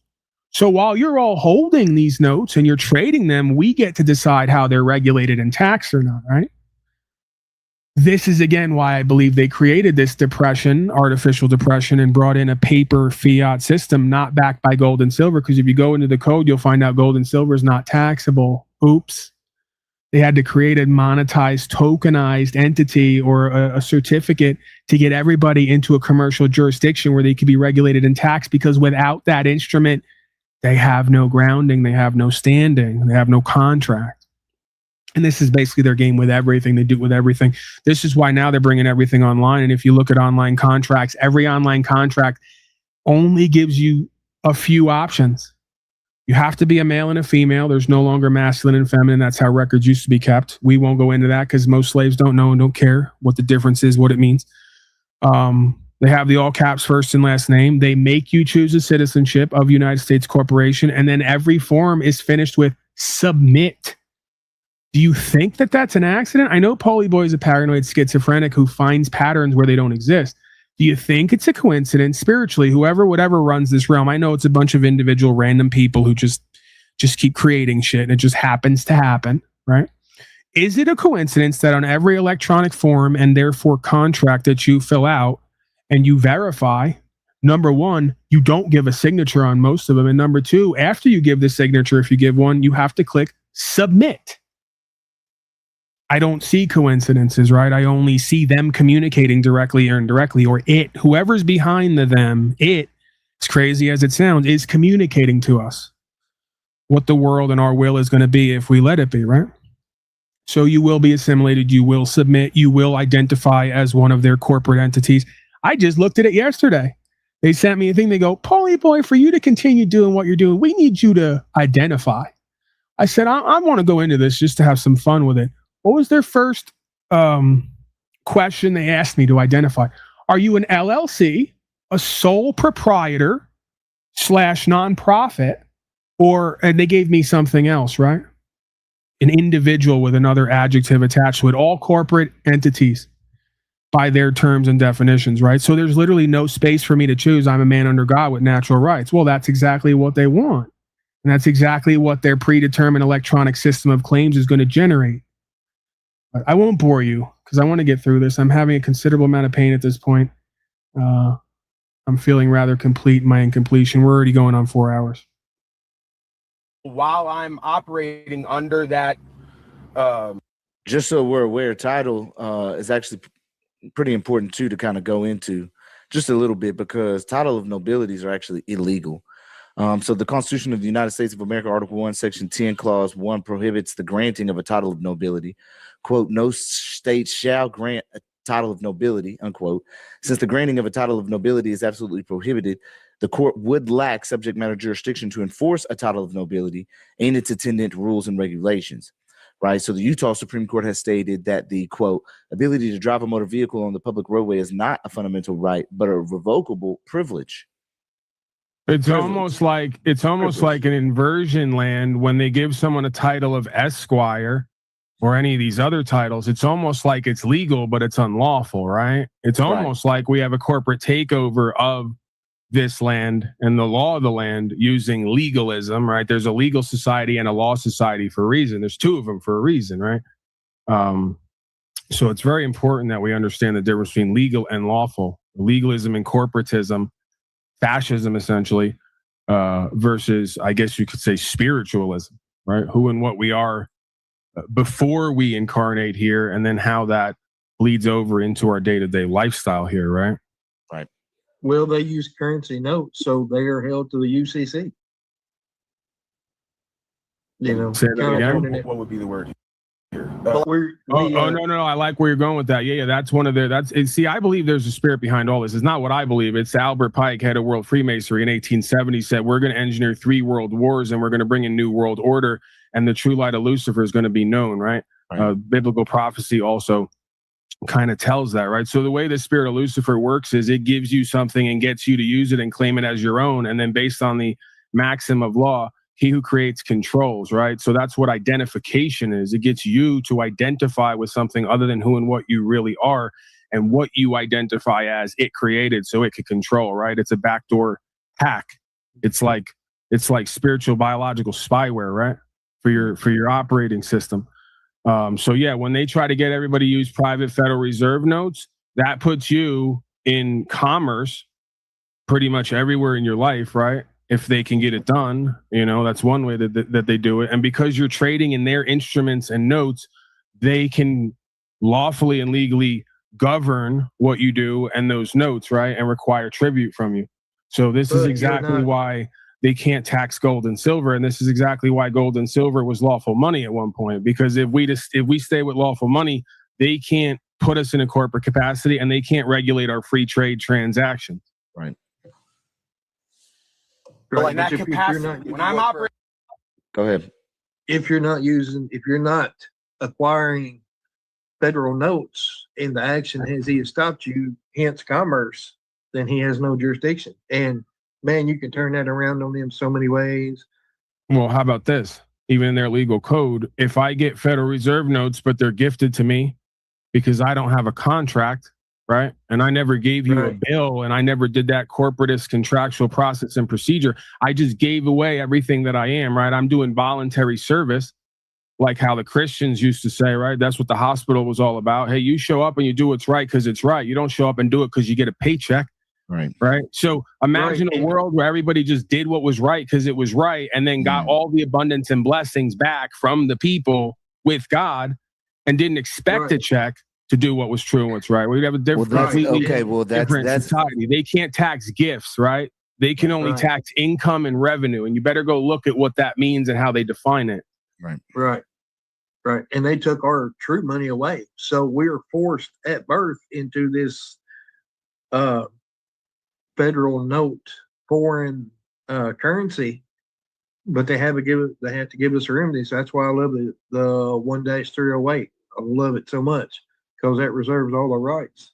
Well, what's crazy about the spiritual game here is every action has an equal opposite reaction. This planned collapse that I believe is coming right on the 100-year anniversary of a Great Depression, 1929, is engineered. And I contend the answer to it would have been to go back and hold gold and silver, which is now going through the roof in value, right? While the dollar is tanking and losing its value that it never actually had because it's backed by nothing, right? So literally the answer is to just walk away from everything and give them their shit back. If you sent all the Federal Reserve notes back to the central bank, they wouldn't have to print up more, right? And the way that you would do that is by trading them in for gold and silver and holding that instead, right? Lawful money. Right. That would completely change the economic and spiritual situation. See, there's 5 things like we need to do to change the economic and spiritual situation here, right? Right. Let Caesar have what's Caesar's. There it is. See, and I'm glad that you brought that up because a lot of the slaves think that means pay the tax. No, that being was saying, you all created these coins with your face on it, right? He who creates controls. I'm giving you all that back because we're going to hold the truest asset and resource, which you all cannot govern because it's above and beyond your limited plenipotentiary powers. See, this is the Christed understanding of who and what you are and where your true power comes from versus the deceiver and the deception antichrist who ties you into its bondage systems, right? And devices. The word is device, of vice. And it's all psychological. That's all it is. It's all bullshit. Yeah, it is. As the mind goes, the man follows, right? All is mind, all is mental. Ancient Hermetic wisdom. Yeah, see, silver and gold comes from God. It comes from his creation. The federal notes, the green toilet paper, as I call it, it comes from a fake entity that's on paper that's not of America. It comes from the mind of man, right? Instead of the ground, which where it will return, just like we are. Yeah, when I'm on their clock and I'm taking money from them back to commerce, right? If I'm employed on the roadways, then I'm classified as a driver. So you would refer to me as a driver. But if I'm not taking money to do a service, then I have no classification or title. Which that's why I asked you about it. Like if you were a DJ at a club and stuff, and you were taking money from. I'm DJ. I'm DJ jerk off. Yeah, whoever. On Friday night when I'm taking money and I'm in the club, but I'm still a man first, right? Okay. Like I'm acting as a DJ, just like we're all acting, in the world. Like Shakespeare said, all the world is a stage. We're all players upon it. I understand. Okay. So you cover your VIN for the purposes of no identification and stuff like that, right? Well, I just know the whole routine, and I know that there's always going to be some inroad into trying to build a case. And this vehicle is not stolen. This vehicle's not reported stolen. There's no reason to believe I'm not the owner of it. So I don't believe that anybody has the right to. Well, but that's the thing. I mean, for us to not the ignition's not punched. You cooperated. You pulled over. Those are uncharacteristics of somebody who's stolen the vehicle and stuff like that. But I mean. Through, and I don't want to get into semantics for us, through our beliefs of what we have and stuff as far as operating. You don't want to get into semantics. I wonder why.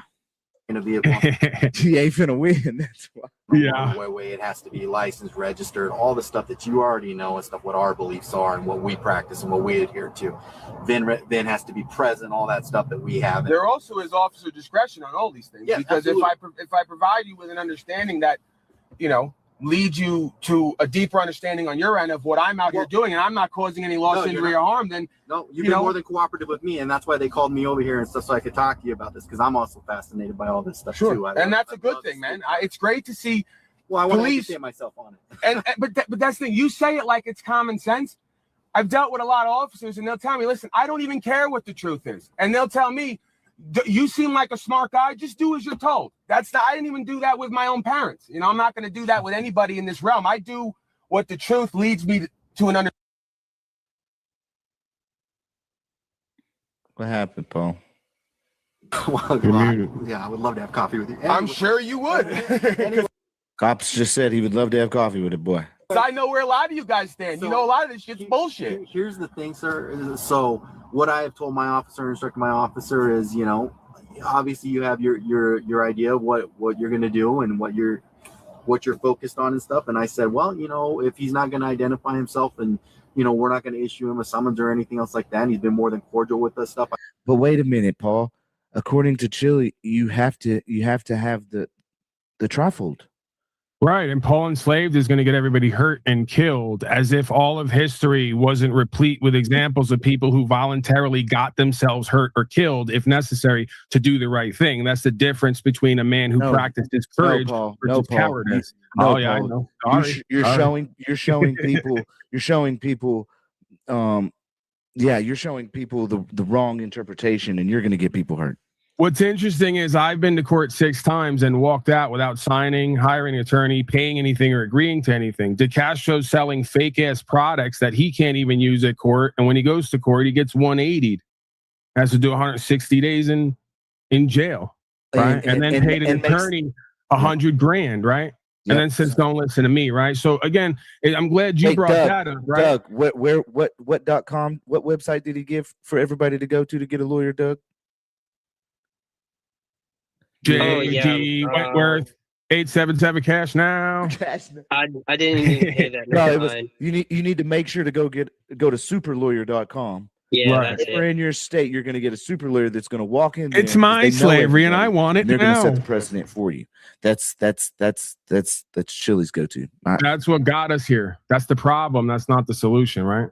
Yeah. We all need to start doing this and exercising this, and we all need to start calling out everybody else who's not doing this and exercising this, because they're wasting their and everybody's time, and they're profiteering off of a deception, right? And spiritually, it's just wrong.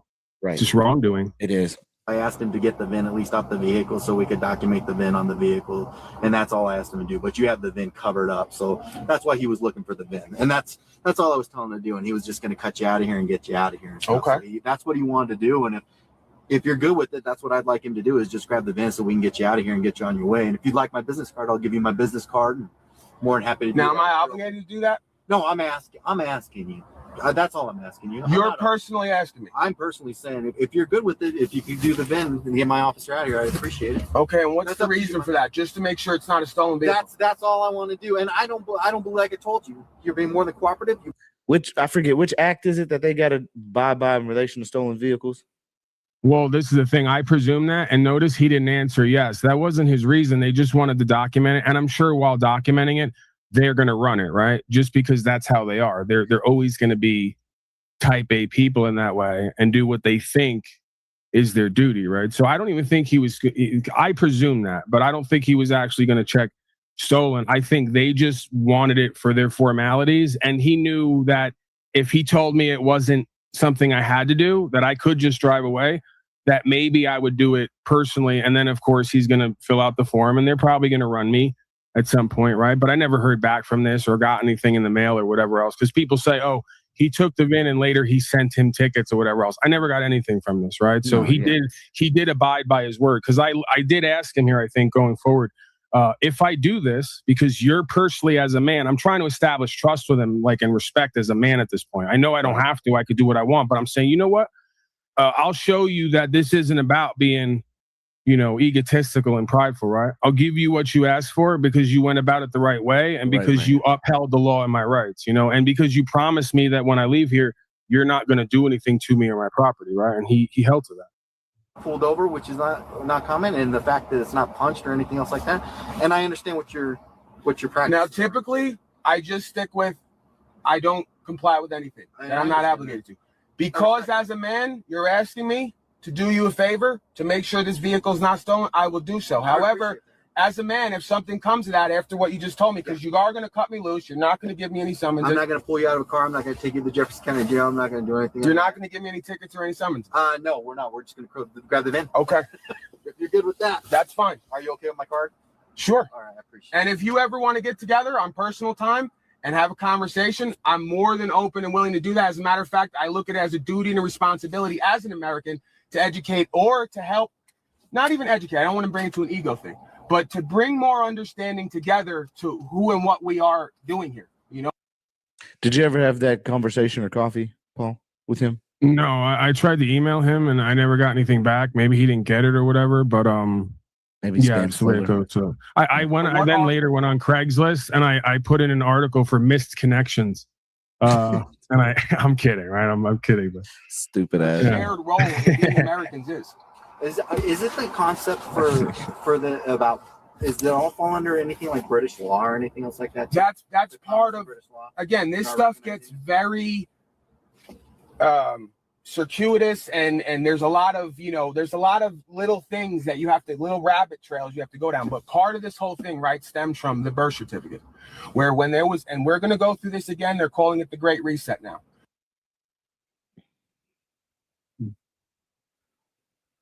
In exchange for their rights, and all they had to do was be given a number and a secondary name. What about the vaccine? Totally against it?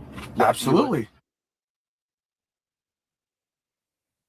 Yeah, so I edited this stuff out because they blocked and banned my channel for this conversation. I converse with them the same way that I talk to you. You know, I try to be loving, I try to be compassionate, I try to be faithful, and I try to deliver them a message that touches their spirit, so that they can open their mind and heart to the truth that we're all supposed to be experiencing here. Yeah, that's fascinating stuff. Okay, well, I appreciate you talking to me about it and stuff like that. I appreciate you having a care in your heart, man. There's not many people nowadays who care for anything, let alone truth and what's right. It's a crazy world right now. Absolutely. As you know. Absolutely, and that's why we need to do our due diligence and we need to be vigilant as far as serving truth. Because we can serve our belief systems, our egos, our careers, all this nonsense. If we don't serve the one truth, we're all going to lose it all soon, sir. We're going to lose our economy, our currency, which is a fiat currency backed by no gold and silver. It's losing its value day by day. They're moving over to electronic currency. There's a reason for all this stuff. This is not conspiracy theory. This is big corporations, big business, certain big banking, central banking, cartels, Bitcoin, Venmo. Bro, it's all connected. You know, you see the internet censorship now. You see the left-right division in the politics. You got Black Lives Matter. You got supposed right-wing racists. It's all divide and conquer, man. They've been doing it since back to Rome. These are intergenerational banking families. Let me give you one more thing. Go look it up. Bridget d'Avignon. She was 12 years old. She went down in Guinness Book of World Records, the first historian to find out that all the presidents except for one are blood related back to one king. Okay? A king of France. All the presidents except for one. And this is all verified by mainstream media. What is it, Bridget d'Avignon. And then you can search up 12-year-old presidents related as keywords. And it will pop up on YouTube. Might be kind of hard to find now, but it should still be up there. I gave it to someone last week. She went through all the genealogy and proved that all of our presidents except for Martin Van Buren are linked to one king. So you explain to me how we're out here voting and we have a right to vote and we're choosing. How could they all be related to one king? Do you believe in email and stuff, or no? You don't do it? I mean, yeah, why not?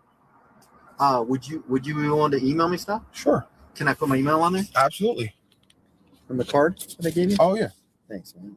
I don't think I have my email. And see, this is what we're out here doing, and I'm not. It's right there, actually. Never mind. This is a good officer, and I want to put this officer on camera. This is Ricky Valdez. They just pulled me over. No license, no place, no nothing, but that's fine because you don't need. You know what the slaves are still saying? Every day they come to that first channel, that shadow ban or this one, and they go to that video specifically because these slaves report on it. And they say, this is a fake video. Paul Unslaved made it up. It's all fake, even though the cop is obviously right there. The flashing lights are obviously behind me in the last scene. Or they say, this cop is horrible. He should be fired, right? That's literally what you get from the slaves. It's all a lie, made it all up. Or this cop's terrible. He should be dealt with. How dare he let that man ride away in his own property without needing 3 to 5 different pieces of corporate contract and paperwork to move around, right? For safety. They're in full-on Nazism and they're like cheering for it. You wonder how history happens the way we're told it happens? Because I always thought, how could this shit happen? It can't happen, right? This is ridiculous. Now I'm living it and I go, oh yeah, it's 1 for 1. I totally see it. That to travel from point A to point B. And this man was willing to listen to me and understand what I was saying, and he could tell that I'm not up to no good out here. You know, and this is what the human experience is supposed to be about. I appreciate it. Thank you, sir. You have a good day, my friend. You take care of yourself. I appreciate He's turning me over to the feds. That's the thing. You tell me. I'm crazy, but I ain't exactly stupid. I turned myself over to the feds way before I started doing all this because I said, you know what? Whatever this is going to be, it's going to be. And I know when you go down this road, potentially where it goes, right? It's obvious. Anyone knows. So I just told on myself what they taught me in NAAA, right? I just told on myself. And I called up the feds and I made a couple reports with them about the masks and the vaccines and the overthrow of the law of the land and the corporate takeover. And I informed them, I'm a man and I'm informing you that there are some serious issues afoot here and you folks better deal with it or you're going to have huge problems on your hands. Whether you know that or not, like that or not, I'm activating you and I'm making the claim, right? You think I don't know that when I called them, they're, if nothing else, going to immediately look into who I am and start making a determination on me? Yeah, well, that's what comes with the territory. The good part about this is there isn't a man amongst us who isn't involved in some level of questionable activity. And I try to tell on myself as much as possible so that there's nothing that really can be exposed. It's too damning, right? That's how I ride the line and gamble with the truth, life, and way. So it's like, okay, anything you're going to bring up or find out about me, I got 10 times as much on you. And guess what? Whatever you're revealing, I already told everyone, either directly or indirectly. So it doesn't hold much weight, right? So yeah, it's like, turn me over to the feds to investigate me on all the loss, injury, and harm I'm not doing. And if you want to put me away for a decade or decades using some ridiculous statute, policy, and code, and you don't want to actually uphold any kind of lawful process or procedure at court, well, then you're free to do that. They could do that now anyway. They could have did that 10 times already. You kidding? We've been over all the interactions I've had. They could have at any one of these points done whatever they wanted to do, right? So, like, what am I really afraid of at this point? Because I, like you, thought that was the case. I'm like, okay, we're going to gamble here, and most likely you're going to jail at some point. Like, I just had to accept that. I thought I did. Maybe it's still yet to come, right? But I basically said to myself, hey, you're probably going to have to go and sit at jail at some point here, so let's just accept that, and then let's try to do what's right and make a change here. Just accepting that jail is going to be a part of it, right? I'm the one shocked and surprised that I've gone this long and violated this many codes and not shown up to court, or showed up to court and not complied and just put a claim on record and actually am allowed to keep going. I'm more shocked and surprised about how well it went than I am scared that whoever, whatever is coming for me, right?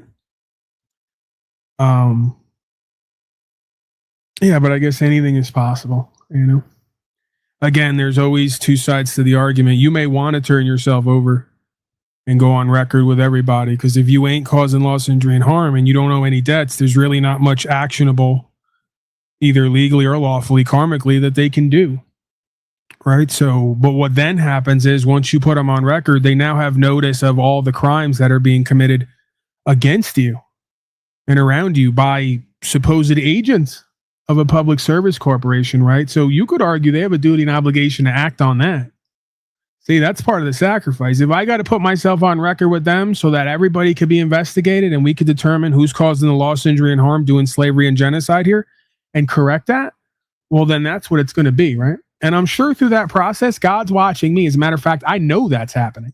God's watching me through this process and reminding me, Paulie boy, you don't need earthly authorities because I'm right here with a foot in your ass. If you deviate from the path, right? I'm going to make you feel it. So,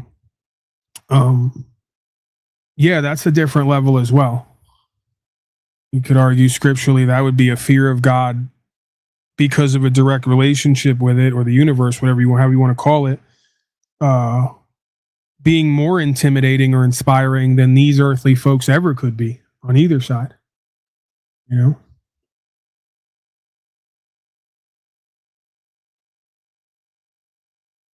I just felt like it just got a lot brighter in here. I don't know if that translated over the video, but maybe I'm just imagining. All right, we're almost done. Be safe. Are we almost done? Thank you. Holy crap, there's another hour. That's how you do it, folks. That's how you motherfucking do it. That's staying in good faith. To me, that's one of the top three. My boy. Yeah, I mean, that shit gets me emotional every time, man. I got love for Mr. Valdez, and I know you have love for me. Man, you great better job. You better reach back out to that dude. We need to get him on an interview, bro. See how I was just thinking about it. Yeah, I was just thinking about it. I may have to do that. Yeah, you need to find out where he at now and reach back out and kind of, I don't know if he's willing to come on and do a. So we got what I'm presuming to be a racist in chat, and that's predictable because I did cross over to the black paneling and they were rather impressed with me. So some folks came back over, but I'm presuming if I'm wrong, you can correct me. I will relay that. Right. So, because I've heard a lot of this crap. It's always the same lines, from the same types of people. And that's color aside, right? Oh, how well does his methods fare with the darker, complex folks? You mean folks who happen to be brown skin who are also good faith, honorable, and courageous, or brown skin folks who play the victim constantly and project onto everyone who's white that they're racist and want to harm black people or brown people? Because there's a very big difference there, right? So when you have like a black man, like we've seen many of them when we go over it here, we've been over like dozens of them over the years. When you have a black man who shows up to court like one of the Moors who knows who and what they are, what they're not, and they don't bring color or any of this crap into it, and they just stand on what's right and lawful procedure, oh, they do swimmingly. There's nothing more intimidating / inspiring than a powerful, big black man standing on God, truth, life, way, rights, freedom, all the rest of it. There just isn't. And you would really be kidding yourself if you're going to project onto the white folk at court that they're not on some level impressed or respecting of a large black man showing up to court, even with the funny furry hat, right? To stand on something and to give them a back and forth, right? So honorable is honorable. Good faith is good faith. Respectable is respectable, right? So how does it fare? Fairly well from what I've seen. As a matter of fact, you might argue the courts at times take leniency on black and brown folks when they see that they're trying to do the right thing. Not always the case, of course. Racist folks do exist. Hell, racism, you could argue, is baked into the system at one point. I think it's kind of a new day and a new era, right? I mean, you got rappers running around town shooting up blocks and doing hits on people regularly who are still running around free because, hey, the jails are full and maybe we don't have all the evidence. And, so you can tell me the story about how people get set up. And I'm sure it happens color aside to everybody all day, every day. But this correlation automatically that being black or brown and standing for rights and freedom or upholding something like trying to uphold the law is going to be seen as distasteful. I could argue the other side is true, right? White folks are actually going to be pleasantly surprised. Oh, you're not gangbanging, you're not thugging, you're not hip hopping, you're not this, that, and the third, all the stereotypical cultural crap. Oh, you're actually here under God with a conviction. You're actually like, trying to resurrect a renaissance of the American way. That's honorable and respectable, color aside. So, that's just how I see it. Again, maybe I'm completely delusional and out of touch. But again, we view the court videos here from time to time, and I've seen them black folk Moors and them funny hats. They usually get their way at court. They're not pushovers, and I don't really see too many people yelling at them or interrupting them or telling them shut up or sit down or any of that. So take it for what you will. Conversation with you, but that would be amazing. Well, I'm just wondering how many of these cops ever go after these interactions and go look up this stuff and realize, holy shit, what am I into? And it's interactions like this that would cause them to go do that. And yeah, it'd be interesting to see their perspective when they come back. He knows it in his heart already, man. Like we can look up factoids or, paper trails all day long, but beyond that, in our heart, we know, if you have some level of unbroken heart, right? We know, We need to start creating Eddie Craigs out there. I don't know what that means, but Cameron, you know what that means? Do I go along with that or no? Is he saying blow something up or? No, Eddie Craig is a retired sheriff or a cop from Texas, and he teaches a lot what we do. Cam said Eddie Craig on here. Yeah, Eddie Craig, he's a good guy. Used to be. He knows all the ins and outs.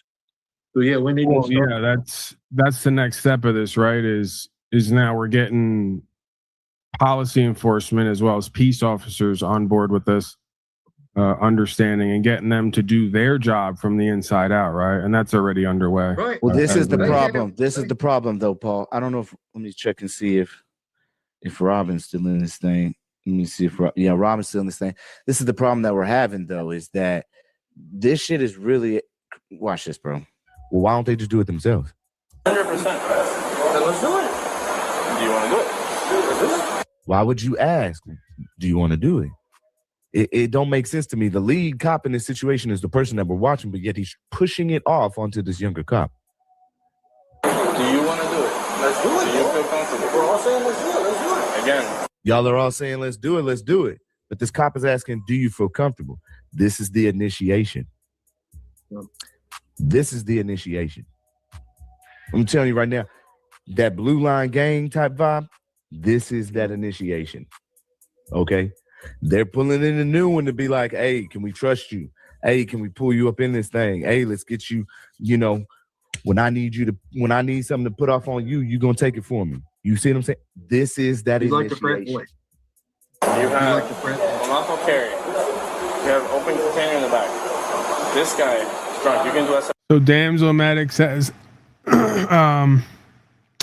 Eddie talks about you, Paul. It may not all be good, though. Well, that's a common theme. It seems a lot of these people know me because of the work that I do that they don't do. And then they have the nerve to say negative things about me. And that's fine, because the reality of it is, if you talk about somebody and you don't have anything negative to say about them, it's probably because you don't really know them, or they're not really being real with themselves and everybody else, right? So that's cool. I'm the first person who could say a whole bunch of negative shit about me and things that I've been a part of, or things that I've made mistakes on in my life, right? Again, we need to keep it centric to the idea, are you doing the work or not? And if I am, then why the fuck are you saying negative things about somebody else doing the work that you're not doing? That's some hating shit, especially when you're getting paid like 70 to 100 grand or more a year to sit on your ass and yap and play games. See, that's the disrespect as well to yourself and your land and everybody else. But again, keep doing it. Feel free to do it and watch what the universe brings to everybody, right? I love it. I don't have to like it to love it. Steve's on him. Okay? Because he's behind the wheel. He can DUI. Alright? So do you want to do it? I'm on. So right here, what you got is him flipping the camera, okay? And he even lets the camera know, my nigga, that he's on camera. He can't do anything. That's what he essentially just did. Watch. Because he's behind the wheel. He can DUI. Alright? So do you want to do it? Do the DUI. I'm on. I'm on camera. What sense does that make? Bro, so this is Robin. Robin's actually in here, right? Literally, bro, they initiate and do to what they're doing is, you got this newbie cop that comes in, right? He's new on the force. You got this other one right here that's, got his camera on, and he's telling homeboy, he's like, do you want to do it? He's like trying to initiate some illegal actions here upon this younger cop, even though this guy's the original cop. You see what I'm saying?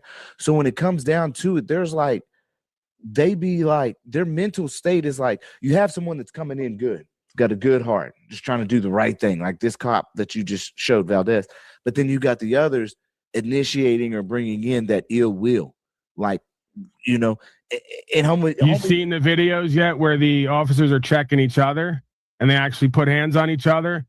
And I've seen 2 or 3 of them where they actually throw their partner up against the car and tell him, no, we're not going to do this. And this is where we're at, right? Is they're literally now fist fighting each other on the side of the road at times to try to stop, what's taking over everybody. I've seen one recently where a female officer tried to stop a sergeant or someone hired. Yeah. He turned around on her and choked her out. Yeah. Yep. But that's what we need. Shit. Yeah. Someone to start that nah, we're not gonna do this. It's not right. Right. And that's hard to come by these days. It feels like. It's like we've lost, and that's why I say I feel like it is a spiritual thing, because it's like we're not comprehending that we're all one. It's so weird to me. That is the main core principle of it all. It's like, if I don't do what I'm told because I need this money, but if money didn't exist, you wouldn't treat people like this.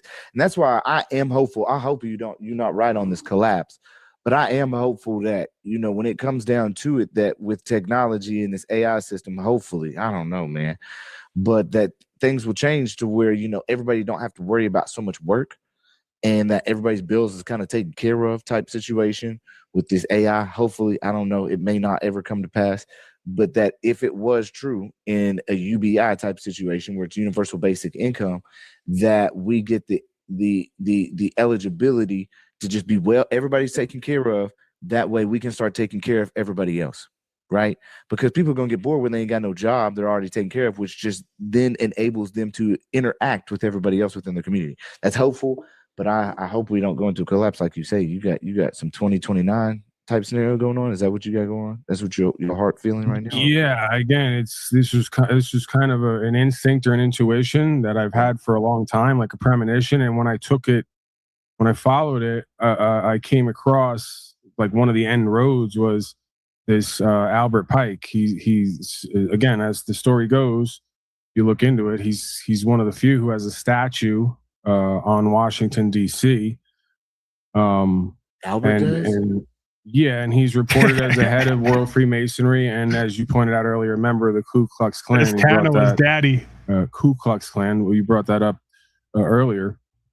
So he wrote Morals and Dogma, and he supposedly, again, as the story goes, and this was published in a 1925 newspaper, because folks will say it's a hoax, like a lot of things, right?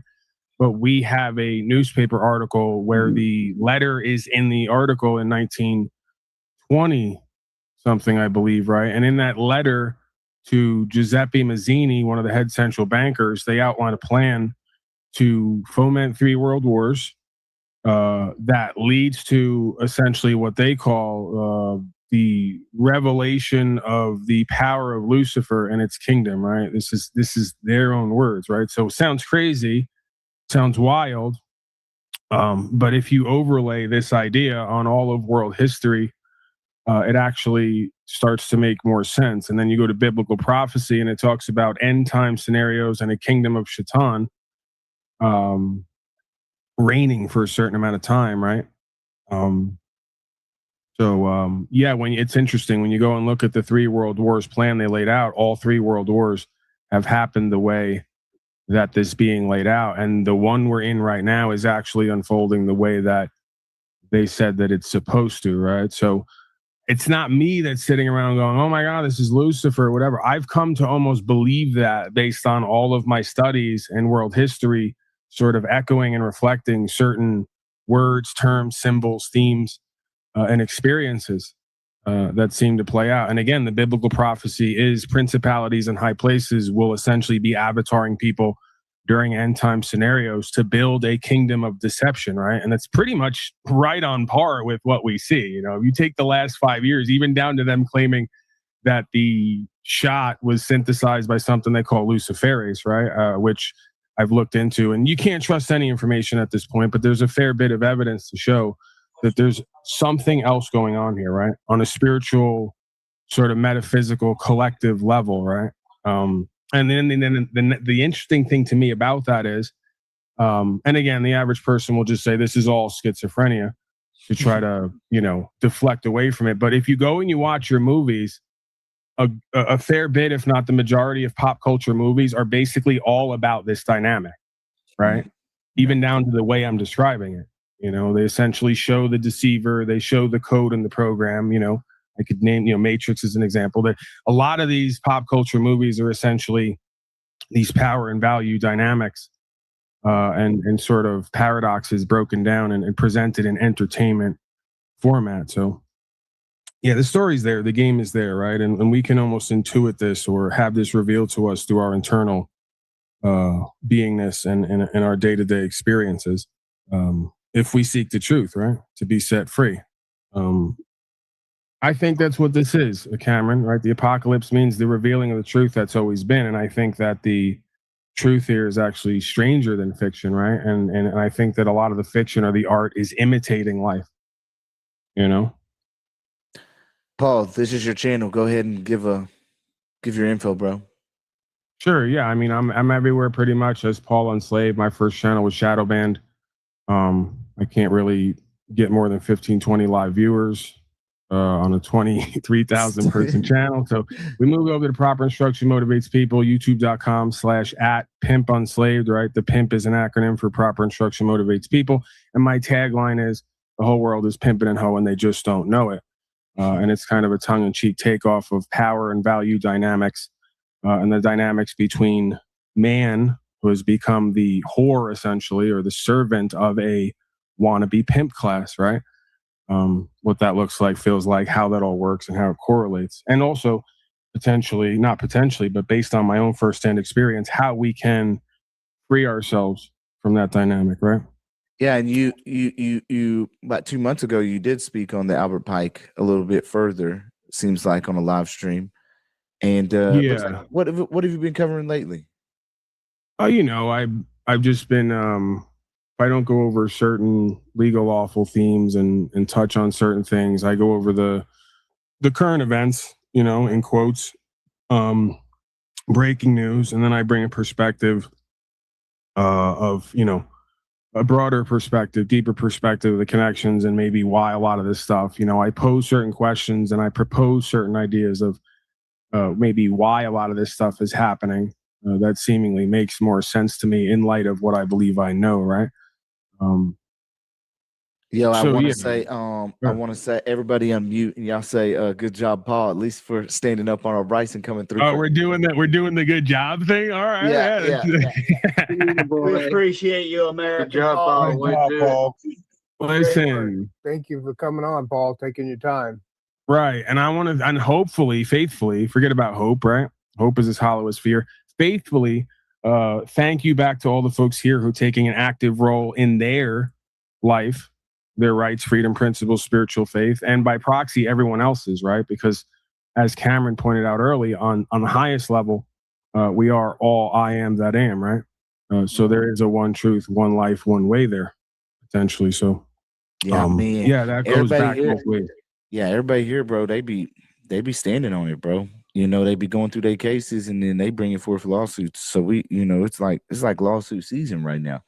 And not everybody is able to get the same reaction or respect that you've been able to receive. You know, Robert, with his situation, he had his windows busted out with kids in the car. I'm talking about baby in the front seat, you know, holding the baby, busting out windows. Kane's the same way, you know, hey, are y'all gonna harm me by any method of assault, you know, just for standing on my fundamental rights, breaking windows, right? So we got a lot of people that's just getting fucked up out here that's finally bringing forth lawsuits. And I think, you know, your situation brings forth a lot of hope, you know, that these other cops out here, wherever they may be within, you know, our nation, upholds their oath, like, you know, me and you have both been able to receive. But it seems like most people now are just getting their windows broken out, regardless of what their stance is. So, well, you got to figure, man, that this is an idea whose time has come. This is a cause, right? And this isn't an ego pride thing. This is a cosmic thing.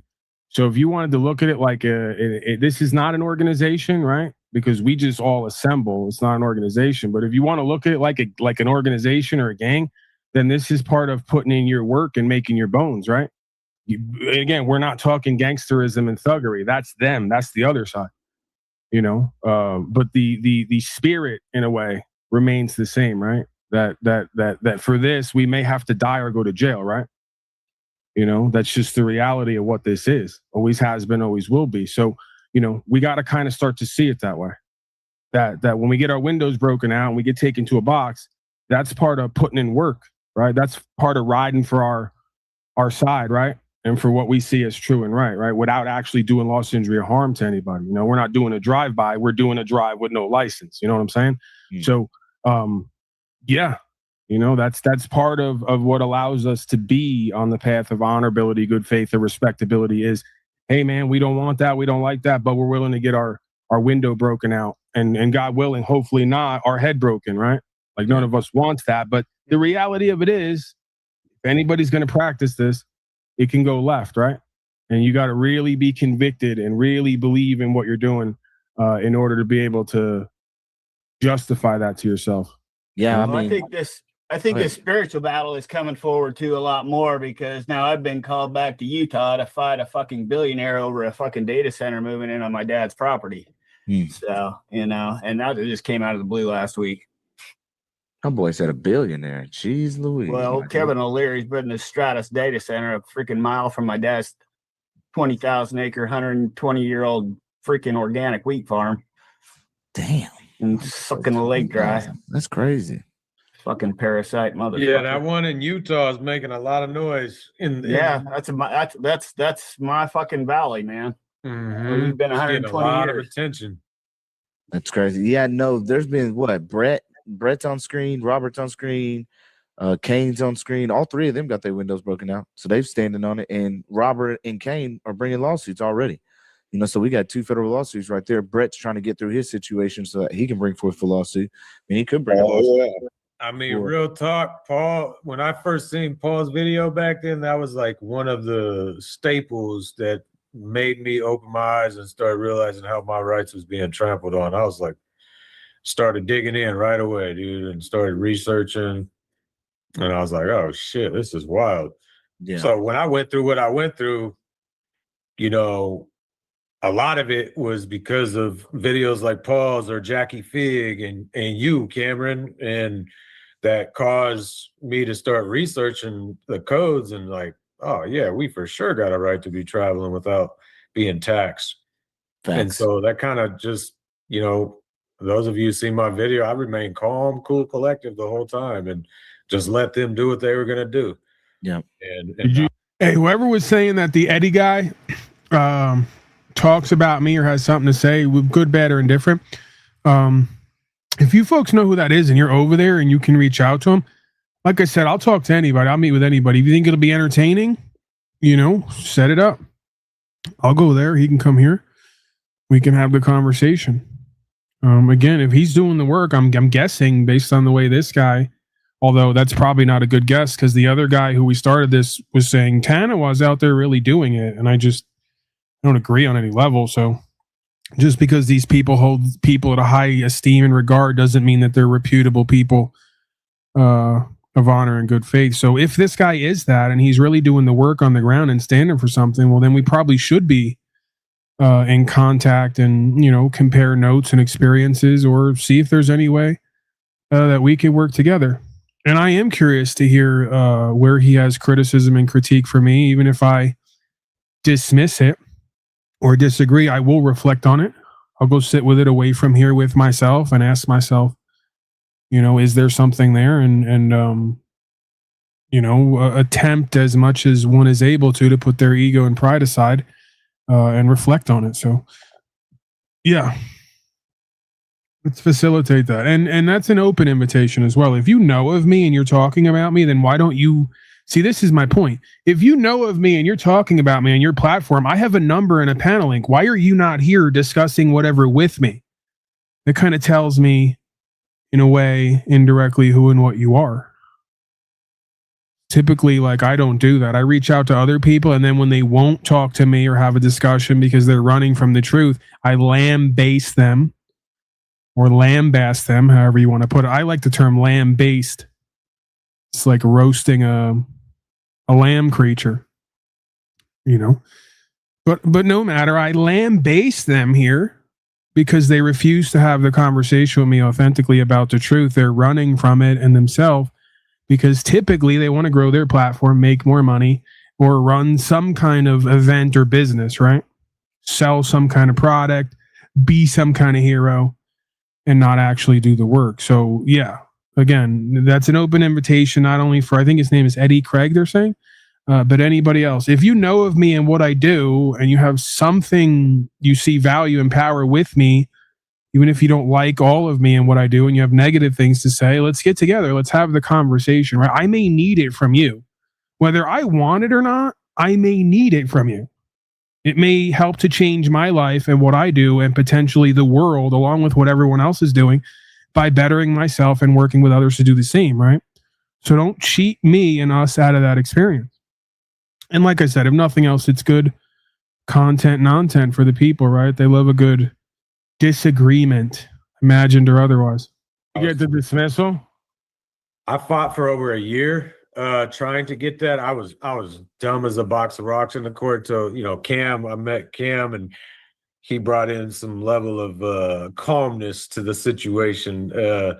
But they eventually offered, hey, man, off the record in the DA's office, she sees my keys on her desk. She's like, did you get your license? I said, absolutely not. And she says, well, I mean, usually, if you just go get your license and provide proof, like we'll drop everything. And at that time, economically, for like my family, I got a family of 4. I'm a sole provider. Like this situation happened 5 hours away from my house. So having to go back and forth to court, it was taking a toll on me. So I agreed to that and got it under duress. I submitted my paperwork as such that I was only doing this under threat, duress, and coercion. And I got a license and signed it without prejudice, I believe. I put on the back of it, but knowing like I could just go back and turn it back in. So that's how that ended. What? Yeah, he got his license and everything got dismissed, right? Yeah, they dropped everything. Yeah. Well, yeah, of course. It's not really about legitimizing their code, which is based in beliefs. It's about compliance, Right. As much as they can gain it. But going through that experience really just solidified everything I was researching. And like, bro, we're not a free people right now. Like if we don't have the ability the liberty to move about as our conscience dictates, then we got big problems on our hands. Yeah. Well, you see too the spiritual game of Mammon and Molech, right? Like the idea of serving 2 masters, and everyone has the same idea that I can't give up the money to feed my family, so I got to give up my rights to get the money, right? And that's all that this is collectively, is one big sorcery ritual of we're going to get you to serve this rather than that, right? And I'm not picking on you or blaming you. I'm saying anytime you can renegotiate on that contract, cancel that account.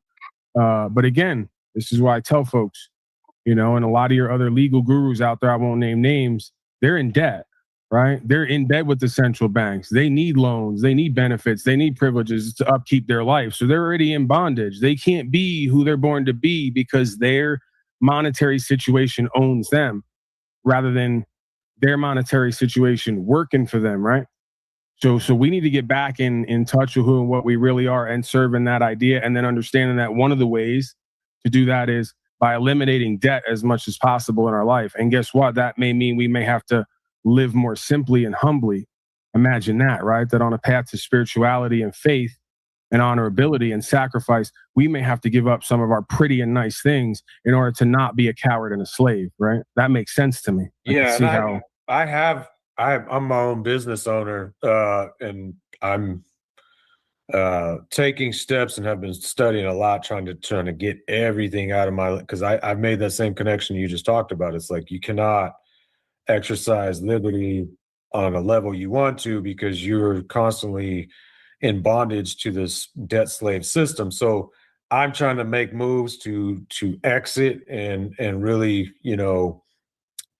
basically own nothing and control everything. And I feel like that is the name of the game, to exercise a level of freedom where you are not interfered with and have no duty to comply with some of these unlawful requirements they're putting on you people. I think part of it too is establishing your base in your community, right? And replicating in the sense of you're bringing the content and the understanding and the practice, and then other folks are going to contribute to what they get value from, what they find value in, right? So you start to replicate your own circle of trust and circle of value, right? The sphere of influence, so to speak. And you keep that in the private, so you're not getting any income and revenue, right? Back to that whole gifts are non-taxable idea. So I think that that's another way too, that if folks downsize, they live within their means, right? They stop trying to get all these extras because they think that that's where power and value is. And then they focus on investing back in themselves, right? And their sphere of influence and value and character. They start to generate a livelihood for themselves outside of the public ledger and the legalistic corporatistic system and its dictates, right? I think that's another answer to this situation, right? Free trade and if you want to say gift economy, in a sense, right? Hey, can I talk for a minute, guys? Go ahead.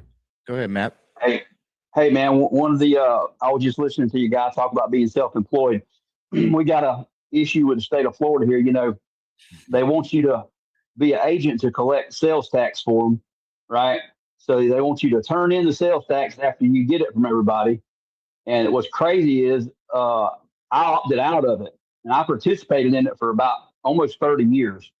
So I knew everybody on first name basis with the Department of Revenue. But about 2.5 years ago, I filled out a form. I made sure I got rid of all my LLCs, all my DBAs, all my sole proprietors, C corps, S corps. I got rid of everything, and I just operated as myself, as a man. Wow. And everything was going smooth until I was going through a divorce, and I think this bitch called the damn Department of Revenue and told them that I was basically engaged in commerce. You know what I'm saying? So you have a marriage license? Oh yeah, I'm trying to get. Like I said, I'm trying to get through this divorce, but she's running from 2 felonies. So, see, I'm just pointing out that there's always a contract on file where you voluntarily brought the state into your interests and equity. Right? Absolutely, I agree with that 100%. Is where the citizen slave hoe keeps getting fucked and fucking themselves. Excuse my language, but we're in slavery and genocide here. So if you're put off by my language, this probably isn't for you anyway, right? So, yeah. Again, we have to cancel all of our contracts where we voluntarily, whether we know it or not, brought the state into our property / interest or equity, however you want to phrase that, right? Because once they get a foot in, they're going to say, hey, you're broad over here who you were supposed to be able to manage, or work together with, however you want to put it, right? They're going to go to pimp logic.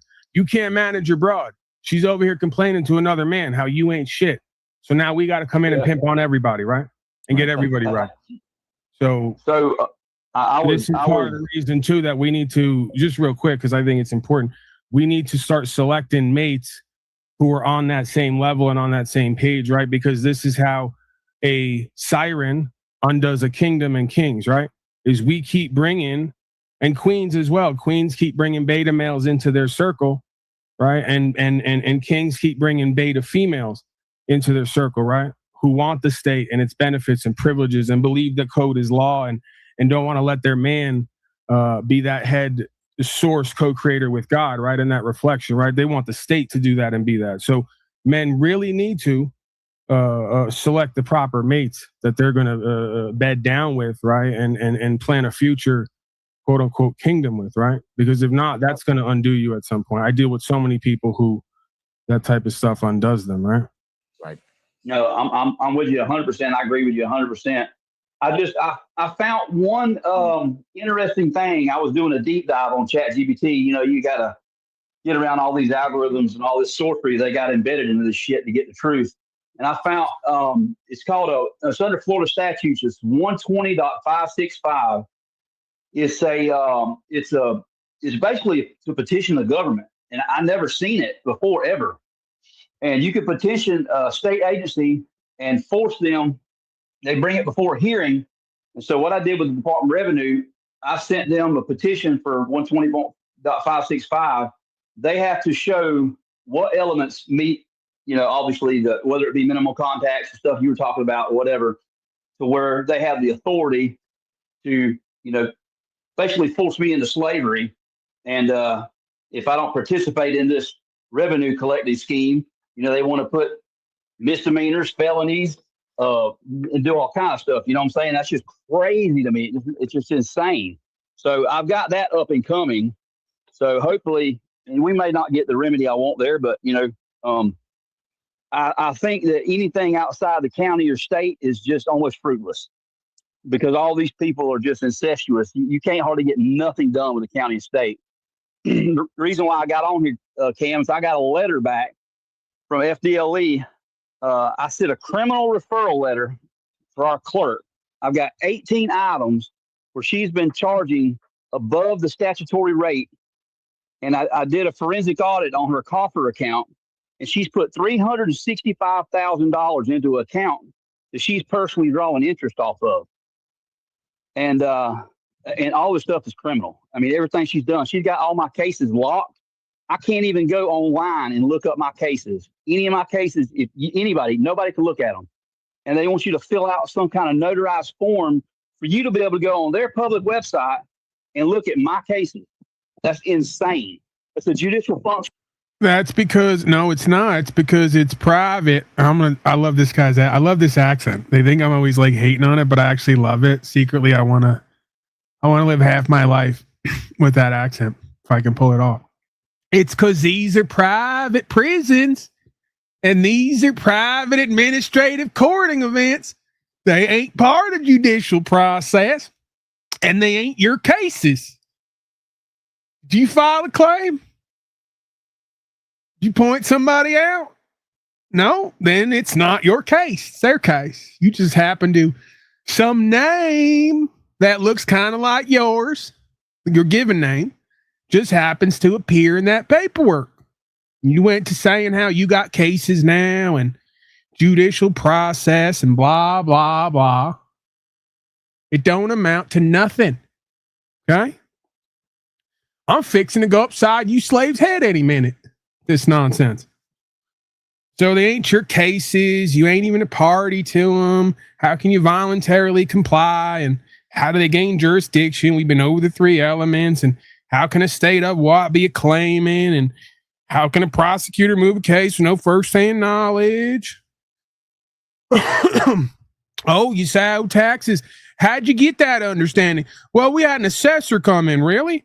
The assessor going to get on the stand and make a claim and swear to it? And if he's wrong, then he's got to pay 3 times what he made a false claim about? Really? I don't see how he could know exactly everything that's coming in and going out. So I'm thinking maybe he just made up the number. Yeah, I think tax assessor sat around and he looked around. He said, oh, I think this is this and this is this. And I'm going to make that determination. And then now you got to swear on it at court in order for it to be liable or for you to be liable for it to be legitimate. Now, how's he going to sit up there at court and swear on a Bible of all things? Not a Quran. This is still America. How's he going to swear on a Bible that he has firsthand knowledge? Oh, wait, we're not at judicial court. I forgot. So we don't even need to swear in at this point because we're at a private administrative hearing. That's right. Almost forgot there for a second. So there's like 5 different ways. I might even get caught up in this accent now. I don't want to leave it. Love it so much. So yeah, we got to stop like buying in. You got to stop buying. It's like how many times do they pretend to throw the ball and the dog takes off and then goes, oh, they never threw the ball. Right. They keep throwing the ball. They keep going to throw the ball and you keep chasing it when they never even, it's behind their back now. They did the old pretend to throw behind the back routine. And it's like, hey, wait a second. You didn't really throw the ball. Why am I running after it? Turns out I had the ball the whole time in my mouth. You didn't even have the ball. You just went like this and I went off running. So like, I don't know how many different ways, like they fell for the old painted tunnel on a mountain routine.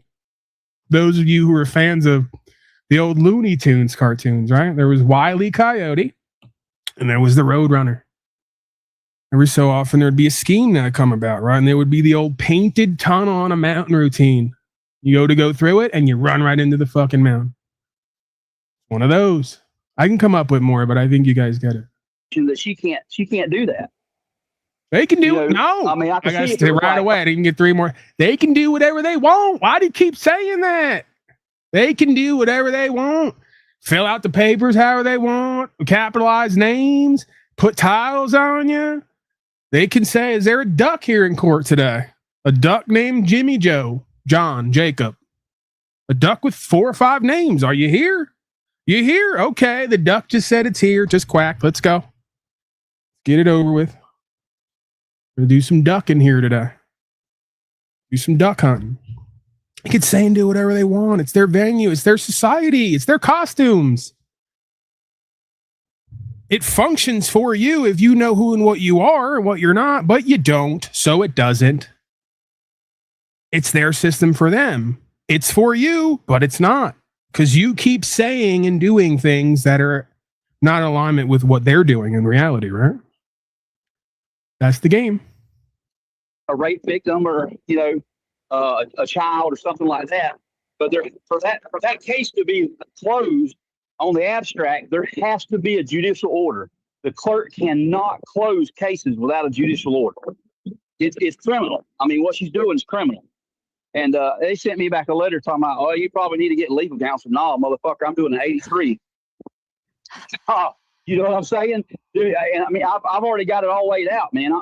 I'm doing an 83 on her ass. Fuck that. Me and 4 other people are doing collectively. So you can't get nothing done on a state or county level, man. Nothing. Well, this is part of the problem is that wait a minute. He said you can't get nothing done. Or that ain't true. That's not necessarily true. Yeah. Yeah, we can't make these absolute statements. We getting shit done, bro. Now I will give you the benefit of the doubt that Florida is hell. Okay. Well, I swear 60%, if not more, of the things that Wisedome has to work on is in Florida. Okay. Yeah. They are the worst state. But I'll rephrase that.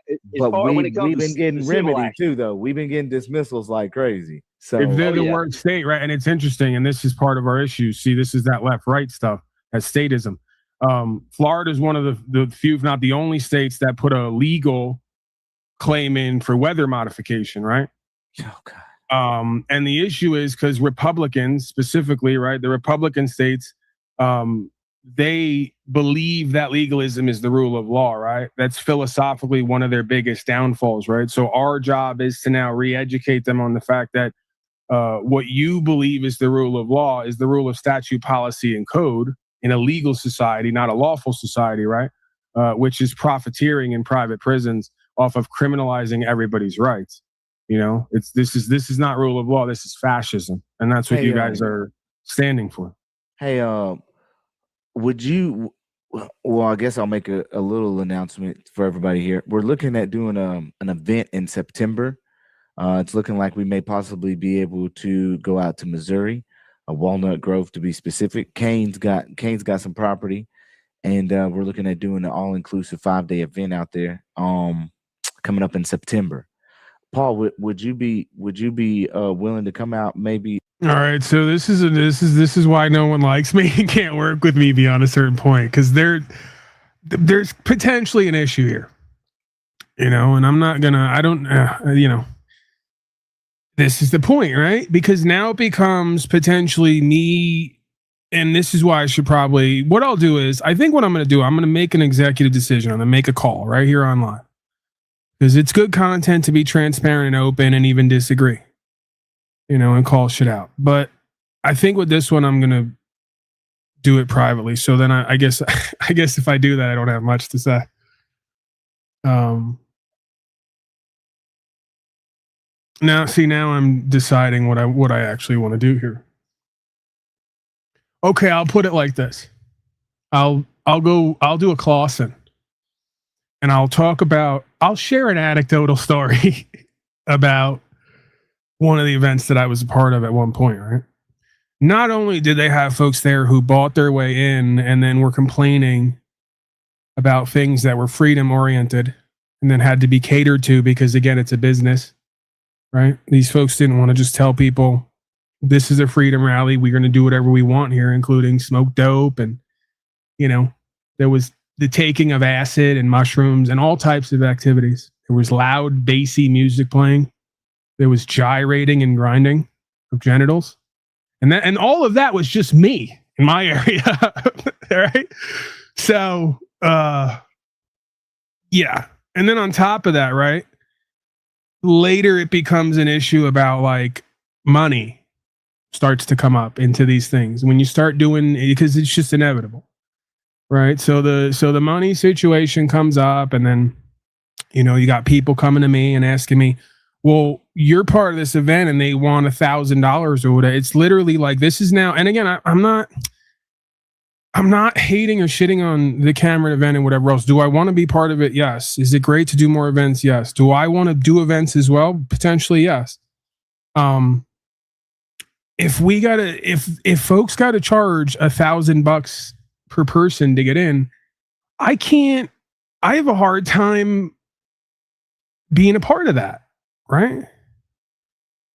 So like, I guess I'm directly or indirectly now. I'm probably not doing something I'm supposed to be doing. I'm probably not being a good friend or a good business person or whatever else, but it kind of is what it is, right? Like if I'm going to go to my audience and go, hey, I'm going to be at this event and I'm going to be speaking. And it's like, who cares?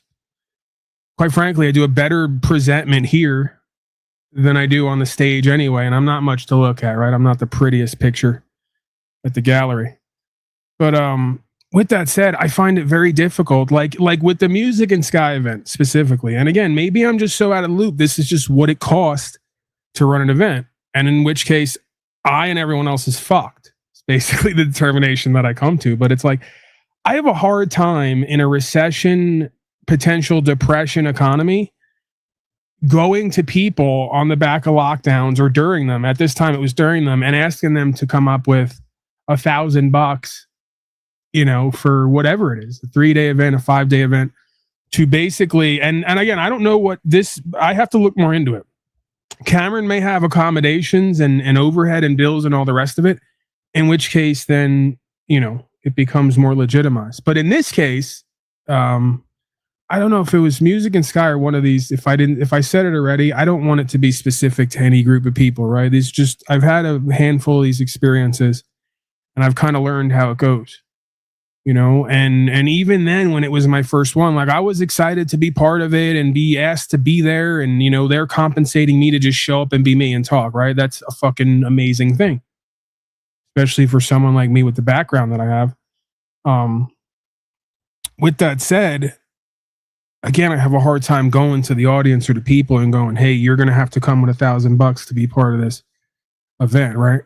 It really doesn't matter what I'm going to make, what they're going to give me, or what it's all going to be, because I know for me, I probably wouldn't do that, you know, and I don't know, we're separate from what I would do or wouldn't do. I don't know if a good portion of this audience can do that, right? I mean, and this is kind of a window into the reality we're existing in, where like statistically, I believe it's like over 50% of Americans, you know, can't cover a $5,000 emergency if they had to. So, yeah, I mean, again, this led to the people saying, well, we're not going to have you back. I think they were bullshitting. It was partially a money thing and whatever, and partially I wore out my welcome. Imagine that, right?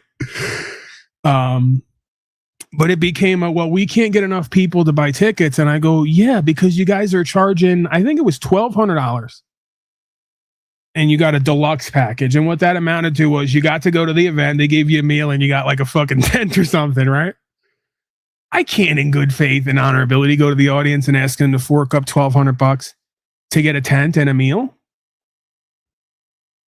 I probably wouldn't do that. As a matter of fact, I know I wouldn't do that. I'm trying to be somewhat diplomatic here. And I don't think most people here can do that with a clear conscience and then go back home and go, hey, I spent $1,200 on a 3-day glamping event.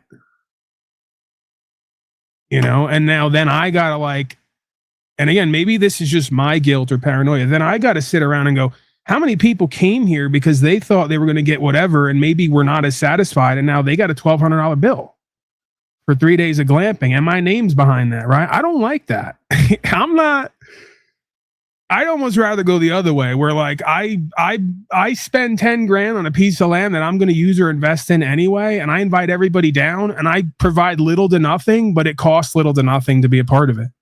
And then like, you know, I put up a shitty wooden stage and, you know, a background, and we play some music, and, you know, we have maybe a couple table games or festivities, you know. We get a kiss the gorilla booth or a dunk the gorilla booth, whatever. We got something for everybody. We got a blow a politician booth for those of you who are statists, all the atheist, statist, and authentic corporate males and females out there. I got to tell you, the blow a politician booth is always busy. Kiss the gorilla booth, not so much. Whatever. It's my lot in life. Yeah, so that's going to be the next conversation we're going to have that I just had with the audience, instead of having it with other people who I'm in business with indirectly, because I shouldn't have to say this.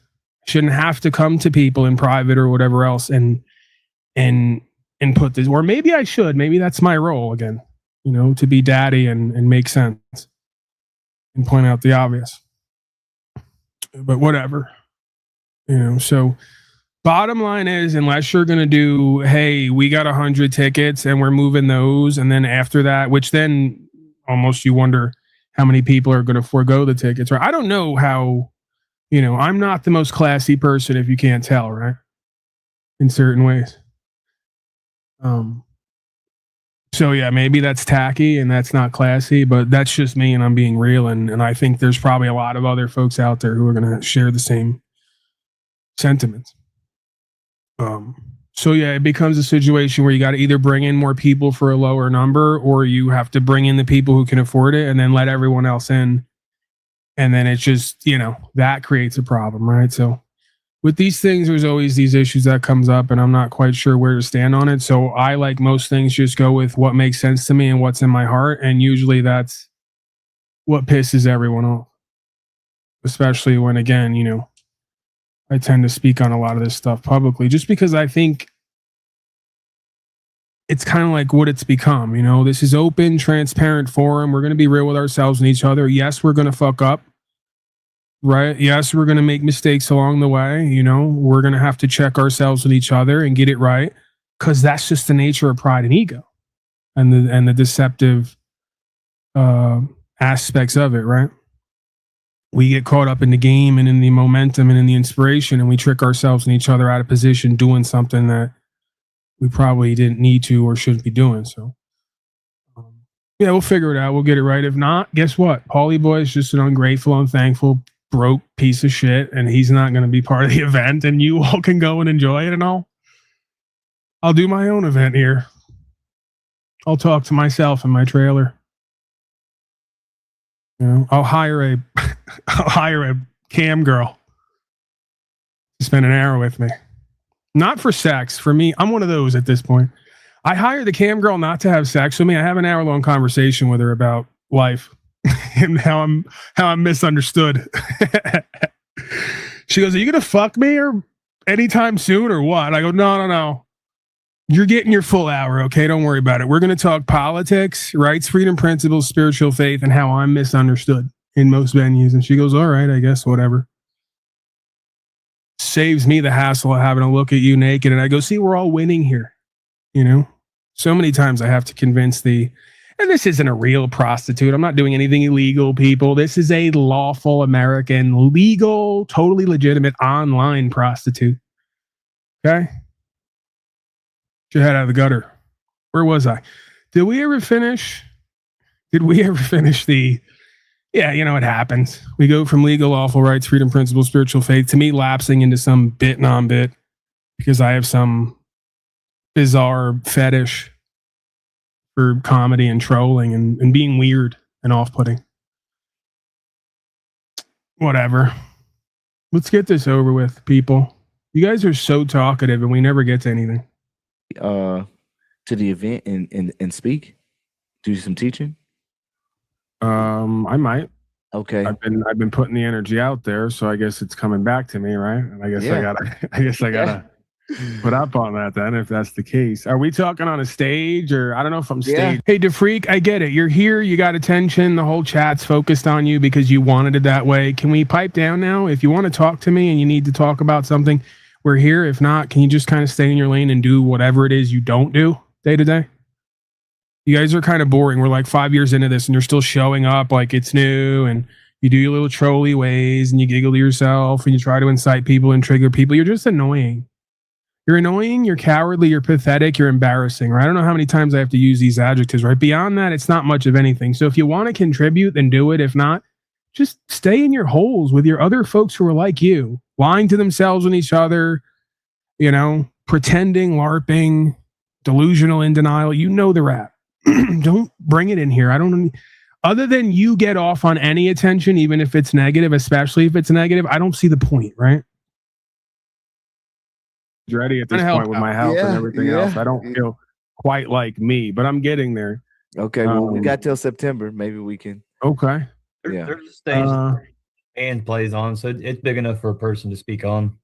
Yeah, and Yeah, I'm saying I'm always there. You know, part of me likes travel, right? Everything, you know, I'm not always in love with everything. You know, everything has its pros and its cons, but I enjoy traveling to an extent. Missouri, coincidentally or synchronistically, was one of the places I was thinking about getting some property. But yeah, if nothing else, I'll definitely show up to interact with folks about what we've been doing here, right? Working in the private, you know, the difference between legal and lawful, how to stand, if you want to call it that, and present, you know, and then the spiritual faith aspects of this, which I believe are the biggest thing really, and it's talked about the least. Right. I see all these corporatists and these males, all this process, procedure, this, that, and the third, and the faith, right? The trust, equity, and faith is on the back end, and it's very minuscule if we get it at all, right? And from my perspective, that's one of the biggest things. You got to have the trust in God and this truth and this understanding to have the faith to step out on it and do the next right thing and say, hey, it may go bad for me, right? Whatever that means. Man, you know, that's why I appreciate you so much, because like I feel like throughout all the years that I've done the research and then finally took the leap of faith to do the right to travel in the first place, you know, a lot of the things that are propagated out here is, you know, like secured party creditor and change your status and do all the status correction. But for me, you know, and going in with a silver bullet, whatever document that might be into the court. But then what I've come to figure out is it's really just knowing your liberties, bro, and standing on those liberties. And okay, so the freak, I got to help you out because you just don't get it. You're projecting again. Right, and this is good because you're showing the mind of a status slave, the subpsychology. Rodney, when's the first time he's ever said your name that wasn't because of me? The freak, not everybody's like you and has this like undying urge to have Paul Unslaved say their name. This is a weird fetish kink that a lot of you have, where you want me, you're sadistic and masochistic. You want me to pimp on you a little bit, right? You want me to degrade you a little bit. You want me to have my way with you. That's not everybody else here. A lot of the people come here because they enjoy what I'm presenting and they resonate with it because it's I am that am, and like we're in alignment with that. It's like this co-creative sort of relationship. The root word is relate. See? They don't necessarily need me to be their daddy, to be their god of all media, to say their name so they can go off and pleasure themselves to the idea, right? That's you. That's your weird, bizarre, stalkery hang up that you have. You're literally doing it right now. You're making yourself so just, you know, available and needy in my chat that it's almost assured that I'm going to address you, right? Just because you have that fetish and fixation, don't project that onto everyone else. That's oftentimes not the case here, right? A lot of people are like, hey, we're doing the thing. We're involved. We like what you got, but we don't want to be your content because we know that you're not our daddy and our God, right? And I'm like, I see you. We're cool. Everything's good. The rest of this stuff is for them. It's for the freaks. It's for the NPC slaves. It's for the status, right? You got to, you know, listen, I could be here all day explaining life to these folks, and will they ever really get it? If I have to explain it, will they ever really get it? Because the ones who really get it don't have to have it explained. Crazy thing about this. These fucking courts have much of a ministerial duty, right? That is owed to you. And then when they don't abide by that, you know, and you invoke those, whatever it may be, whether doctrine, maxim, I mean, whatever the case may be, bro, then you start to get a little bit more respect because you're pulling into the faith aspect of it. Your true creator endowed liberties. I don't even like to call them rights because they're not rights that are given. They're liberties that are, you know, known within natural law. So when you start bringing in those natural law principles, again, maxims and doctrines, then I mean it's kind of a case closed type situation, or it should be. And sometimes on the lower courts, as far as courts of limited jurisdiction on the municipal level, they don't respect it. But then as we see just as of recently with Bob, as soon as you go up one level, yeah, man, the river is not a highway. I don't know what the fuck this lower judge was talking about. Case dismissed, and this is vacated and reversed. So I mean, it's just getting to the proper. I mean, we have one dude, Shane, out in Arizona, bro. Found it. And Shane took it to trial. Something broke. Danny, you got to mute. Danny, you got to mute. And homeboy goes to trial and he doesn't participate in the trial. He does an opening statement and a closing statement. But then what's the most fascinating out of the whole trial in and of itself, before he does the appeal, is that the court gave its closing statement. And in its closing statement, they told Shane, they's like, bro, like, I wish everybody knew the Constitution like you, and I wish they taught it in the school system. I wish you would have participated more in relation to this hearing and this trial, because your pleadings or your documents were spot on in relation to the Constitution. And I feel like we are making a change, bro, because you literally got a judge coming out and saying your documents were on point, and I wish more people brought forth arguments and knew the Constitution like you did. Bro, like what? There's no, like, I'm so happy that we got that from him. And so seeing that come out of these judges, and just the dismissals that we've had from people standing up all over the spectrum, bro, it's a blessing to see, bro.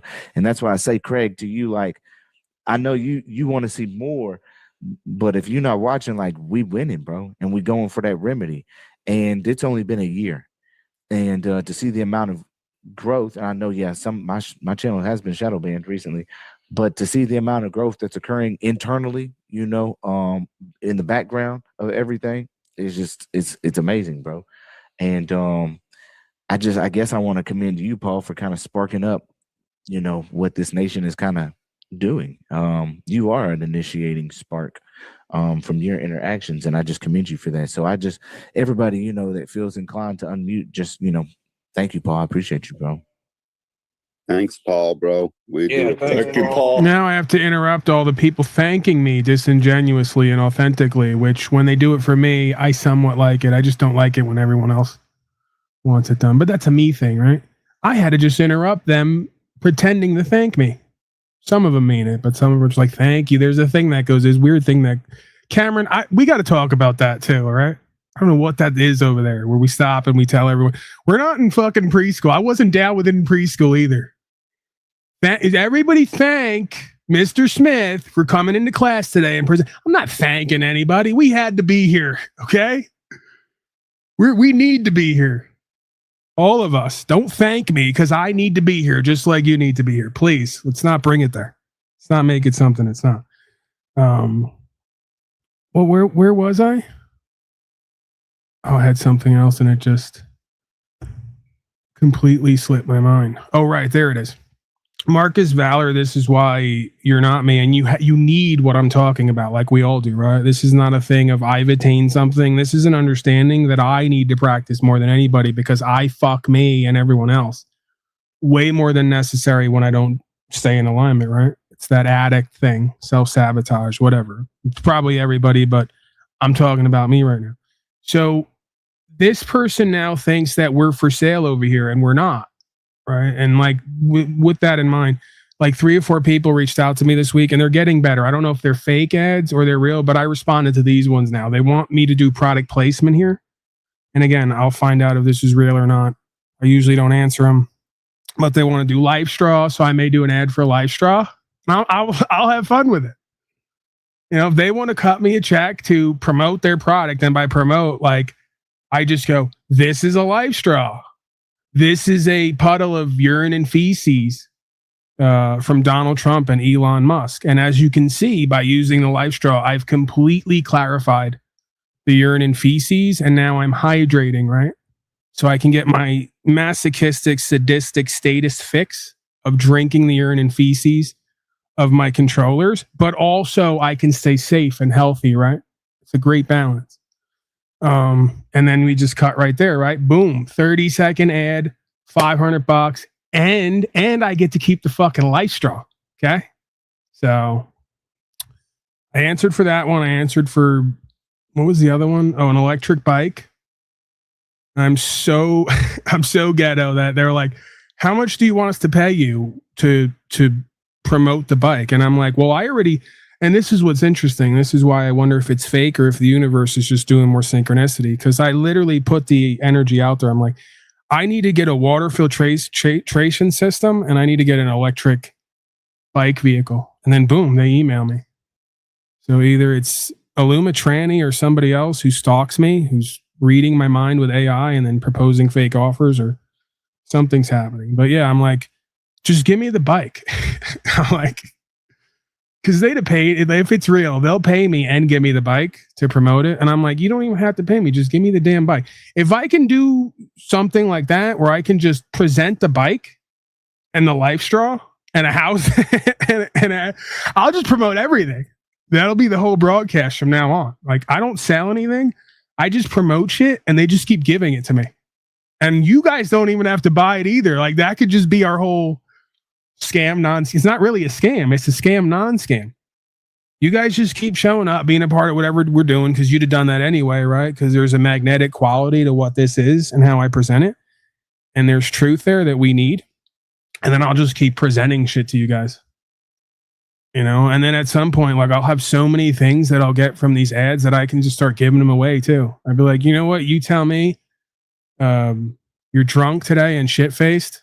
Oh no, I think he's pulling a Murphy. He's got his 30-day chip. He's got a bunch of 30-day chips. He's on a 30-day run right now. So I go, whatever. You tell me you're not shit-faced this week. I see you down there, right? You didn't like almost crash the car drunk with your kids.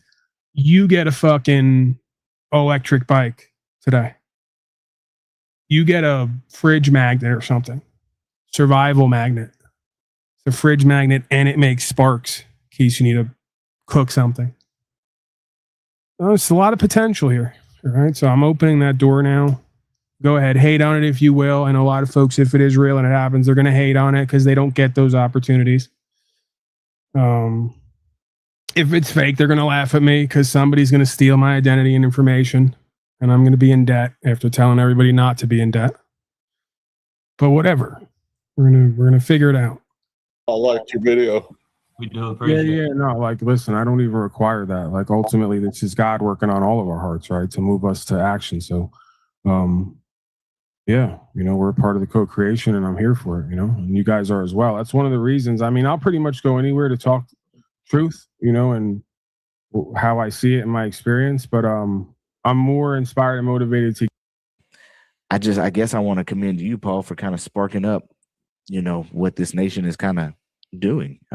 You are an initiating. What just happened? From your interactions, and I just commend you for that. So everybody, you know, that feels inclined to unmute, just, you know, thank you, Paul. I appreciate you, bro. Thanks, Paul, bro. We do. Thank you, Paul. I liked your video. We do appreciate Yeah, no, like, listen, I don't even require that. Like, ultimately, this is God working on all of our hearts, right, to move us to action. So, yeah, you know, we're a part of the co-creation, and I'm here for it, you know, and you guys are as well. That's one of the reasons. I mean, I'll pretty much go anywhere to talk truth, you know, and how I see it in my experience. But I'm more inspired and motivated to get here, especially lately with health issues or whatever else, because this is a place where folks are actually putting it into play, right? So I try to come here, you know, with a bit more respect and, you know, almost like as comrades in a way. I don't like that term, right? Because of what it, you know, the energy that might be behind it historically, but it's different from going to other venues where folks just want to talk and, you know, sell merchandise or, you know, push some kind of idea, right? So, yeah, man, I think that's key, Cameron, what you were just talking about. And I think that's the main thing we need to get across, right? Folks keep doing what they do and encourage more, right? Encourage more to be faithful and do the next right thing and step out on this. And I don't think I know that we are making a change, right? Because I've had a lot of the same experiences, and we have a network of folks who have the same experiences. So, yeah, we're making these folks respect and recognize. So, you mentioned the biblical or spiritual aspect of this. You know, I was talking to a guy, and he was talking about the in terms of equity. He said, man, he said, you just sound so mean and adversarial. And I was like, man, look, like, these aren't honorable men and women. Like, they know the stuff they're doing is unlawful, illegal, whatever you want to say. And they're just not honorable men and women. They're not. I mean, for legislatures to take something so mundane like the act of driving and make it and turn it into a criminal action, I mean, that has to have some type of evil intent to it. I mean, it's just, I know it's revenue, but it's insane. Sure, we could go to anywhere with this, right? And this is what I tell these legalistic folks, to take an act like the right to bear arms and criminalize it and turn whole cities into a den of thieves where the criminals are literally running the show because the average citizen can't legally own a gun to protect themselves, right? Yeah. We know wait a what second. it is. But wait a second. I have to disagree. It's not illegal for them to do that. It's not wrong for them to do that. It's not unlawful, but it is illegal. But this is what I'm trying to listen. It's not wrong for them to do that. You're the one that's acquiescing to it. That's what I was thinking. You're the one that acquiesces we to know it. we know that it's not, again, the difference between legal and lawful. In their corporate scheme and their policies and codes, you are a wrongdoer in quotes, right? Yeah. But they even call it a scheme, bro. Sure. It's like saying if I'm on the clock at Walmart and I'm working with and for Walmart, then there's 100 things that I can't do when I'm in the blue vest, right? That if I take the blue vest off, I could do whatever I want to do. Exactly. Right. You know, so that's all that is. That's technically accurate, but there's plenty of wrongness going on in that bullshit cesspool. So let's give it a little bit of both. Yeah, I mean, it's just are you acquiescing or not? And that's where that's why I say it just bases down to knowledge, you know. Did you ever? I did a broadcast where I went over all the maxims of law and then applied it to what I do, right? And got away from the legalism to just maxims and philosophies of law, right? So a man who does not express his rights ceases to have them. So it's right there, right? They're telling you. Ignorance of the law is no excuse. Put everybody on notice. You just say put everybody on notice. Right. If again, folks say, well, it's never happened before. Maybe it hasn't. I'm sure it has. Anything you could think of has happened. It's far and few between. But okay, it's never happened before. So you do it. Go write your supposed wannabe slave master on the administrative side and tell them, I'm a man under God with God-given rights. I want my rights and the law upheld. You will issue a credential, or you will put your agents on notice that I will be engaging in my God-given rights, and you will not interfere and attempt to deprive me of my rights under color of law. And then it's their duty and obligation to uphold your God-given rights. If they don't, they're derelict in their duty and they're subject to sanction, right? In a corporate capacity. And again, they can put you in a box, doesn't change what's right from wrong. You know, they're just willing to do wrong to take your property and your rights. Oh, big surprise. We're back here again, you know? We've kind of seen this before historically. It's like literally all of human history. If you get down to 3 to 5 themes of human history, one of them is power and control, obviously, right? You know, so who's going to have the power and the control over the individual and its future? I just hate them hiding under the blanket. Well, I was just following orders. I mean, that's such a blanket statement, man. It's like, okay, whatever, you know. Yeah, it didn't work at Nuremberg, and it's not going to work at any competent, capable, legitimate court on this land, right? Yeah, Cam, no, y'all are doing really good things in Florida. And that's the reason why I joined the group. You know what I'm saying? Was specifically for that. I seen the shit that y'all had going on. That's why I told you in that post, take my fucking money. You know what I'm saying? I want to be part of it. You know what I mean? Yeah, Florida's got some corruption. We fighting, man. I mean, all across the board. I'm down with just welfare checks are just. That's another thing. Because a lot of folks are exactly proof of why the system is the way that it is. People want to contact me and say, oh, I was going to give the attorney $10,000, Paul, but in my heart, I know that it's not. And, you know, why don't you sit with me? So I sit with them for hours and days and I give them everything that I got and they get results. And then they don't send anything my way. And it's not that I need that to do what I do, but it's like, don't you see what it all amounts to karmically? Like folks would be surprised that the shit that I hear and see that people will just say to me and not thinking of what they're actually saying. Like, I'm about to go give $10,000 to an attorney to talk for me. And I'm asking you, this is essentially what they're saying. I'm asking you to convince me to do what I know in my heart is already right. And then give me all of your firsthand experience that could have cost you your life and your whole future. You know? And then it's like, and then on the back end, right? It's like, this is part of the whole idea of tithing as well. Is like, I'm going to save you 10,000 and your life and your soul. You're going to have infinite power and value going forward. So if you're not going to contribute anything, don't tell me, right? This is just a personal thing. And like every once in a while, I got to get personal with people. Like I got to let them know, don't tell me, because I'm not asking for it. I'm not looking for it. But if you tell me, then you see, you got my thoughts going, right? I always step back from it and go, okay, I'm not gonna go there, but it is rather sort of ironic and disrespectful. It's like, you're going to give 10 grand to a guy who doesn't give a fuck about you or what's right, to literally get you to admit that you're going to fuck yourself at court and potentially destroy your karma and disempower you for the rest of your life, because that's how you're going to carry yourself. And you freely admit you were going to give them value that we use as coupons to live in the world, right? So like, imagine a culture and society where every single person who's already, because pretty much everybody's going to get a $2,000 to $10,000 bill from an attorney at some point in their life. Right? Imagine if we can like win. See, I'm big on the win, where everyone wins. I'm weird like that. Where it's like, you know, instead of you giving 10,000 to the attorney, you give 10% of that, like it says in scripture, to your community and to the servants of truth, life, and way, so they can live in the world.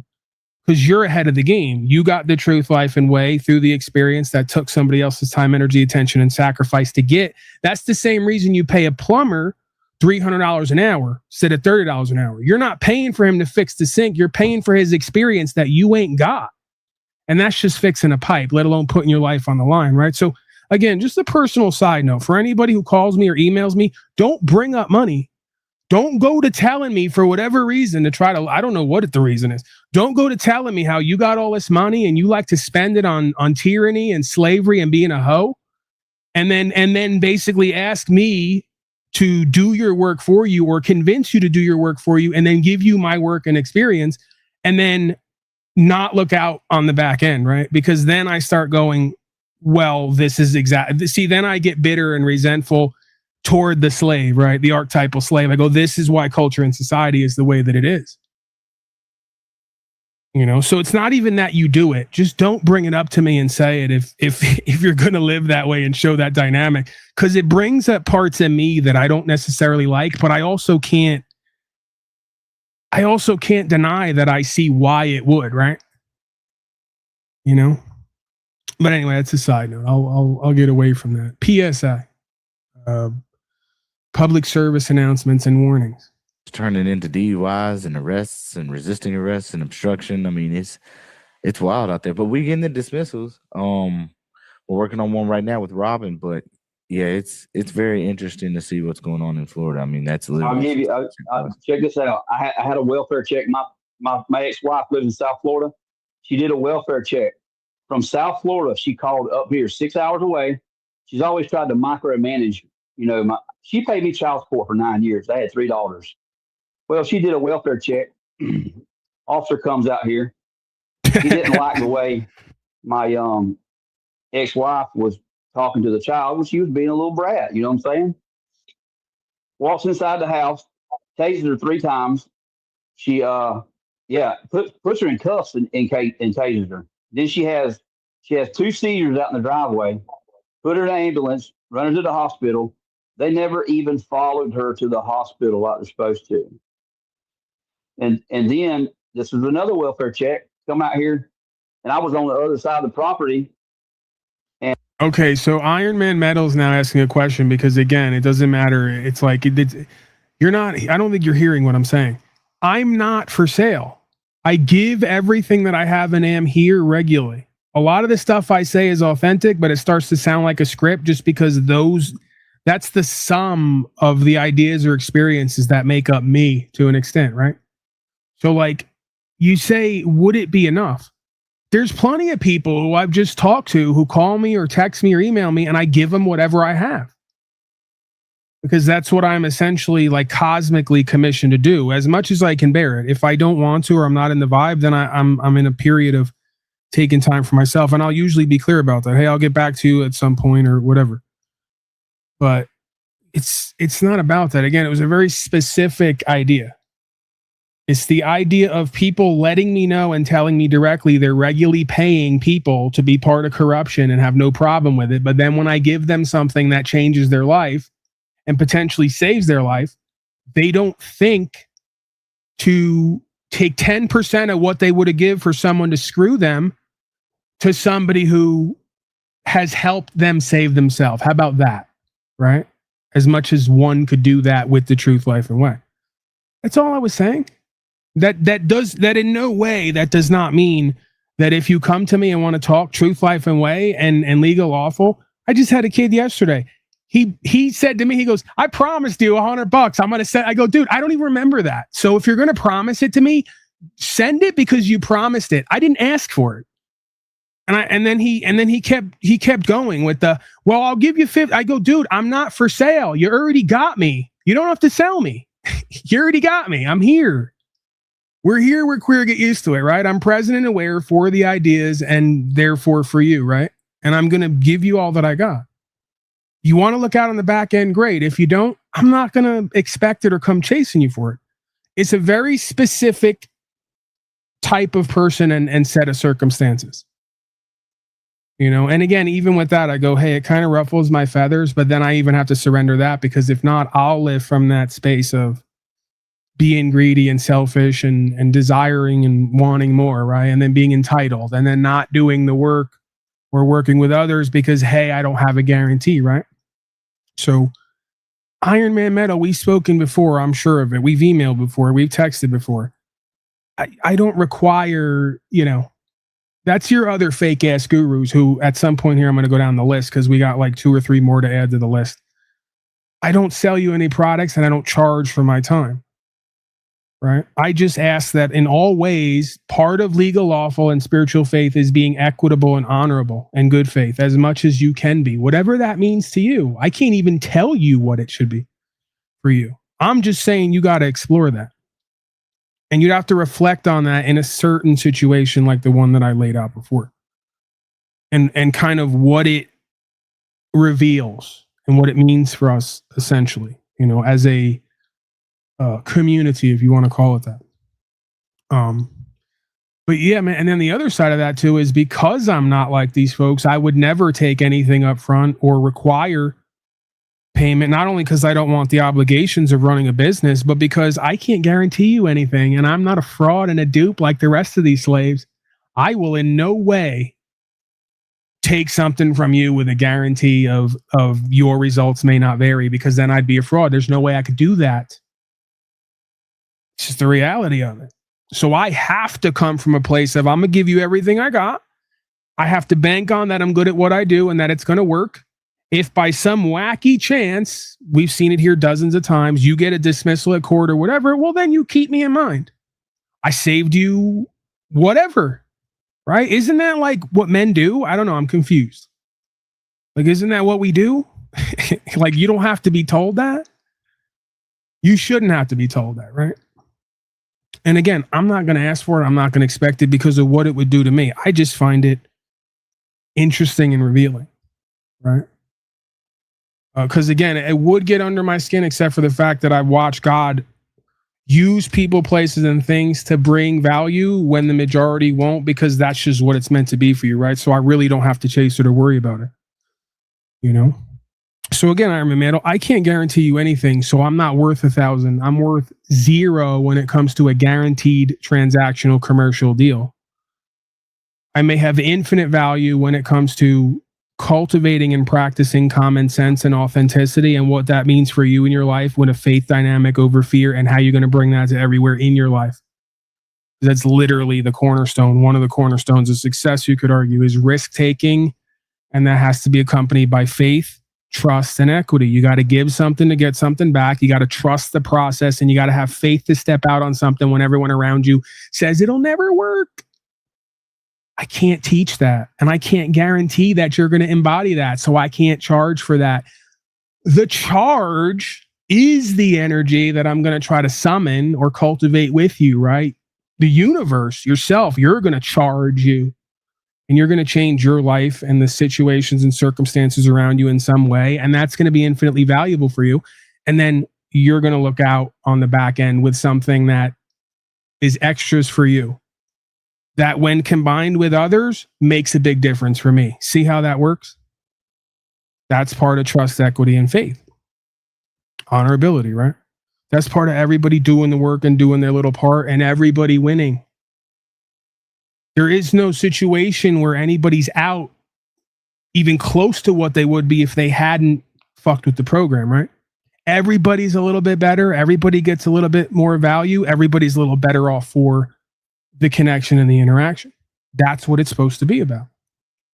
So again, man, it's going to be pretty simple. The hardest part's going to be you trusting in yourself and the process and having faith and doing the next right thing and then surrendering the outcome that, hey, even if you lose at court and it doesn't go your way, you still were true to yourself and authentic, and there's no outcome that can supplement that, right? There's no amount of money or alternative process that could be as fulfilling as that. And again, you got to learn to lose to learn to win. So you don't go into this going, I'm going to have Paulie boy teach me how to win every court. No, you go into this going, I'm sick and tired of being treated like a slave, and I'm going to do what's true and what's right. And I'm going to learn who and what I am by being authentically me, unapologetically. And I don't have to be mean, angry, or rude to do that either. You could do it very nice, kind, and polite, but unwavering where you see fit, right? So, yeah. That's pretty much where we stand on that. So Ironman Metal and others, if you want to contact me again, I'll give you whatever I got. I don't require anything back. And as far as my commentary about what would be resentment if I also didn't have to practice surrendering in faith and just doing the next right thing, is don't get into pillow talking and chatting about all this other shit and revealing all this other shit that really is just going to amount to disrespect for you and me and the community and what we're doing, right? And that's the thing too. I think that's part of this era in history is we're really having to learn up close and personal what it means to be respect-able and respect others, like respectful, right? We're really getting up close and personal. Look at what that really means, you know, because yeah, the levels of disrespect are off the charts, you know, just like the kid in the beginning of this video telling me to shut up because Tanawah was out there doing it, right? They think that's ego and pride when I have to pipe up and go, no, it's exactly the opposite. See, the fact that he's got you all believing that's what the case is part of the disrespect. He's living my and Cameron and other people's story and LARPing and pretending to profiteer at the same time. I will never respect that. And I'm not supposed to. You want me to respect you? Do what the fuck is deserved. Deserved. I love the words of serve. It's right there. Make the fucking sacrifice. Cut it out with the oaths and the bond to the corporate procedure.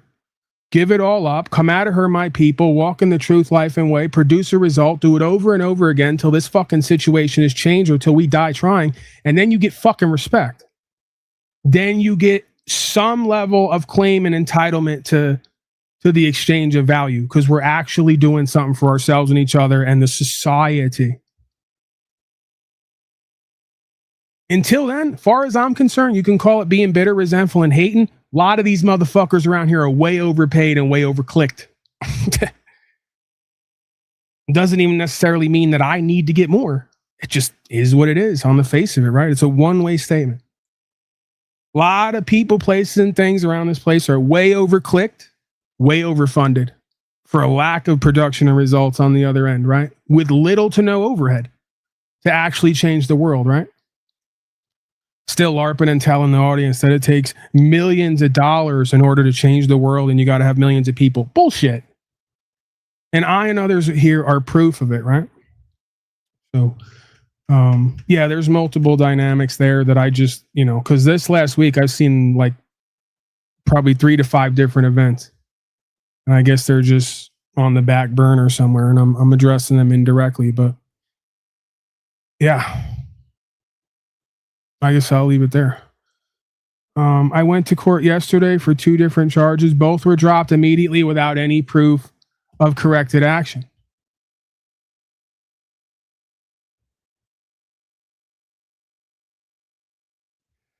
I guess email me. I'll tell you where to send the check. See, this is why DeCastro and others are smarter. I should start selling trifolds and fucking business cards and bullshit. Maybe that's what I'm learning. You know, I don't know. I got a feeling if I ran with that, it would, you know, it's a fine line, right? In this circus, you got caged up lions, you got clowns, You got ringleaders and you got tightrope walkers. I'm a tightrope walker, you know? So, yeah, I got to walk that line. Maybe I don't. Maybe my father and others were right. Paulie boy, you're a horrible businessman. You have a lot of opportunity and you're overlooking it. Yeah. But the alternative is if I go down that road, I'm going to wind up like DeCastro and others so involved in the bottom line and trying to push something that I'm playing myself and everybody else. I have faith, Brooke, and others that we're going to change the game here. Folks are going to experience new levels of empowerment, emancipation. They're one and the same, you could argue. And that I will secure my place, my legacy in the future, a certain amount of value, and more, right? Because this is the other side of things too. I look at lately, I go, if I heal and start to feel more and more pain-free, which I can't say if, I have to say it is, I have to manifest it. I can't be too comfortable anyway. It's not good for me. Got to get up. I got to get out. I got to put on. I got to present. I got to perform a little bit. I got to entertain. I got to mix it up. I got to stay active. We don't want Paulie boy to get too comfortable. He gets too comfortable. He gets lazy. He gets boring.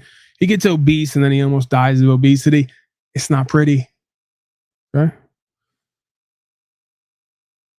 Laminated pimp manual would be nice, though. It would be nice, but it's not necessary. And if you need the pimp manual, then you ain't ready. See?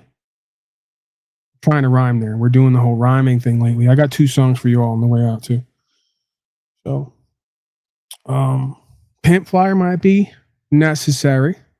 Excuse me. Pimp flyer might be nice, but it's not necessary. And if you need the pimp flyer, then you ain't ready anyway. I don't know. I said it right the first time. But yeah, that's the whole joke in the game, right? I can't sell you the piece of paper because what you need to know and be is not on the piece of paper, right? The paper reflects that. And if you can't show up and reflect that, the paper ain't going to help you. It's going to hurt you. You know, it's the old, we got to take a test time and you want to write the shit on your palm, right? Like they're not going to see you doing that. You got to be all in or all out with this. This is a lifestyle. This isn't a hobby. You know, this is a spiritual practice that leads to a legal, lawful understanding that you exercise and apply and present, right? This is, again, a lifestyle. This isn't a legal practice where you clock in, you clock out, you know, you get a few things memorized, you start to learn the procedure and you run game all day, every day. That's not what this is.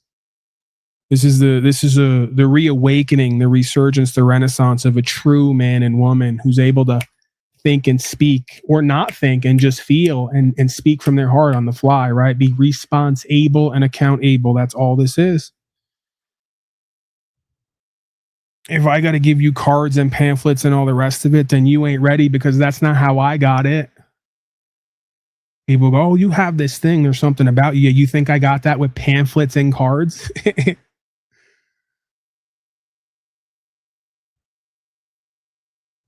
That's why the DeCastros and all the others don't have that thing, because you can't get it with pamphlets and cards. You got to get it the hard way and the long way, like anything that's worth having in this life, right? And we're still being worked on, right? I feel the pain in my body. I'm still being checked and humbled and reminded of certain things and reformed.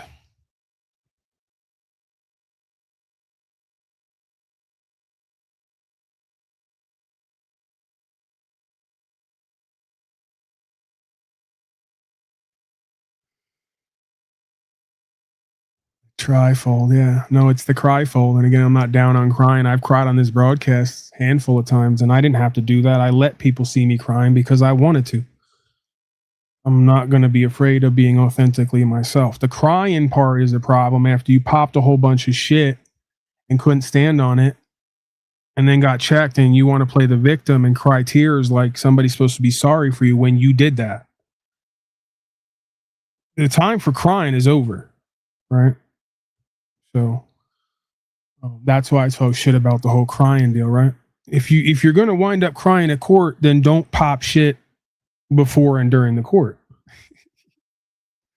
This is what knowledge of self, right? We're back to know thyself. See, I'm so fucked up that I pop shit, know when I'm going to cry after, and still don't regret it because, oh well. you know, and I know that about myself, right? But in those courting situations, like, you know, like with my relationship or whatever, really the crying wasn't for, the crying is for the unresolved, right? It's just a general crying. It's almost like a venting of the pain of dissolution, right? The lack of resolution. Testing and challenging that could be. You know, but ultimately going into this, you know what you're looking at and what you're going to get or not or whatever. You should know all that. So there's no point crying and begging. It's the opposite of the reason why we do this. We do this so we can be made and formed in the image of the Most High, right? This is recreation for us, recreation. We do this because there really is nothing else for us to do here if we really get down to it. We don't do this to try to get out of something, try to get away. You know? That's what's so ironic about this walk. I started this walk, legal, lawful, expecting to go to jail and saying, I'm taking it, let's have it, because we're going to really get to something here. So, of course, the universe says, Paulie boy, you ain't going to jail yet. And, of course, it says, DeCastro, you're going, because he wanted to get away and get over and try to play and cut corners, right? That's how the universe is directly interacting with us, right? We don't like that. It fucks with our ego, but I've seen it over and over again. Based on your intention and what you hold in your heart, that thing is going to judge you like the scales of justice, and it's going to bring you something. You know, that's all that is. All right, I'm ranting and rambling as always. I'm way out in left field here. What do we got? 10 minutes left, 10 minutes, and then I'm out of here. You got 2 songs on the way out back, who knows when. And we put in 6 hours today. Okay? Don't say, oh, you haven't been here in a week or showed up. That's technically what? 2, 4, that's 3 broadcasts. Okay? I've done my time. I filled my quota around here. And they issued a warrant for arrest. They charged her with resisting with violence, and she didn't even do anything. And they found out she was here and had an arrest warrant. And so I was on the other end of the property. I looked up. There's 2 deputies walking out the fucking house. So I get here and I come in. Now, this was like a year and a half ago. I didn't really know everything. You understand what I'm saying? To be able to stand on everything. Yeah. But I knew something wasn't right about it. You understand what I'm saying? Yeah. And we just facilitated the arrest. They never seen her. Okay. They wasn't pursuing her. There was no exigency. There was no search warrant. There was no consent. So, I mean, it was 2 men armed come inside the house with no consent, no exigency, right? Or no warrant. Now, just because they had an arrest warrant does not mean they can come inside the house and breach 2 closed doors to facilitate an arrest. Okay? A 15-year-old child can't consent to them coming in the home. And she was behind another locked door, and they never even knew she was inside. And it was hearsay. The 15-year-old, you know, give them a statement. But the whole thing they were here for was a welfare check. The whole thing they were here for was welfare check. And then I found out yesterday the fucking first officer on scene was a trainee. He wasn't even certified. What's going to happen when one day someone protects their abode as they have the constitutional right to do? Do you think that person will? What's going to happen one day when you fucking pathetic, weak-ass slaves get the fuck out of your slave HOA homes and get with me or someone else? It doesn't have to be me. The idea is going to be the same, and stop living around a bunch of Nazi scum. Did you ever think of that? Sorry, I'm a solutions-oriented person. I'm not big on the feelers. You put yourself in a neighborhood surrounded by slaves who literally think calling fascists is the way we do welfare checking. And they predictably show up to the house and tase and shoot everybody. And then we're going to sit there and what exactly? Can you see why I'm a bit frustrated? Can you see why I'm chewing on the side of my mouth right here? I do this sometimes. I listen to slaves talk and I go, I chew the side of my mouth off. Because I can't believe what I'm hearing. And I'm like, and then I'm over here and I'm like, hey guys, maybe like, let's get together. Let's invest in some land. Let's choose our neighbors. maybe we can stand on some rights a little more effectively, not only individually, but together. If someone's willing to, I don't know. Maybe you won't constantly get calls on you for every other fucking thing that you do. Just saying. Pretty sure 2,000 years ago, someone or thing came and said, come out of her, my people, and leave it all to them. Let the dead bury the dead. I'm waiting. I'm asking. I'm working. I'm working without working. The life coaching concept we've learned about around here. So, yeah, whenever this guy and you guys are all ready, right? We're here. There's 8 or 10 of us. We're still looking. We haven't found anything too great yet. There's been a couple options. We're going to keep looking. Hopefully by 2027, 28, the latest, we're where we're going to end up. If not, then we're just going to invest in here where we're at in the sandbox, right? We can grow here anyway. So we'll put a well down and we'll parcel it out. We'll go from there. May wind up what it amounts to, but I have faith. I think that more is going to come about either for those already involved or for those who are going to come forth to be involved, especially the more I put this out there. And I think the more that certain other things happen on the world stage, right? Like the more they keep gaslighting you that we're going to end wars anytime soon and we're going to have peace deals, and then they keep bombing even more when it's obvious. Like I'm just sitting over here again going, there's no peace deal. It's probably not going to happen. None of us ever know what's going to happen completely, but I'd bet again, you know what it is? Someone out there, one of you folks, can you get on Poly Slave Market? They just told me about this, I think 2 weeks ago, maybe a month ago. I'm horrible with time frames. Time is flying lately too, by the way. You guys need to get on Poly Slave Market more and exploit this hack, because I don't know. Something about me, I'm not big on the whole gambling thing. At some point, I want to do some craps content. See how that goes, just because I got into it this last couple of years. But, you know, you folks need all the another guy messages me that day. He goes, I just put $2,000 on Dogecoin and lost it all. And I go, why are you telling me this? The fuck is your problem? Like, these people literally just hit me up and go, I contribute nothing to you and what you do, but I just put like 5,000 on Dog's Nuts coin and lost it all. But oh well. I go, what the fuck is that? It's some kind of spiritual test or game, right? But you folks who want to do that and then call me up and tell me how much money you love to throw away on just various corrupt people, places, and things while not investing in our future, right? I don't know why you do that, but you could be doing that and gambling with all the predictions I've given you here between the new monetary system, Bitcoin slavery. I called that 6 months before it went to all new time high, or new all-time high rather. You know, Iran peace deals,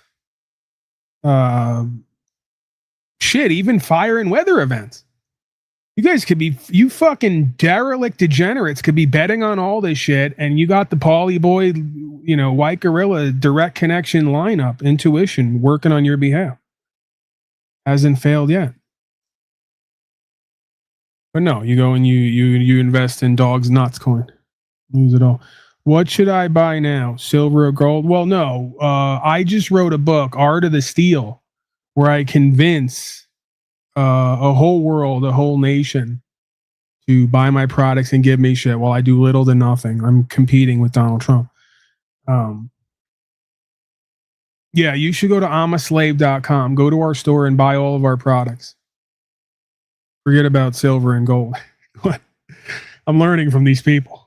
I'm going to get really good at this soon. What should I buy now? Silver and gold? Well, let's ask this question, right? Because I could play the game with you. Silver and gold, probably going to continue to go up. If I had a bet, probably going to continue to go up. Now, do we ask somebody, do we invest in an asset at an all-time high or close to an all-time high? No, we don't do that. See?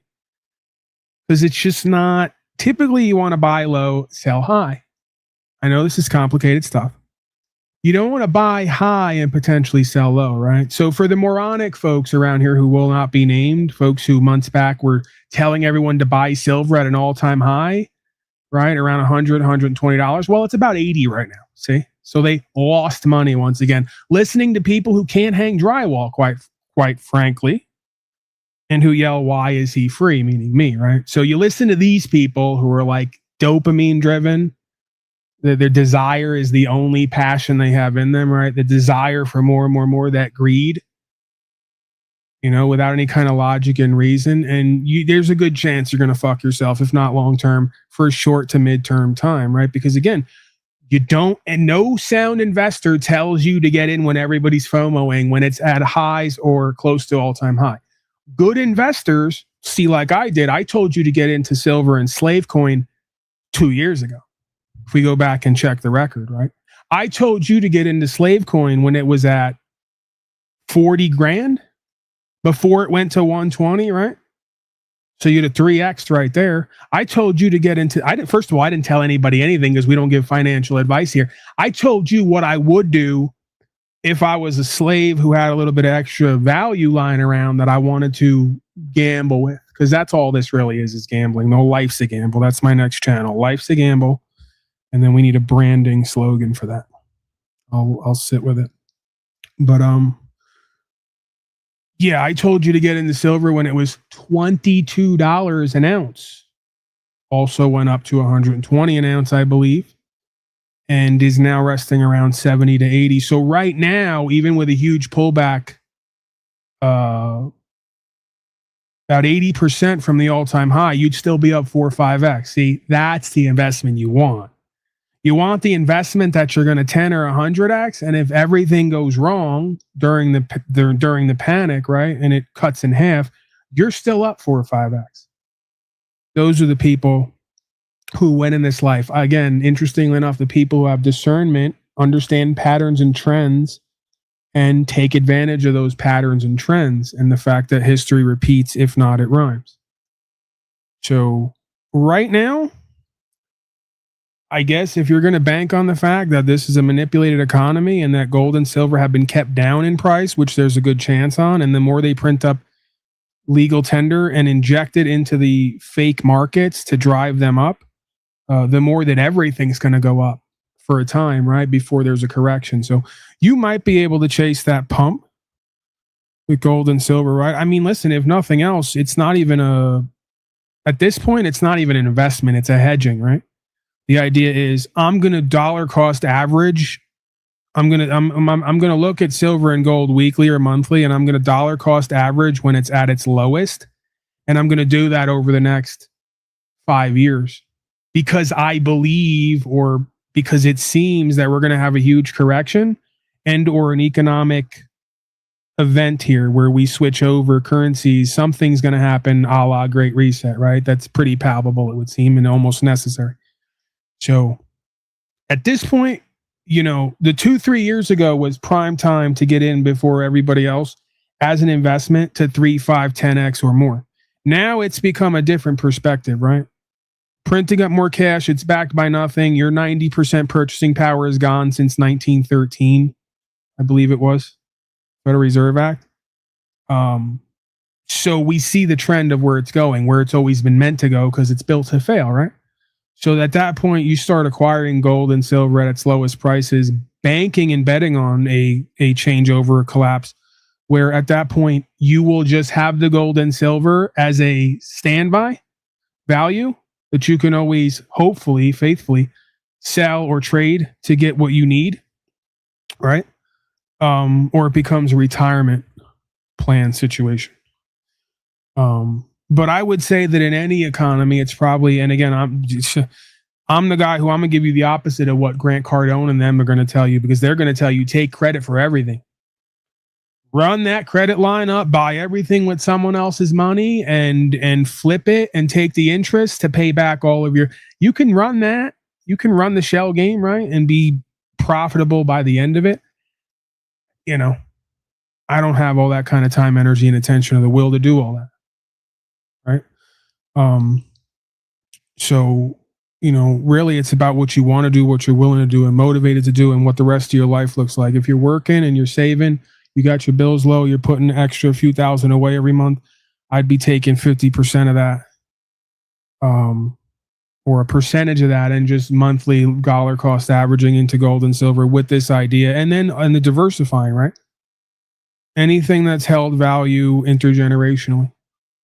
guns, ammo, gold, silver, land, resources for the land, right? And then that just becomes, if everything goes to shit, you're set up, you're good to go. You're not going to feel it as much. If everything continues and doesn't go to shit, you're going to have a bunch of investments that hold their value and generate more value as time goes on and the hidden tax of inflation kicks in more and more, right? Because that's a surety at this point. It's an assured outcome that a 25-cent slice of pizza, as my father used to say, is now $5. That model is probably not going away. If somehow it does go away and it's replaced by something beneficent and beneficial for all of us, how are you out in any way by having little to no cash, but having gold, silver, guns, ammo, land, resources? And what's funny is the last thing we think of investing in or hedging our bets is food. Even though it's something we use every day and need in any kind of situation, especially a crisis, right? So, if the money's really a coupon for value, you got to ask yourself, what is it better to have in my hand right now? I've taken probably not nearly as much as I should, but, I've taken some value and just bought a bunch of, silly as it sounds, spices, pounds of cayenne pepper just because I use it, throughout the days and weeks and months. I'm always going to probably use it unless something crazy changes. So I'll have a ton of extra spices and, herbs and stuff that I'm using in the event of, like we saw the last 5 or 6 years. They say it's conspiracy theory and crazy till you go to the store and there's really nothing there. I mean, I saw that firsthand. So, yeah, I think that's part of it too, right? Is, investing in, let's say, the old farm animal situation. I'm not really into that because I'm not eating the animals. But when it comes to chickens and things like that, eggs, self-sustainability, I think that's a great investment. Solar could be argued. Takes 5 years to pay itself back, right? Even if that's the case, let's say the average solar equipment lasts 10 years. They usually have 25-year guarantee. So even if it lasts 10 years, that means that I invested in 5 years of power I would have paid anyway to get 5 years for free. That's a good investment, to me. Because I like the technology anyway. I like the idea of being able to go wherever I want and have my own situation set up and not have to deal with anybody and their systems and corporations, right? So that would have been a good investment for me anyway, because now I have cash into something that's working for me and is generating value over time, paying for itself, that takes me away from other interactions I don't want to have, right?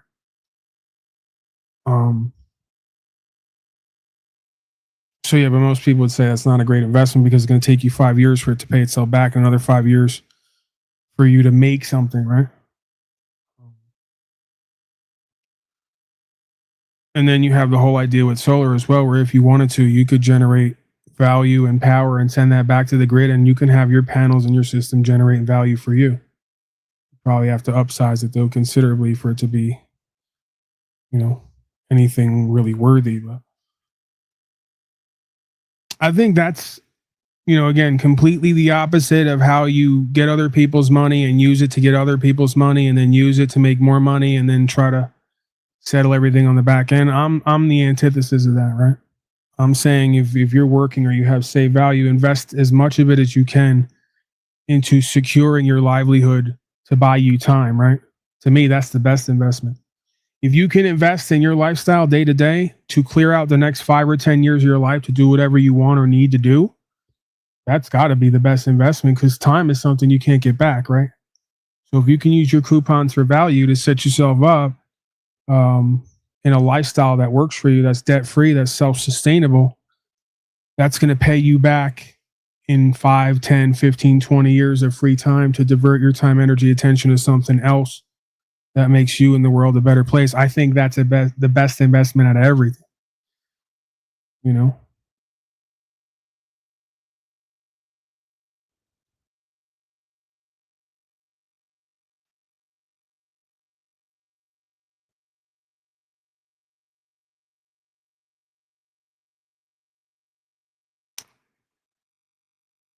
Yeah, man. I mean, this shit is just going over the chat, but a lot of this shit is common sense basics, right?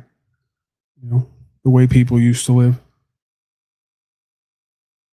See, and that's why this system wants to make it almost impossible for you to be self-sustainable and self-sufficient. Because even if you do all that, they're still going to claim. And again, we have to work the process because there's other folks who have done the process. They have the confirmation. I know the process and I can teach it.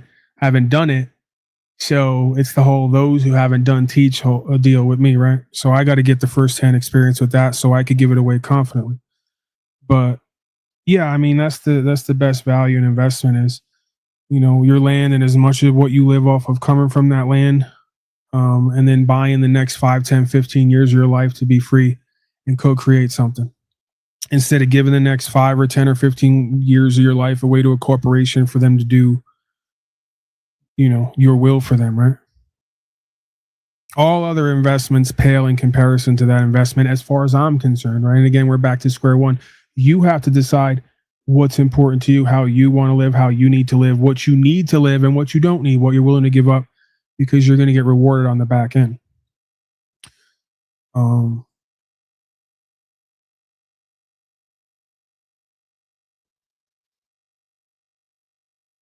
Yeah, I mean, I tell my father that too. You know, when this shit comes up, I go, I can't imagine you living in a house. You're retired now and got a mortgage on it. You're still paying monthly when you don't need all that extra space. The thing's double or tripled in price. You know, the smart thing to do right now is take a $250,000 home that's now worth $750, sell it, put $250 back into a piece of land, a well, a septic, a decent mobile, non-mobile home with or without wheels, right? You can get one of them nice new ones with everything in it. You know, you set yourself up. Now I'm debt free. Now I got nothing to pay every month. You know, you take the rest of the $750, pay off whatever's left on the mortgage, pocket the rest, and live off of it. You know, or you live off of whatever you're already living off of. You take the rest of that and you invest it or replicate.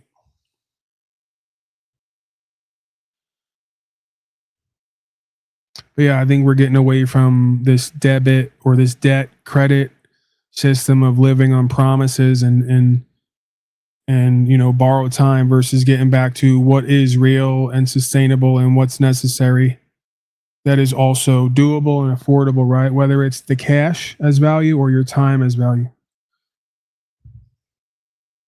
All right, we got to get the hell out of here. Ultimately win. Well, yeah. See, and I do, but it'll be quite an uphill battle. But sooner or later, someone's going to take their rights real serious, and there's something's going to happen. You know what I'm talking about. I won't even say it, but when that happens, they'll have had every right to do that, and I wonder how that'll play out. Well, they were both in my bedroom, and she was in the shower, and she was butt naked. And this deputy, he took out a pocket knife and was going to open the door. And I told him right then, I said, Zach, I said, you know how many times I've choked you out in jiu-jitsu? I said, I swear to God, if you try to open that door, I said, we're going to bounce this fucking room all over this place.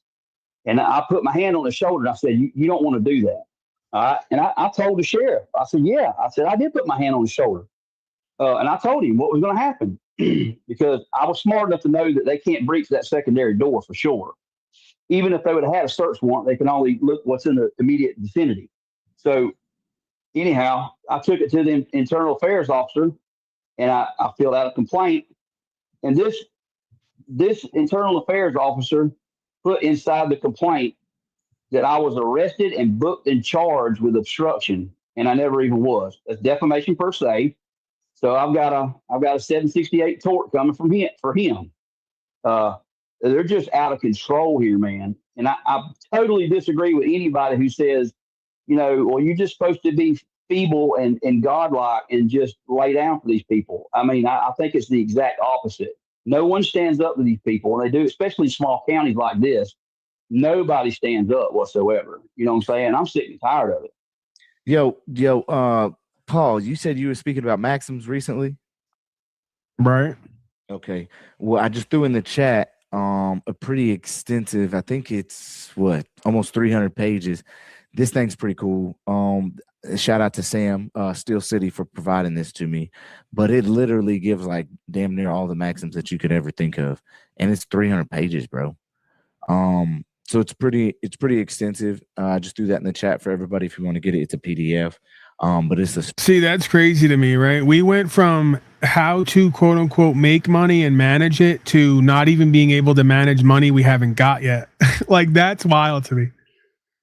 People are like, I go, well, what do you have in savings? They're like, nothing or little to nothing. And then I owe out this much. So not only did you not bring in value and manage it and live off of it or reinvest it, you mismanaged money you didn't even get yet, which is what credit is. Debt is. Because if you had what you needed to get what you needed, you wouldn't need to go into debt, right?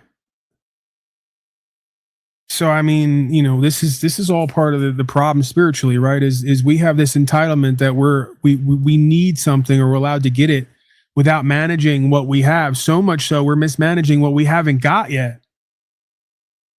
And doing that with our promises and our future, right? Our time. So, and again, what do you think that creates on somebody's health situation? Because Lee right there pointed out, and I didn't say it specifically, but that's kind of what I was meaning. I think I should be more specific about that, right? Is like your health. I've learned that this past couple of years. What is anything without your health? So like, what's a great investment? Invest back into yourself in all ways. One of those ways is health. Right? What are you eating day to day? What's producing your water, right? What about the air around you, right? As much of the things you're living in and around and consuming, you should be spending your value, your coupons for value on that as much as possible. Because if you fuck up your vessel and you become sick, like I've had with these issues, you start to realize the difference in perspective about, well, like what really matters in the moment versus all what's extra stuff, right? I think stress and you know, chasing and being on the hamster wheel and being slaved out and indebted is part of, you know, what could further disease if you let it. A lot of it, again, is perspective, of course. Supreme Court maxims, and it's pretty extensive. I started to go over it before I got into my accident. I'll probably start ramping it back up again just to go through these maxims because it's pretty important, as well as the common law pleading series that we've been doing, going through the common law pleading handbook. So I just wanted to give that for some substance. But yeah, maxims are important, bro. And they tie into the equity aspect of everything. You know, the real deep morals that are still existent within the courts when you bring them through as far as maxims are concerned. At least I like to utilize them. So are most of these maxims essentially still shepherdized through till now, would you say? Yes. Most of them are shepherdized as far as case law or case opinion. It's not law. Case opinion is concerned. Shout out to Doug for keeping me on point. Not to mention, most maxims, once you hear it, you already know it's true if you've got enough knowledge like we do here in Wisedome. You sort of can already tell most of them, I would say. Well, the thing is that we still got new people joining in Wisedome all the time. So not everybody knows it. You know, we still got some newbies. So we're constantly growing, and we still got newbies coming in and not necessarily knowing anything. We want to grow until we are the public, Cam. Facts. Ma'am. Right. So this is the idea, right? And it's interesting. We have this right now politically. Folks will talk about making America great again. And I believe one of the etymological roots of maxim is great or greatness, right? So we need to learn more how to recognize and become great, right? And that's how America is going to become great again. And like you said, a maxim is essentially just something that essentially on a certain level you could tell is true by, you know, on the face of it, right? This is a part of who and what we are. You know, we need to stay hungry. Keep answering those questions that pop up in our head. Keep learning. We'll never know everything, but we sure can strive to. Yeah, you got to actually tug at the conscience of the court. When you bring in those doctrines, you are pulling at the conscience of the court, and that is real. That is real, and I've seen it happen myself personally doing it. So it's been pretty cool, but you just got to stand on that and know on it. All right. For this one, we're going to end it for everybody out there as far as the public is concerned. I just want y'all, first off, I want to thank Paul. I want to thank Tanawah for coming through. I want to thank all the Wisedomians that are continuously here, that are standing.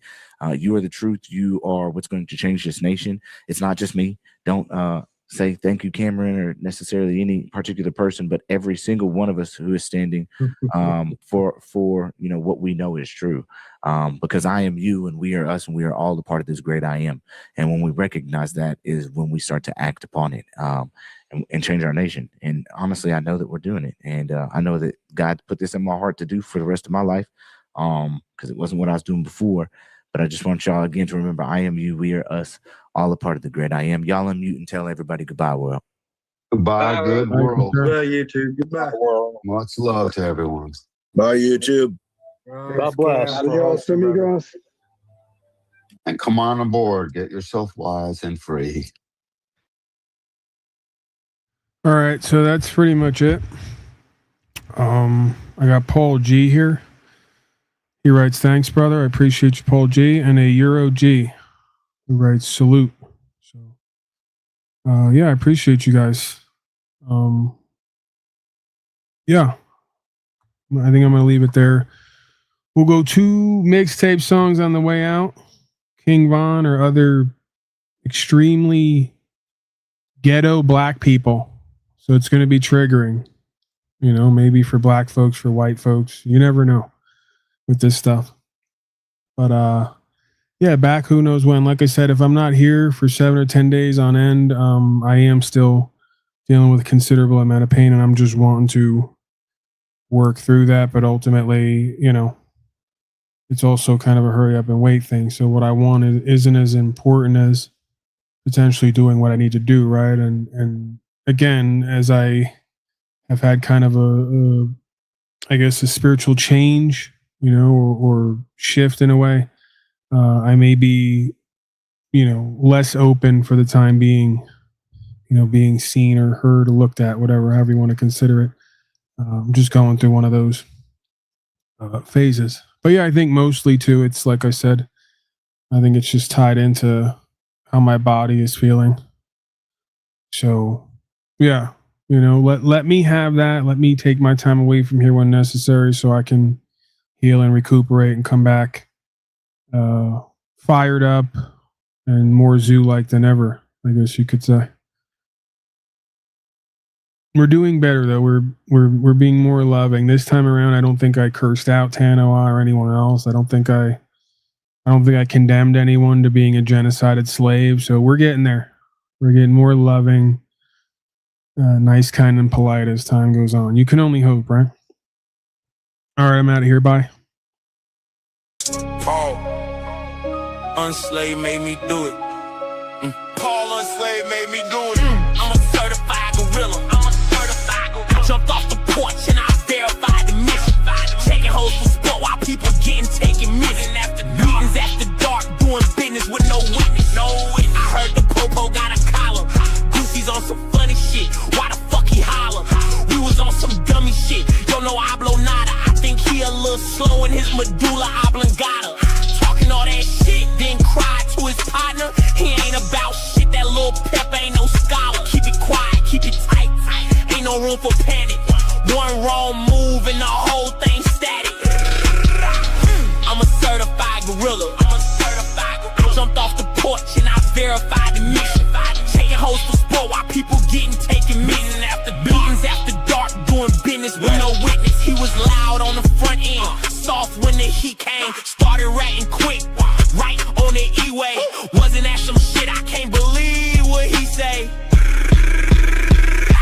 Yo, no hablo nada, keep it tall like Rasta. Life's a gamble like Borgata. He the type to get locked up, then blame it on his dada. Paul Unslaved made me do it, big surprise, another rata. Keep that same tone, say it with your chest now, better bring your own. If you come for respect, better stand on that, cause the line get crossed and it don't come back. I'm a certified gorilla. Jumped off the porch and I verified the mission. Taking hoes for sport while people getting taken meetings after dark, doing business with no witness. I'm a certified gorilla. Certified gorilla. I'm a certified gorilla.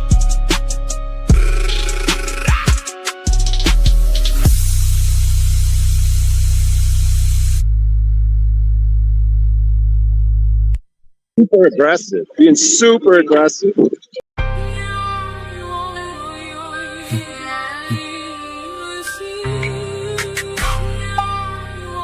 Yeah, busy.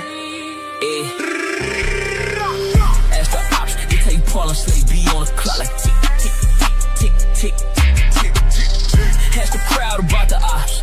Game with the shit, shit, shit, shit, shit. Ask the block about the work. We on that flip, flip, flip, flip, flip. They said I couldn't, but who cares? I did. Now I'm putting on for the city. Still my ribs, I move grit. Same ones that laugh wanna see it in the picture. Kept it on moving, no pause, no switch up. Hands on the grind, I was here in the rain. Now they see me arriving, they feel that pain. From the duck to the plate, from the lock to the key. But they got it back there, look alive when they see it. Ask the ops, ask the ops. They know the name. Ask the ops, ask the ops. I don't play that game. Bring my brick, bring my brick. I built this flame. Bring my brick, bring my brick. Now they say my name. Tell them check the steps, every scar got proof. Every move I made had a ruthless truth. What they couldn't break made my backbone click. One more time for the town, watch it stack up quick. Ask the ops, they tell you Paul Unslave be on the clock like tick, tick, tick, tick, tick. Ask the crowd about the ops. Game with the shit, shit, shit, shit, shit.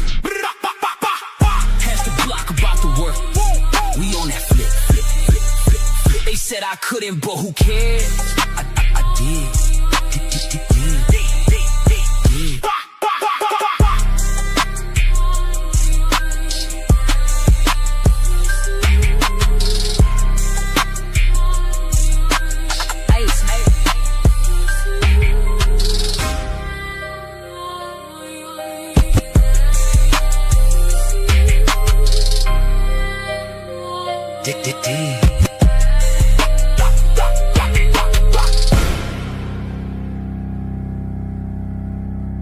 You guys are like weekend, dude. Can you tell my partner? I mean, I don't care if I go to get arrested tonight, bro, but you guys are weekend, dude.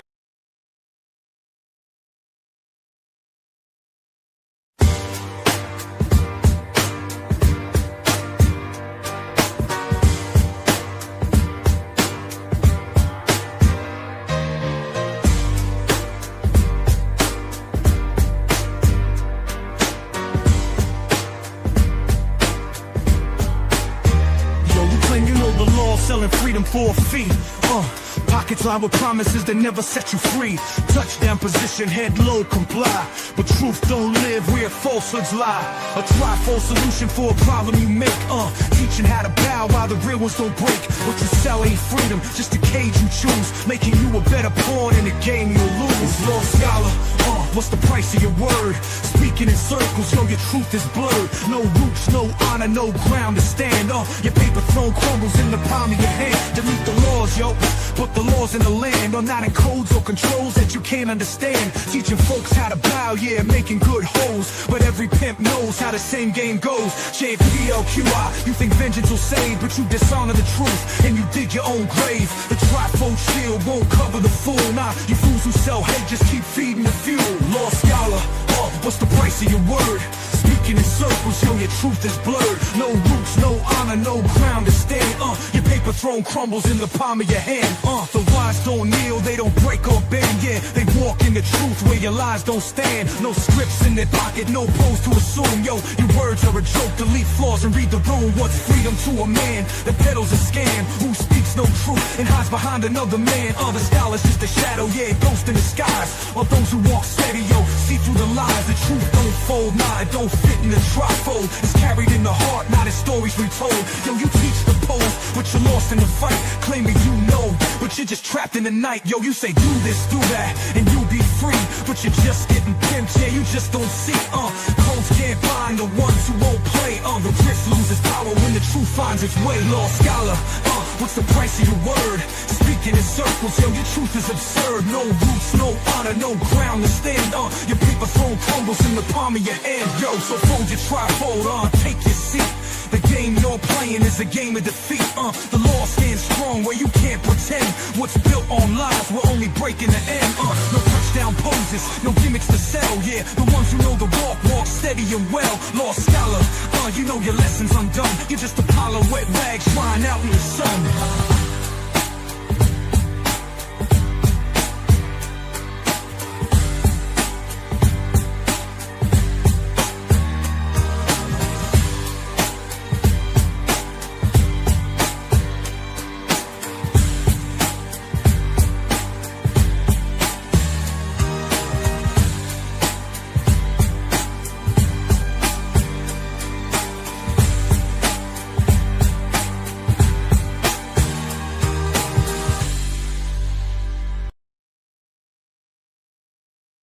Unslaved did it again. Paul Unslaved did it again. I know people who would die for what they believe in. People who just sit and cry and not achieve it. So I'm out of the loop, you're not on my mind. No one knows the truth, but it's okay, I feel just fine. Hey. I might die or go to jail, but I'm going in for the win while the haters will fail. Hey, I might die or go to jail, but I'm going in for the win while the haters will fail. Most people are scared of change. I can tell you how many times I've heard people complain. So I'm out of the loop, I'm out of the line. No one knows the truth, but I feel just fine. Don't ask me what I'm doing, you're not on my mind. I got big plans with the vision. You're the blind, leading the blind. If I get stuck in the loop, I go out of my mind. I'm whipping open the kitchen, rice, Asian. You slipping up in your pimping, nice, complacent. I'm in my own lane, zooming, racing. You fools are all lame, losing, slaving. Hey, if I die or go to jail, keep going in for the win while the haters will fail. Hey, if I die or go to jail, keep going in for the win while the haters will fail. Hey, if I die, you guys are fucking pathetic. I'm going in for the win while the haters will fail. Hey, if I die, I'll go to jail. Keep going in for the win while the haters just fail.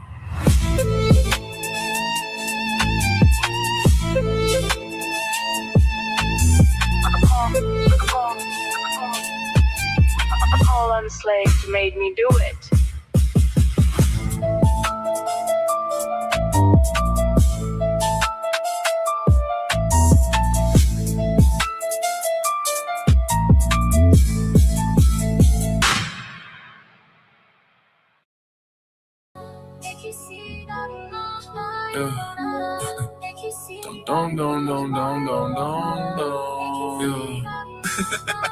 Paulie, is that you? Don't give a damn about the enemy. We know God and truth is the remedy. I get locked up like it's nothing. I guess it's just part of my pedigree. She know I'm down. She wanna be part of the legacy. That's cool. But she don't know she ain't ready, see. With a pretty little face and her coochie like a lake. I got the dog in me. What? But her, she vaccinate. I really told her to chill. Real one, that's nothing new. I keep it real till we're through. Probably ain't buying no shoes. Anyone that's down when the ride is smooth. When the road gets rough, will you hold it down? They say heavy is the head of the man who's wearing the crown. The lifestyle we live in is so hostile. Divided on all sides against all sides. Looks like we've been taken down. I'll keep it real, F the politics. Since we need the great reset to reset all of this. For now we're still gonna stand our ground. Not taking no shots, and I'm definitely not locking down. While the slaves keep buying the lies, acting foolish and proud. But everything happens for a reason. Stacking and reinvesting, getting ready for guerrilla season. Don't give a damn about the enemy. We know God and truth is the remedy. I get locked up like it's nothing. I guess that's just part of my pedigree. She know I'm down. She wanna be part of the legacy. That's cool, but she don't know she ain't ready, see. With a pretty little face and her coochie like a lake. I got the dog in me, what? But I heard she vaccinate. I really told her to chill. Real one, that's nothing new. I keep it real till we're through. Probably ain't buying no shoes. Gorilla, unslaved. That boy wild and he jumping off the chain. You never seen him ever dropping names. Arrested 6 times with 5 between. Can't stop his heat or put him on freeze. Fasted for a month, even gave up weed. Don't check the score, we up in the league. I called the Uber and told slaves to leave. Reefer pot got me spacey. And give praise to the God cause he made me. Riding slow, don't give a fuck, you wanna race me. You a hater if your ass don't play me. I'ma be bigger than Hov and Jay-Z. Picked up my phone, knowing it's tapped. Giving game to the feds who chase me. Take a seat, I'm no high enough. Take a seat. Don't. Dolly, is that you?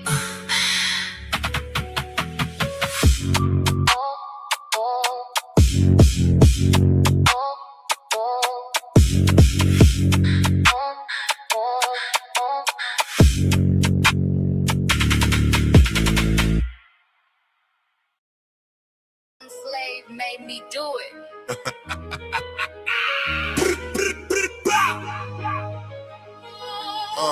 To the man who rules over you. Tell the man. To the man.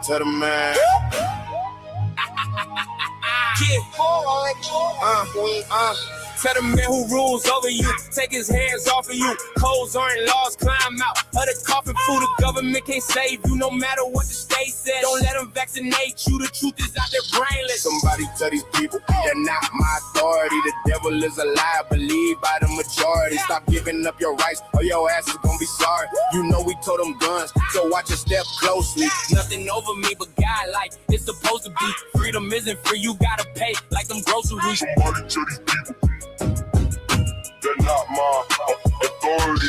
They want your name on paper, want your fear in the line, want your hand in the machine while they sell you the lie. I don't bow to a badge, I don't kneel to the crowd. Keep my house in order and I say it out loud. If the walls start closing in, then I widen my stance. You can chain up the weak, but can't keep down a good man. Don't trade the birthright for a tiny little cage. I'm still here, unshaken, I won't never be your slave. Somebody tell these people, they're not my authority. The devil is a liar, believe by the majority. Stop giving up your rights or your ass is gonna be sorry. You know we told them guns, so watch your step closely. Nothing over me but God, like it's supposed to be. Freedom isn't free, you gotta pay like some groceries. Somebody tell these people that they're not your authority.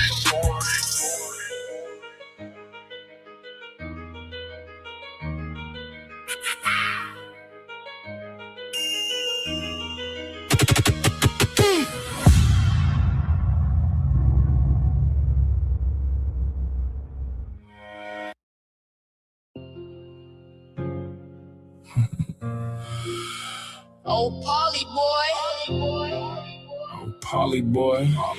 You can't treat him like any of the other niggas around here because he ain't like. Bitch, I'm gorilla from the east, ain't got a lamb truck. Only reason Buddy just got robbed, he set his man up. Worried when I'm loud, get worried when I'm saying nothing. The guys out here getting thirsty, they gon' wanna blam some. Checking slaves if you ain't outside, don't be saying nothing. Fella keep on going back, he's already been a dozen. Slavin just jumped off the bench, we caught him and his ass got busted. They act like they wanna bang, but they ain't on nothing. I keep saying to them boys be cool and keep them guns up. It's hard for them to chill, they settle problems with a run up. OTF unslaved, yeah, them gorillas go crazy. So for their rights, they crash out with no safe. Yeah. Vengeance ain't ours, go to God, I told them chill. But lil' bro don't give a fuck, he'd rather go and do a drill. Playing dumb, ain't out here doing none. 300 days in a row, get in the way and it's smoke. Got kinfolks claiming blood, got blood claiming low. I tell them put the flag down, let's take care of home. The wolves are hungry, gotta eat, so I'm going on my own. Since 2021, they say that P is putting on. But really, in my lane, it's true I've always been alone. Fight cases, I'm like fuck 12, I go to hell. Turn witness, I'm like fuck 12, I'd rather go to jail. Burning out ain't an option, go and see myself. They say how'd he get free if it was them? They try to tell, these slaves be kinda slow, they're moving on some snail. Ain't no evidence he got dismissed. Slaves like what the hell? OTF unslaved, yeah, them gorillas go crazy. So for their rights, they crash out with no safe. Vengeance ain't ours, go to God, I told him chill. But lil' bro don't give a fuck, he'd rather go and do a drill.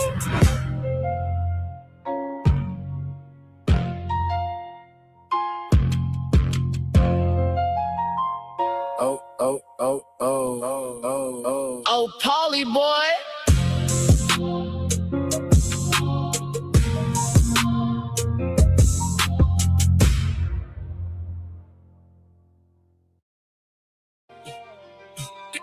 Where is I? Yeah. Polly boy. Where's your purpose? Why you ain't free? Living like you nervous. Come and roll with me. Let's be us some service. They ruled over like some clowns. I guess we at the circus. Slaves with no master, with no chains, never be not restrained. They just let they self remain on their knees as slaves. Still singing like them Negro spirituals. Some things never change. We gon' send these slave owners running to their cage. I will never let these cowards put me in no cage. If you love your shackles, love them.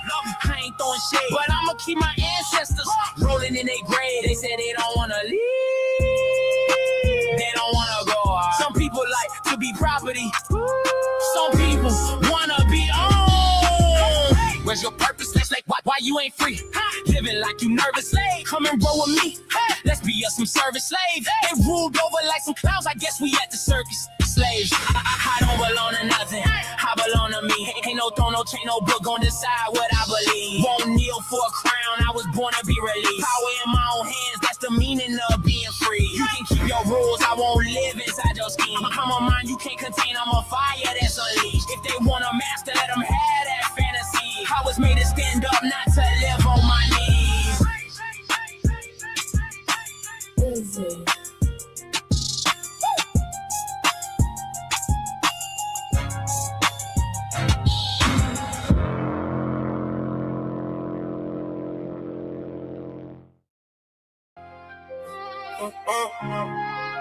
Say out here doing stuff. They say they out here. They say they out here doing something. Where they at? They say they out here moving something. Where's the pack? I'ma tell the truth without no filter. The only reason we know them the white gorilla. In the zoo, I'm the one who's free. No enclosure can hold me, 12 monkeys, but they don't got the keys to the street. They just doing what they told to do. All I see is caged apes, got me uncomfortable.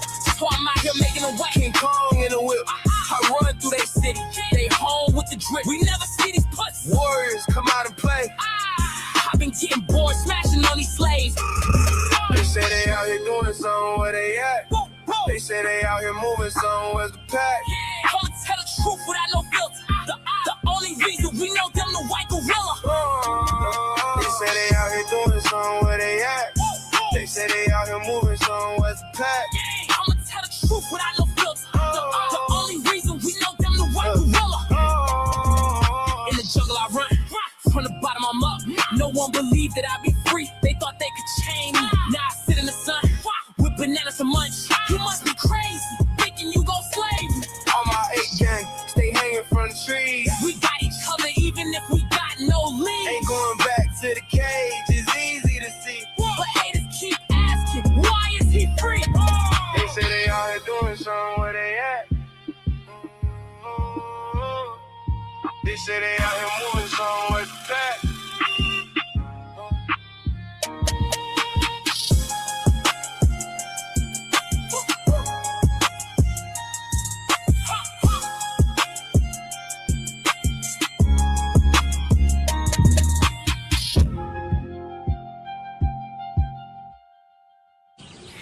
You can't treat him like any of the other niggas around here because he ain't like any of the other niggas around here. You got it?